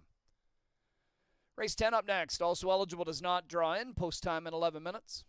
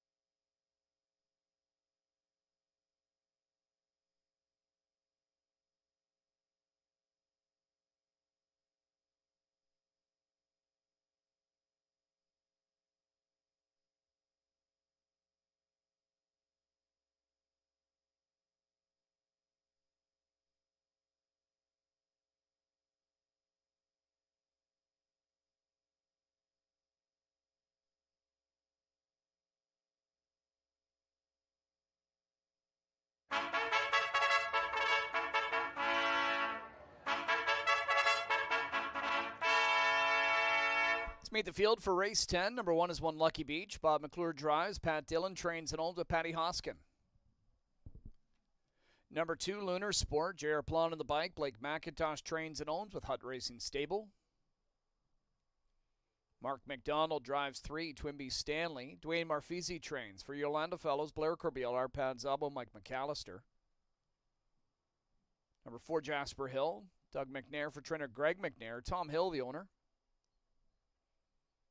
Here's number 5, Dylan's Vet. Scott Young drives. Darcy Clancy training for Valspar Stables.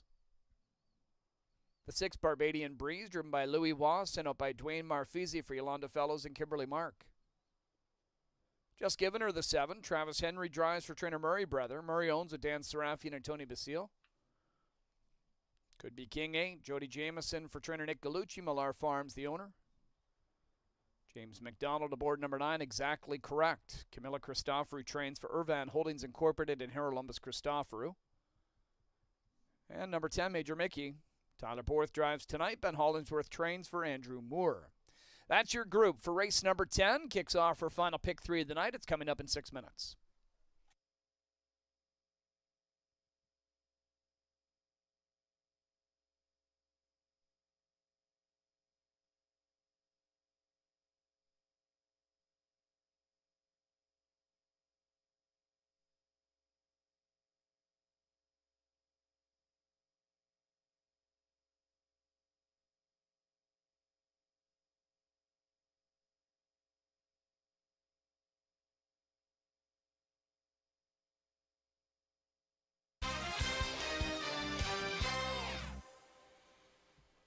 Race number 10 on the track, 4-year-olds and younger, non-winners of $15,000, or in Randy speak, the buffer. Pick 6 carryover. We're going to have, going into tomorrow night's card, carryover of $10,000 plus.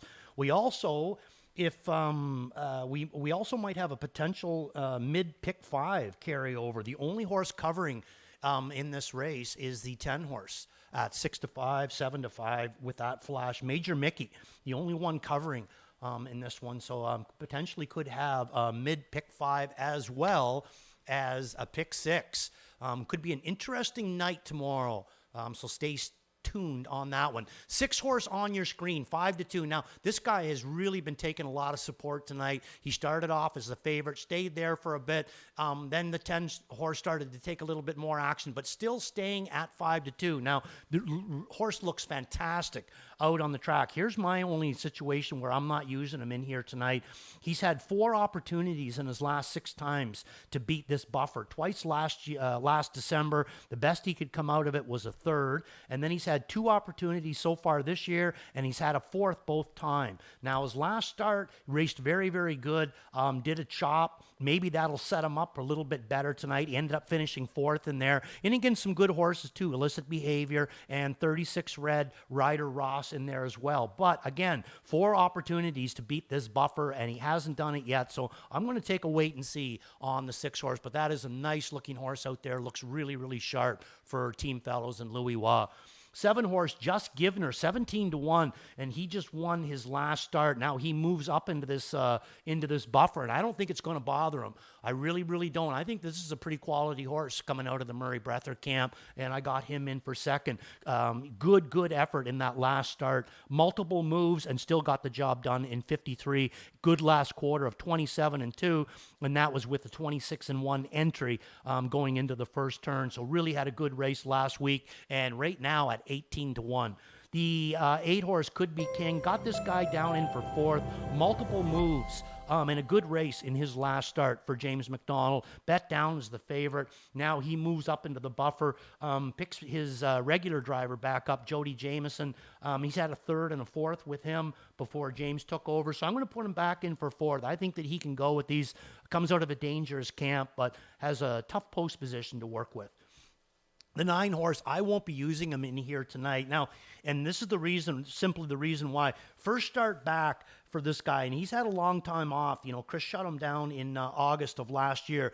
Chris and Camilla has 2 qualifiers under his belt, both with James. And here's the problem that I find anyway. either he has to come out of there real hot and heavy, and I don't see it, because Major Mickey is pretty well guaranteed that he's going to come out of the 10 hole. So what's James going to do? If he comes with him, does that mean that he's going to find himself hooked up into a real fast first start back? I say there's a better chance that he takes back if this 10 horse barrels out of there. He might float him. He might come out of there half cock, but I don't see him going out of there full throttle if the 10 horse is going to be the big lever in there. So I think he's in a bit of a tricky situation, exactly correct, and I'm going to take a wait and see. Let's talk about the 10 horse Major Mickey. Like I said, this guy has to win this race to cover in this mid-pick 5 to seal the deal. Really good race in his last start. You know, the 2 qualifiers under his belt, left with both times, had good movement on the last one.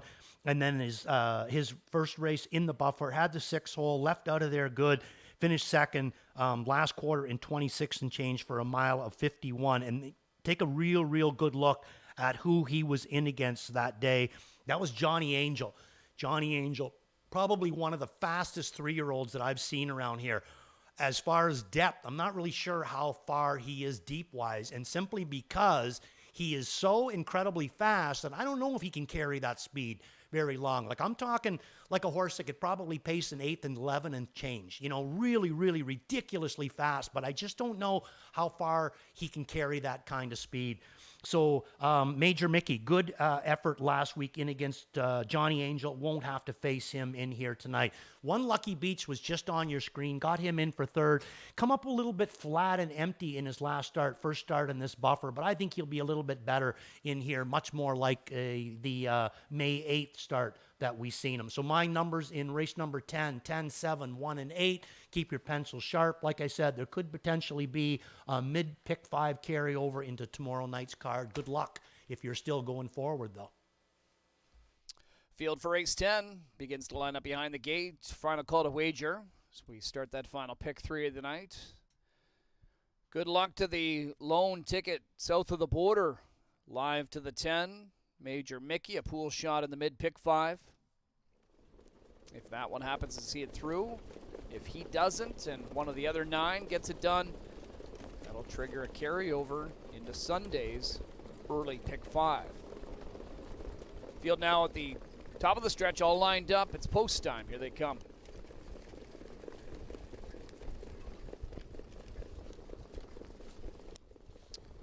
Away they go. They're often pacing Major Mickey. What's he going to do from the far outside?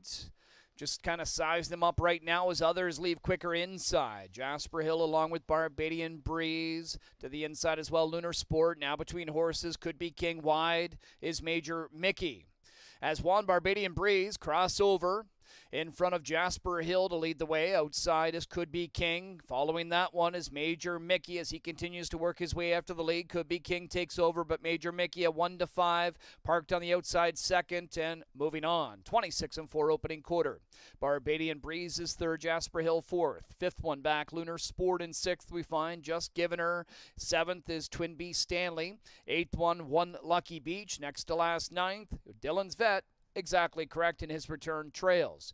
Major Mickey now leads in front of Could Be King, but Barbadian Breeze back on the move.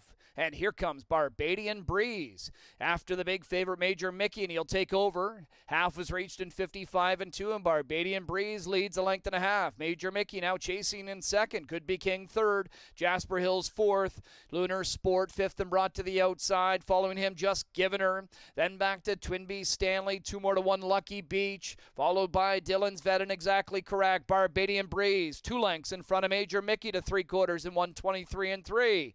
Barbadian Breeze and Louis Watt turn for home with a couple on Major Mickey, who Borth's trying to get interested again on the outside to reel him in. Here's Major Mickey inching closer. Barbadian Breeze, who has to find more. Major Mickey, though, now poking ahead in front on the outside. And Major Mickey just too good here in race number 10. He'll draw clear late. It's Major Mickey by about 3. Maybe holding on to second was Barbadian Breeze, trying to get to that spot from Just Given Her, rallying 151-2. Major Mickey in the 10th.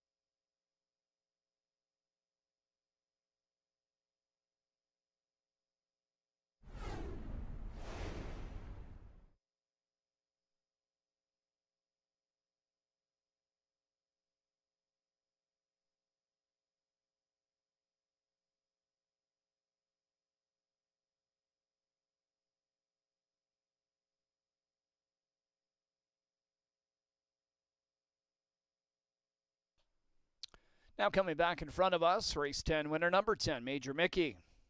3-year-old bay gelding by Always Be Mickey is out of the Art Major Dam, Major Sin. Andrew Moore owns, Ben Hollingsworth trains, and Tyler Bort the winning driver. First win of the year for Major Mickey in his second try, now a two-time winner overall. It's a life's best, 151-2, Major Mickey in the 10th.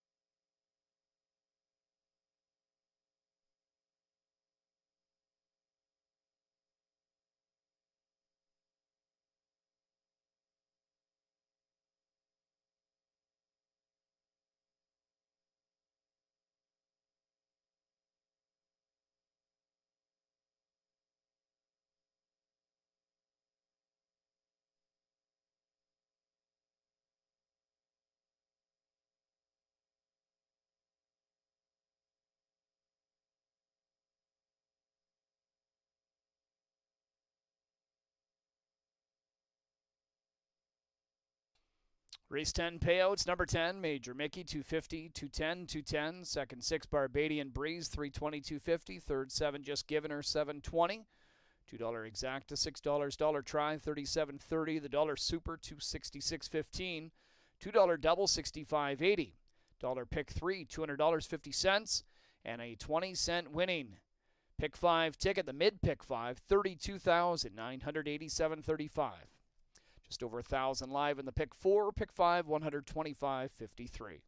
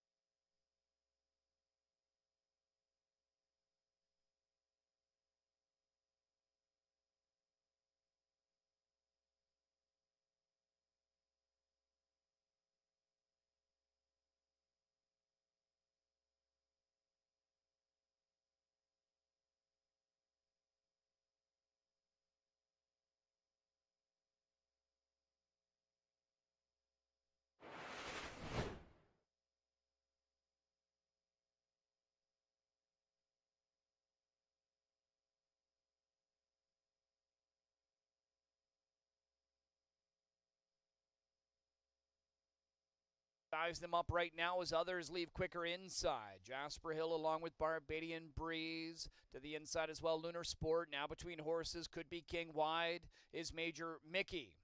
As Juan Barbadian Breeze crossover in front of Jasper Hill to lead the way. Outside is Could Be King. Following that one is Major Mickey as he continues to work his way after the lead. Could Be King takes over, but Major Mickey a 1-5, parked on the outside second and moving on. 26-4 opening quarter. Barbadian Breeze is third, Jasper Hill fourth. Fifth one back, Lunar Sport in sixth. We find Just Given Her. Seventh is Twin Bee Stanley. Eighth one Lucky Beach. Next to last, ninth, Dylan's Vet. exactly correct, and his return trails. Major Mickey now leads in front of Could Be King, but Barbadian Breeze back on the move. And here comes Barbadian Breeze after the big favorite Major Mickey, and he'll take over. Half was reached in 55 and 2, and Barbadian Breeze leads a length and a half. Major Mickey now chasing in second. Could Be King third. Jasper Hills fourth. Lunar Sport fifth and brought to the outside. Following him, Just Giving Her. Then back to Twinbee Stanley. 2 more to 1 Lucky Beach. Followed by Dylan's Vet and Exactly Correct. Barbadian Breeze 2 lengths in front of Major Mickey to 3/4 in 123 and 3. Barbadian Breeze and Louis Watt turn for home with a couple on Major Mickey, who Borth's trying to get interested again on the outside to reel him in. Here's Major Mickey inching closer. Barbadian Breeze, who has to find more. Major Mickey, though, now poking ahead in front on the outside. And Major Mickey just too good here in race number 10. He'll draw clear late. It's Major Mickey by about 3. Maybe holding on to second was Barbadian Breeze, trying to get to that spot from Just Giving Her, rallying 151 and 2. Major Mickey in the 10th.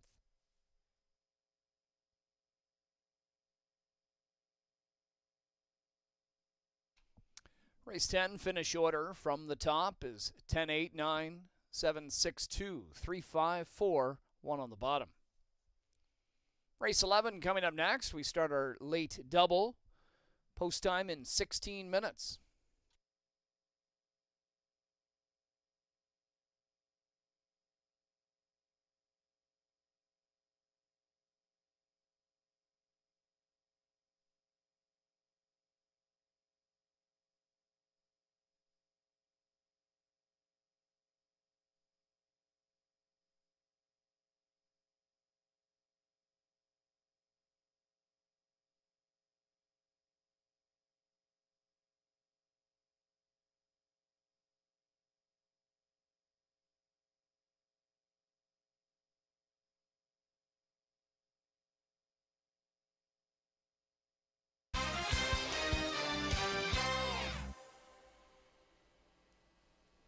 Producer Jason Moore has decided that let's recap these stake races tonight, and I'm loving that idea as well. So let's take a look back at what's gone on tonight, because we had some great racing tonight, not just the stakes either.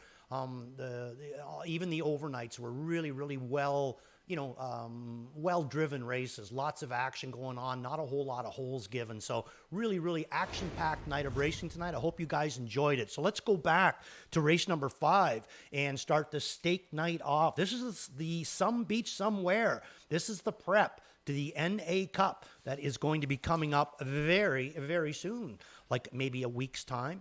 Anyway, Brandon Boulevard came up with a lot of press following him. This could be the one to take down Bojangles. Wow. I mean, just an absolute jogburger here.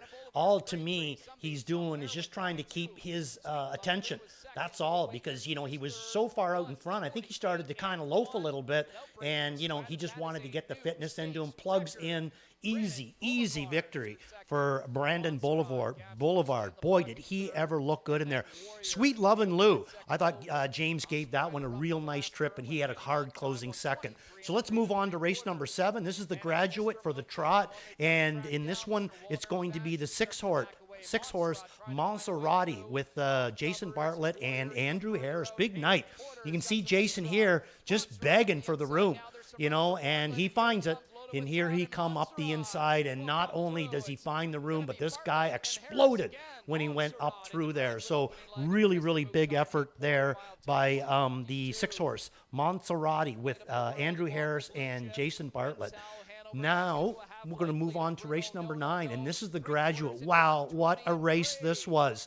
Multiple moves, big throwdown, huge end up being in the mile in here. And, the 2 and the 3 did some serious battle, and guess who gets the job done but Bobby McClure and Captain Deo. Look at the movement on the end with this guy, and we know that he's always had that ability. He can absolutely cook it on the end of his miles. So very, very big night there for those ones. And hopefully, this is what we're going to be getting into this entire summer, because not only did we have a great stake night, but because the racing was so active tonight, We're also going to get a pick 6 carryover into tomorrow night's card. So, lots to look forward to. Really exciting time right now. Let's take a quick look at race number 11, because this is going to be my all-in here. This is a 5-year-olds and younger non-winners of 3 races. Straight non-winners of 3, not the 3, not more than 5, which is usually a little bit tougher. But this is a tough bunch in here. I'm going to go Axial in this one. He had 2 weeks off before that last start. I thought the last start was a really, really good one. So I like him in here the best. I also like Blazing Cruiser in for second. I think this is a nice little drop down for a horse that recently competed in the Juravinsky. Came back here with a real nice effort in the straight non-winners of 3. Moved up into the winners of 3, but not more than 6 in his last, and came up with a nice third last quarter and 26 and change for Victor Putty and driver Billy Davis. So I got him in for second. In for third, another very fast horse, and that is the 5-horse backup plan for Maneri and Louis Waugh. I think this guy's also got big effort on the end of it. He was racing really good. Win the last time that he was in the straight non-winners of 3. Came up into the 3, not more than 6 in his last. Struggled a little bit, but now comes back to the straight 3. So he's going to be tough in here. And SOS Sports Bet, another horse that I think, got big speed, and he's also going to be taking a big drop down from those tougher winners of 3, but not more than 5, not more than 6, down to the straight non-winners of 3. So those are where I'm going to concentrate the most. My numbers 3, 4, 5, and 6 in this race, and the 3-horse Axial is my all-in bet tonight. So that's the way I see race number 11. Be back to talk to you before race number 12, which is the race where we can have the jackpot high five. We got a big carryover into that one of $64,000. Best of luck is how you see race number 11.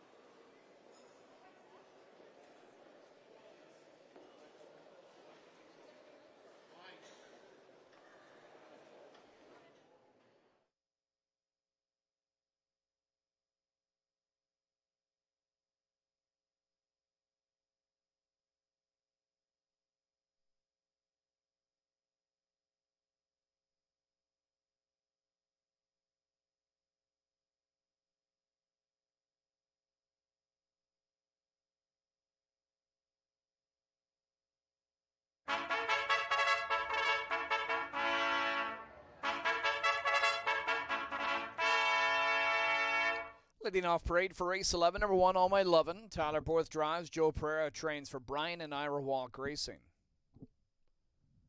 Number 2, Starlet Miller Time. James McDonald in the bike. Amanda Riley for Bryn Campbell. Doug McNair driving 3, Axial. Dwayne Marfisi trains for Yolanda Fellows and Blair Corbeil.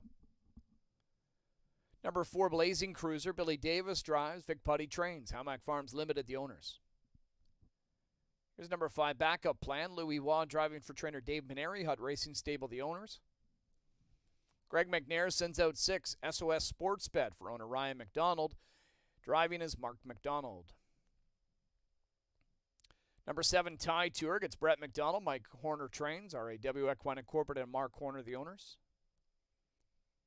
Bob McClure aboard number 8. Twinbee Courageous for trainer Rod Hughes and owners Sarah Emery and Elaine Stock. Number 9, Major Threat. Daryl Thiessen in the bike. Mike Kwinowski for Tara and Garrett Isman.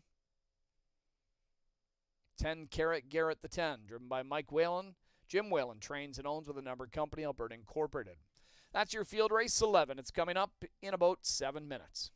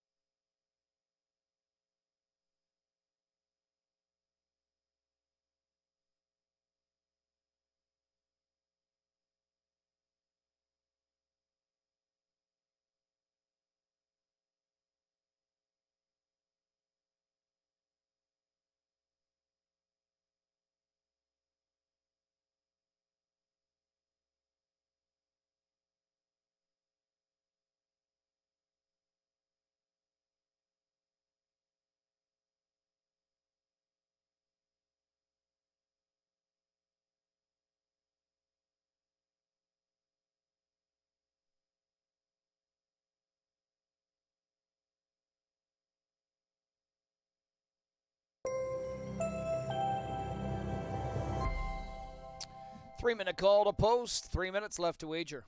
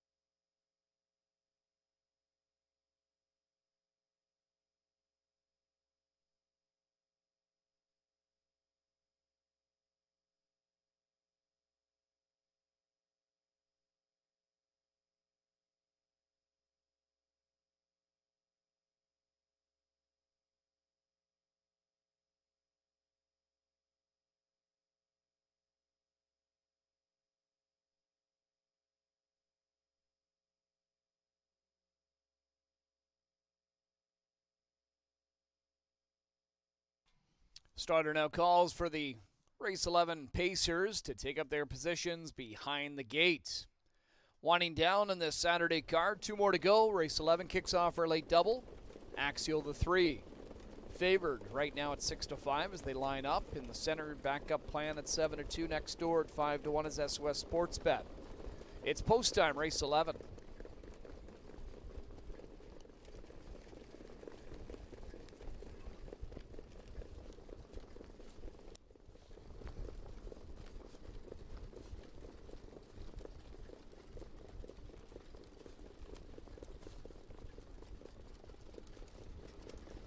Horses and drivers for the 11th race. All lined up. Here they come to a start.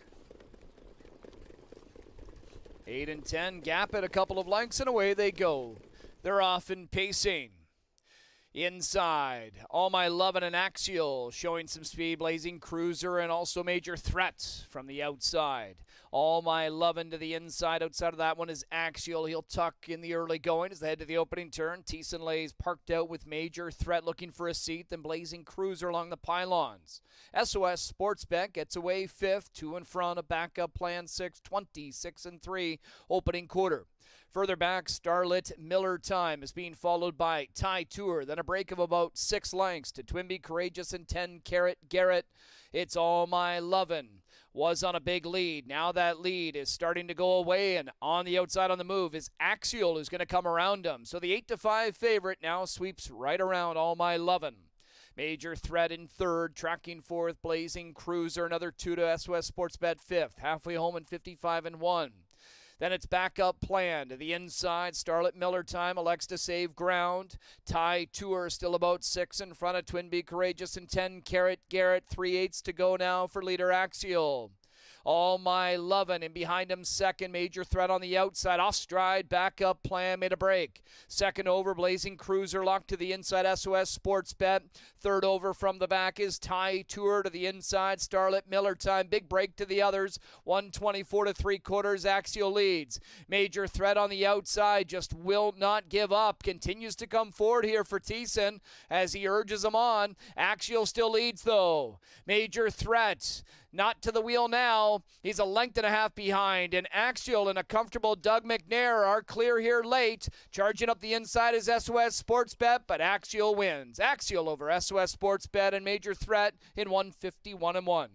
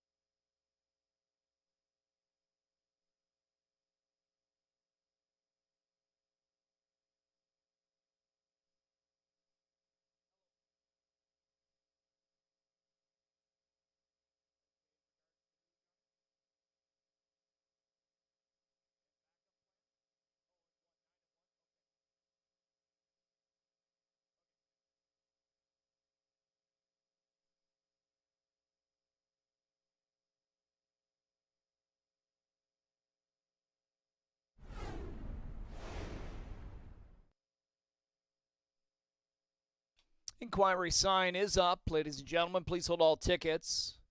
Judges are going to review racing action for the last turn. In regards to number 9, Major Threat, unofficial 3rd place finisher in the 1 All My Lovin'. Was there some contact there? Did they get hooked up? Who's at fault, if anybody? Judges reviewing that footage. They'll pass along the decision here momentarily. 3-6-9 is unofficial on the board there. As we'll meet the unofficial winner first, 3 Axio, 4-year-old Bay Gunning by Captain Treacherous out of the Better's Delight, and Winsome Magnifique is in front of us. Yolanda Fellows and Blair Kirby alone. Dwayne Marfisi trains. Doug McNair, the winning driver. 3 for 7 this year is the now 6-time winner who steps to a lifetime best 151-1 tonight in race 11.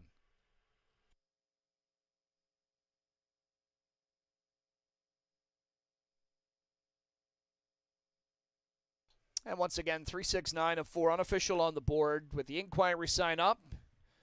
Judges having to look back at racing action in a portion of the stretch between the 9 Major Threat and the 1 All My Lovin'. Was there some interference there? That'll be what they're having to look at, and they'll pass along that decision here momentarily.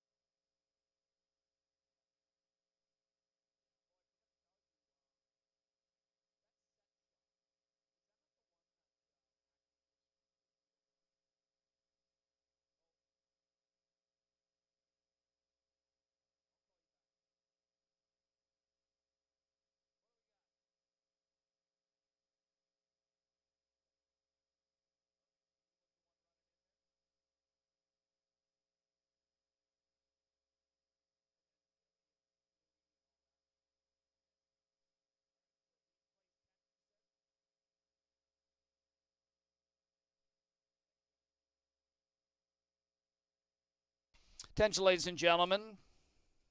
After reviewing the footage, judges have determined that number 9 Major Threat did run in on that final turn, hooked up with the one All My Lovin', and caused a chain reaction with interference, bothering not just the one, but a bunch in behind, and therefore Major Threat was third. He's going to be placed 10th.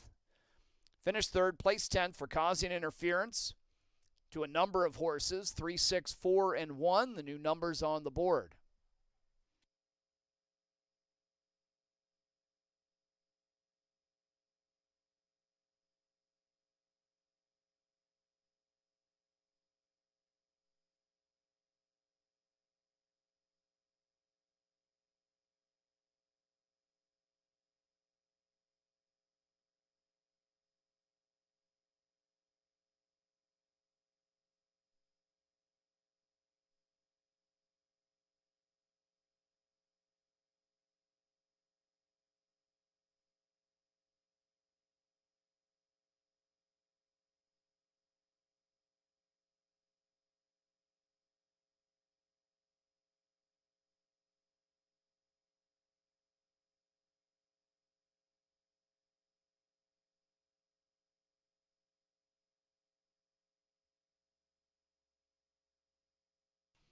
Eleventh race payouts, number 3 Axial, 530, 310, 240. Second, number 6 SOS Sports Bet, 330, 260. Third, number 4 Blazing Cruiser, 440. $2 Exacta, $13.60 try, $30.90 Super, $379.35. $2 double, $10. Dollar pick, $391.50. 325.14 live in the pick 4, 45.68 in the pick 5 as we head to the Saturday night finale next.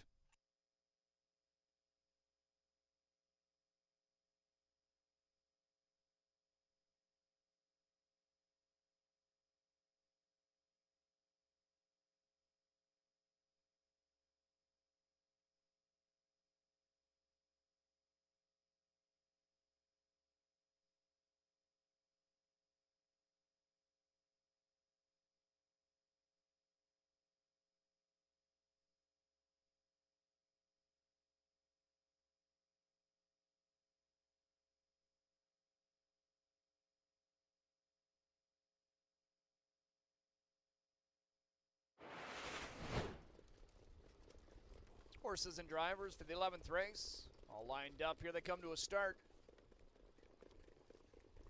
8 and 10. Gap it a couple of lengths and away they go. They're off and pacing. Inside, All My Lovin' and Axial showing some speed. Blazing Cruiser and also Major Threat from the outside. All My Lovin' to the inside. Outside of that one is Axial. He'll tuck in the early going as they head to the opening turn. Thiessen lays parked out with Major Threat looking for a seat. Then Blazing Cruiser along the pylons. SOS Sports Bet gets away 5th. 2 in front. A backup plan 6. 26 and 3. Opening quarter. Further back, Starlit Miller Time is being followed by Ty Tour. Then a break of about 6 lengths to Twinbee Courageous and 10 Carat Garrett. It's All My Lovin'. Was on a big lead. Now that lead is starting to go away, and on the outside on the move is Axial, who's going to come around him. So the 8-5 favorite now sweeps right around All My Lovin'.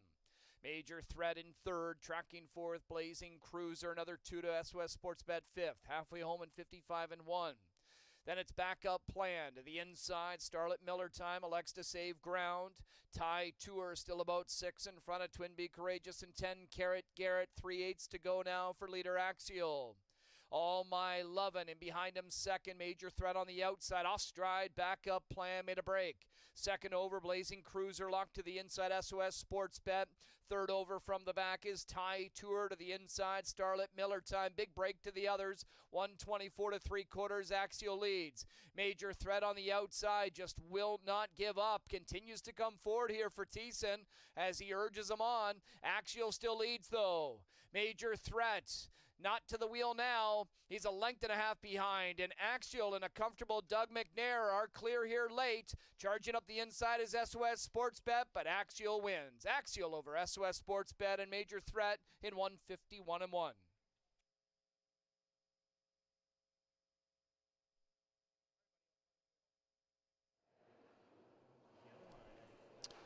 Race 11, finish order.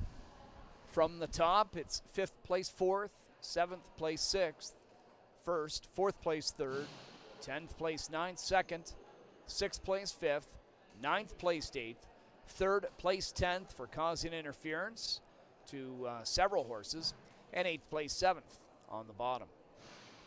12th and final is coming up next. Jackpot High Five carryover, more than 64,000. Number 3, Chain Gang, open to Swedish blinds. Post time in 15 minutes.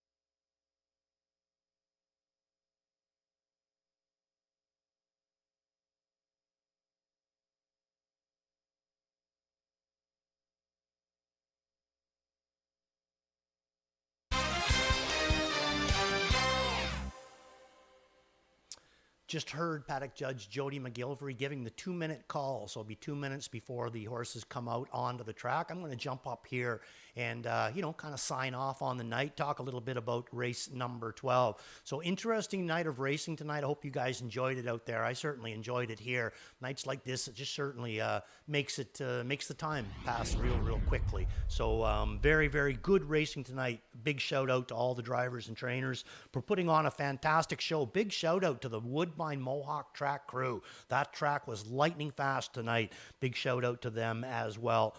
So race number 12, you can see right now your favorite is loosely at 5-2, and that's Chain Gang. I got him in for second. He's going to get a bridle change tonight. Gallucci's going to go from open to a Swedish blinds with this guy tonight. So interesting little bridle change with him. He's been racing good from off the pace. Not really sure if they're going to change things up and maybe try to, send this guy down the road. I don't really see it myself. They could, but where it bothers me a little bit is my top pick in this race is the 6-horse Jabberwocky.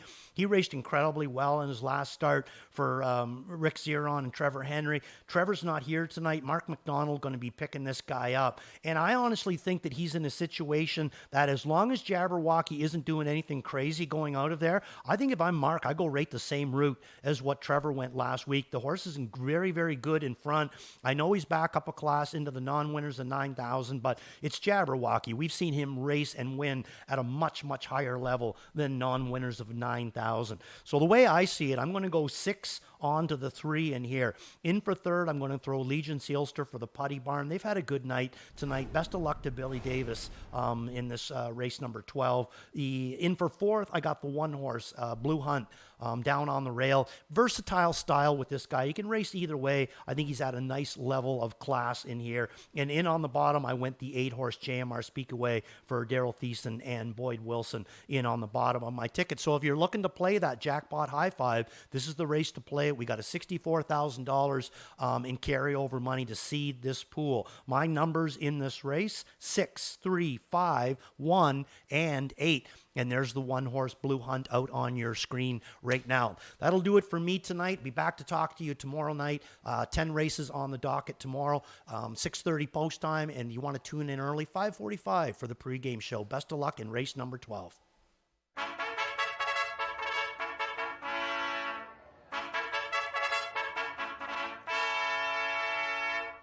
Here's number 1, Blue Hunt, the lead parade. Travis Cullen drives for trainer Jody Cullen. Don McCrae, Stephen Kalinowski to get racing own. Doug McNair aboard the 2 Hungry Man for trainer Greg McNair and owner Brad Grant. Louis Waugh drives the 3 Chain Gang. Nick Lucci trains for Millar Farms. Sure Thing captain the 4. Brett McDonald drives, also owns with David and John Sweet with Ron McDonald training. Number 5, Legion Sealster, driven by Billy Davis. Vic Putty trains for Gordon McDonald, Christopher Boland. 6 is Jabberwocky, Mark McDonald aboard. Rick Zeron trains for Rick Zeron Stables, James Walker, Johnny Marveno, and Earn It to Burn It Stable. A Class Yankee 7, Mike Whalen at the lines. Walt Whalen trains for Christopher Nickel. Daryl Thiessen driving 8, JMR Speakaway. Boyd Wilson trains for JMR Racing Incorporated and Harold Wilson. Number 9, Ginger Tree Finney. James McDonald drives. Meg Crone trains. Laverne Turnbull, the owner. And Bold Spirit starts in the outside, post 10. Tyler Borth between the wheels. Dwayne Marfisi trains and owns with Roy Sproxton, Harbhajan Singh Dillon, and Daryl Kaplan. That's your field for the High Five Finale Race 12. It's coming up in about 6 minutes.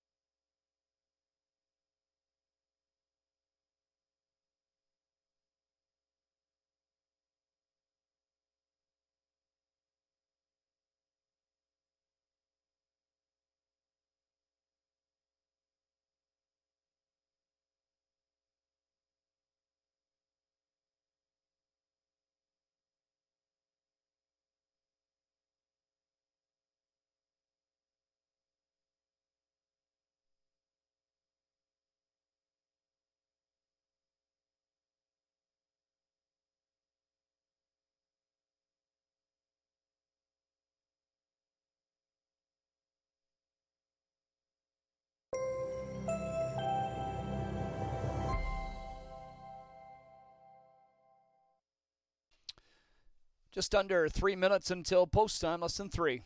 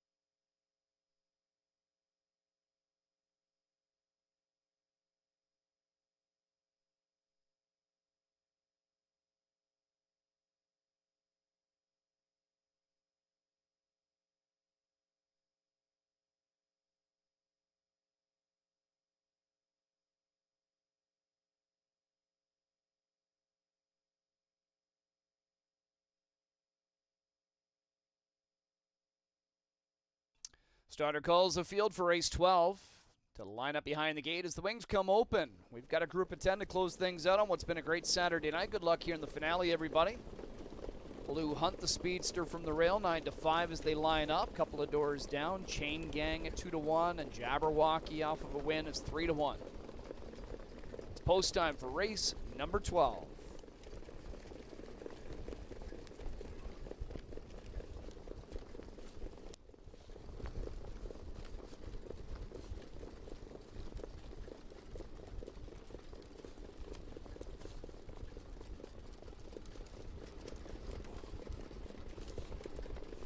Field swings to the top of the stretch. Picking up speed, and here they come. Away they go. Off and pacing. Bold Spirit from the far outside. Leaves out of there, along with Jabberwocky down the center. Hungry Man and Blue Hunt. And then in behind that 4-pack crossing over, Legion Sealster get a seat 5th in front of Chain Gang. And then at Sure Thing Captain, a class Yankee JMR Speakaway. Early trailer is Ginger Tree Finney.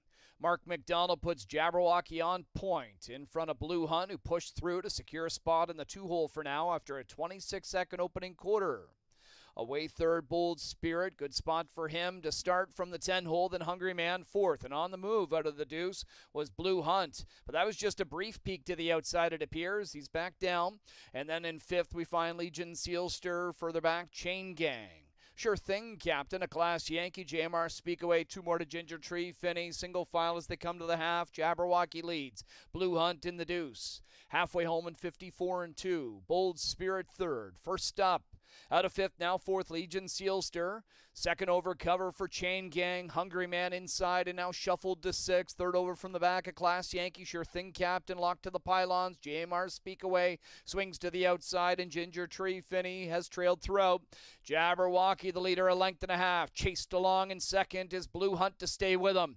Then a break of 5 to Legion Sealster and Bold Spirit swinging wide. Chain Gang 121 and 4 3/4. Jabberwocky leads. Blue Hunt out of the deuce. Here he comes. Blue Hunt after Jabberwocky. Chain Gang starts to close in the center of the track for Waugh. Jabberwocky and Mark McDonald staying tough on the lead. Blue Hunt all out in second. Chain Gang closing. Jabberwocky the leader, and Jabberwocky will hold on. It's Jabberwocky over Blue Hunt. And then Chain Gang and JMR Speak Away 149 and 3.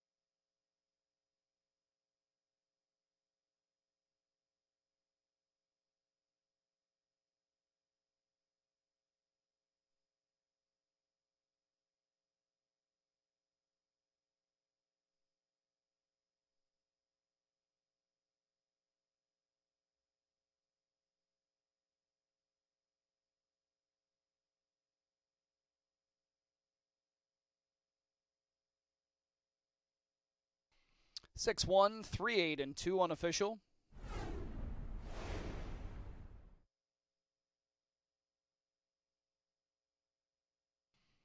Coming back in front of us, winner of the 12th race. Back to back for number 6, Jabberwocky.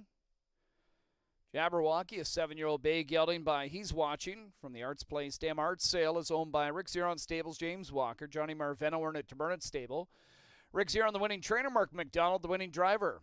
Jabberwocky now 3 for 14 this year. It's his 23rd career score.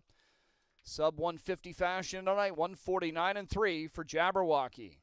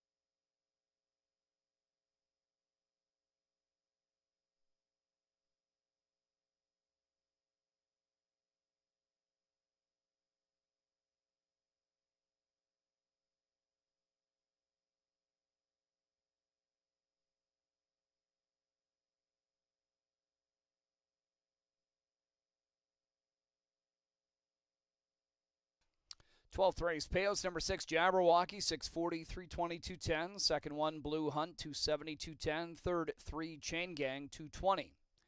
$2 exacta, $14.70 try, $14.60 super, $110. Jackpot high $5 payout, $807.65. The carryover to Sundays, $73,663.61. $19.90 on a $2 late double. Dollar multis, the pick 3, $18.40, pick 4, $459.20, the pick 5, $3,999.65. That does it for what was a great Saturday night. Thanks for being with us, everybody, whether it was on track or tuning in. Racing returns tomorrow. Another good weather day, it appears, as we've got 10 dashes at 6:30 with the pregame show with Randy Waples at 5:45. And don't forget a pick 6 carryover to seed the pool. That starts in race 4. Hopefully you can join us then. Thanks for being with us, everybody. Good night.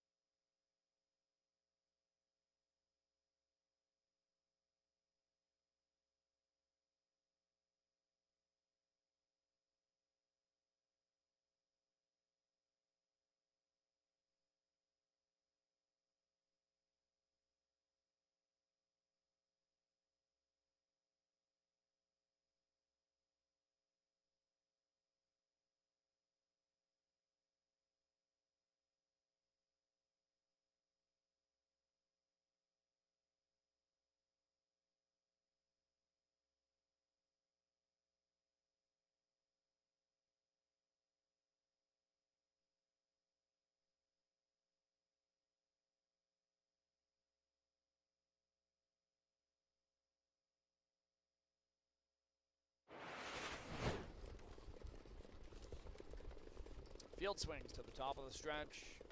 Picking up speed, and here they come. Away they go. Off and pacing. Bold Spirit from the far outside. Leaves out of there, along with Jabberwocky down the center. Hungry Man and Blue Hunt. And then in behind that 4-pack crossing over, Legion Sealster get a seat 5th. In front of Chain Gang, and then at Sure Thing Captain, a class Yankee JMR Speakaway. Early trailer is Ginger Tree Finney. Mark McDonald puts Jabberwocky on point in front of Blue Hunt, who pushed through to secure a spot in the 2-hole for now after a 26-second opening quarter. Away third, Bold Spirit. Good spot for him to start from the 10-hole. Then Hungry Man 4th. And on the move out of the deuce was Blue Hunt. But that was just a brief peek to the outside, it appears. He's back down.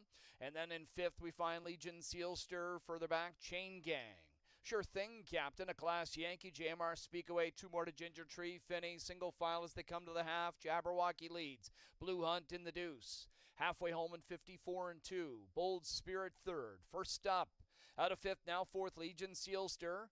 Second over cover for Chain Gang. Hungry Man inside and now shuffled to 6th. Third over from the back, a class Yankee. Sure Thing Captain locked to the pylons. JMR Speakaway swings to the outside, and Ginger Tree Finney has trailed throughout. Jabberwocky, the leader, a length and a half. Chased along in second is Blue Hunt to stay with him. Then a break of 5 to Legion Sealster and Bold Spirit swinging wide. Chain Gang 121 and 4 3/4. Jabberwocky leads. Blue Hunt out of the deuce. Here he comes. Blue Hunt after Jabberwocky. Chain Gang starts to close in the center of the track for Waugh. Jabberwocky and Mark McDonald staying tough on the lead. Blue Hunt all out in second. Chain Gang closing. Jabberwocky the leader, and Jabberwocky will hold on. It's Jabberwocky over Blue Hunt. And then Chain Gang and JMR Speakaway 149 and 3.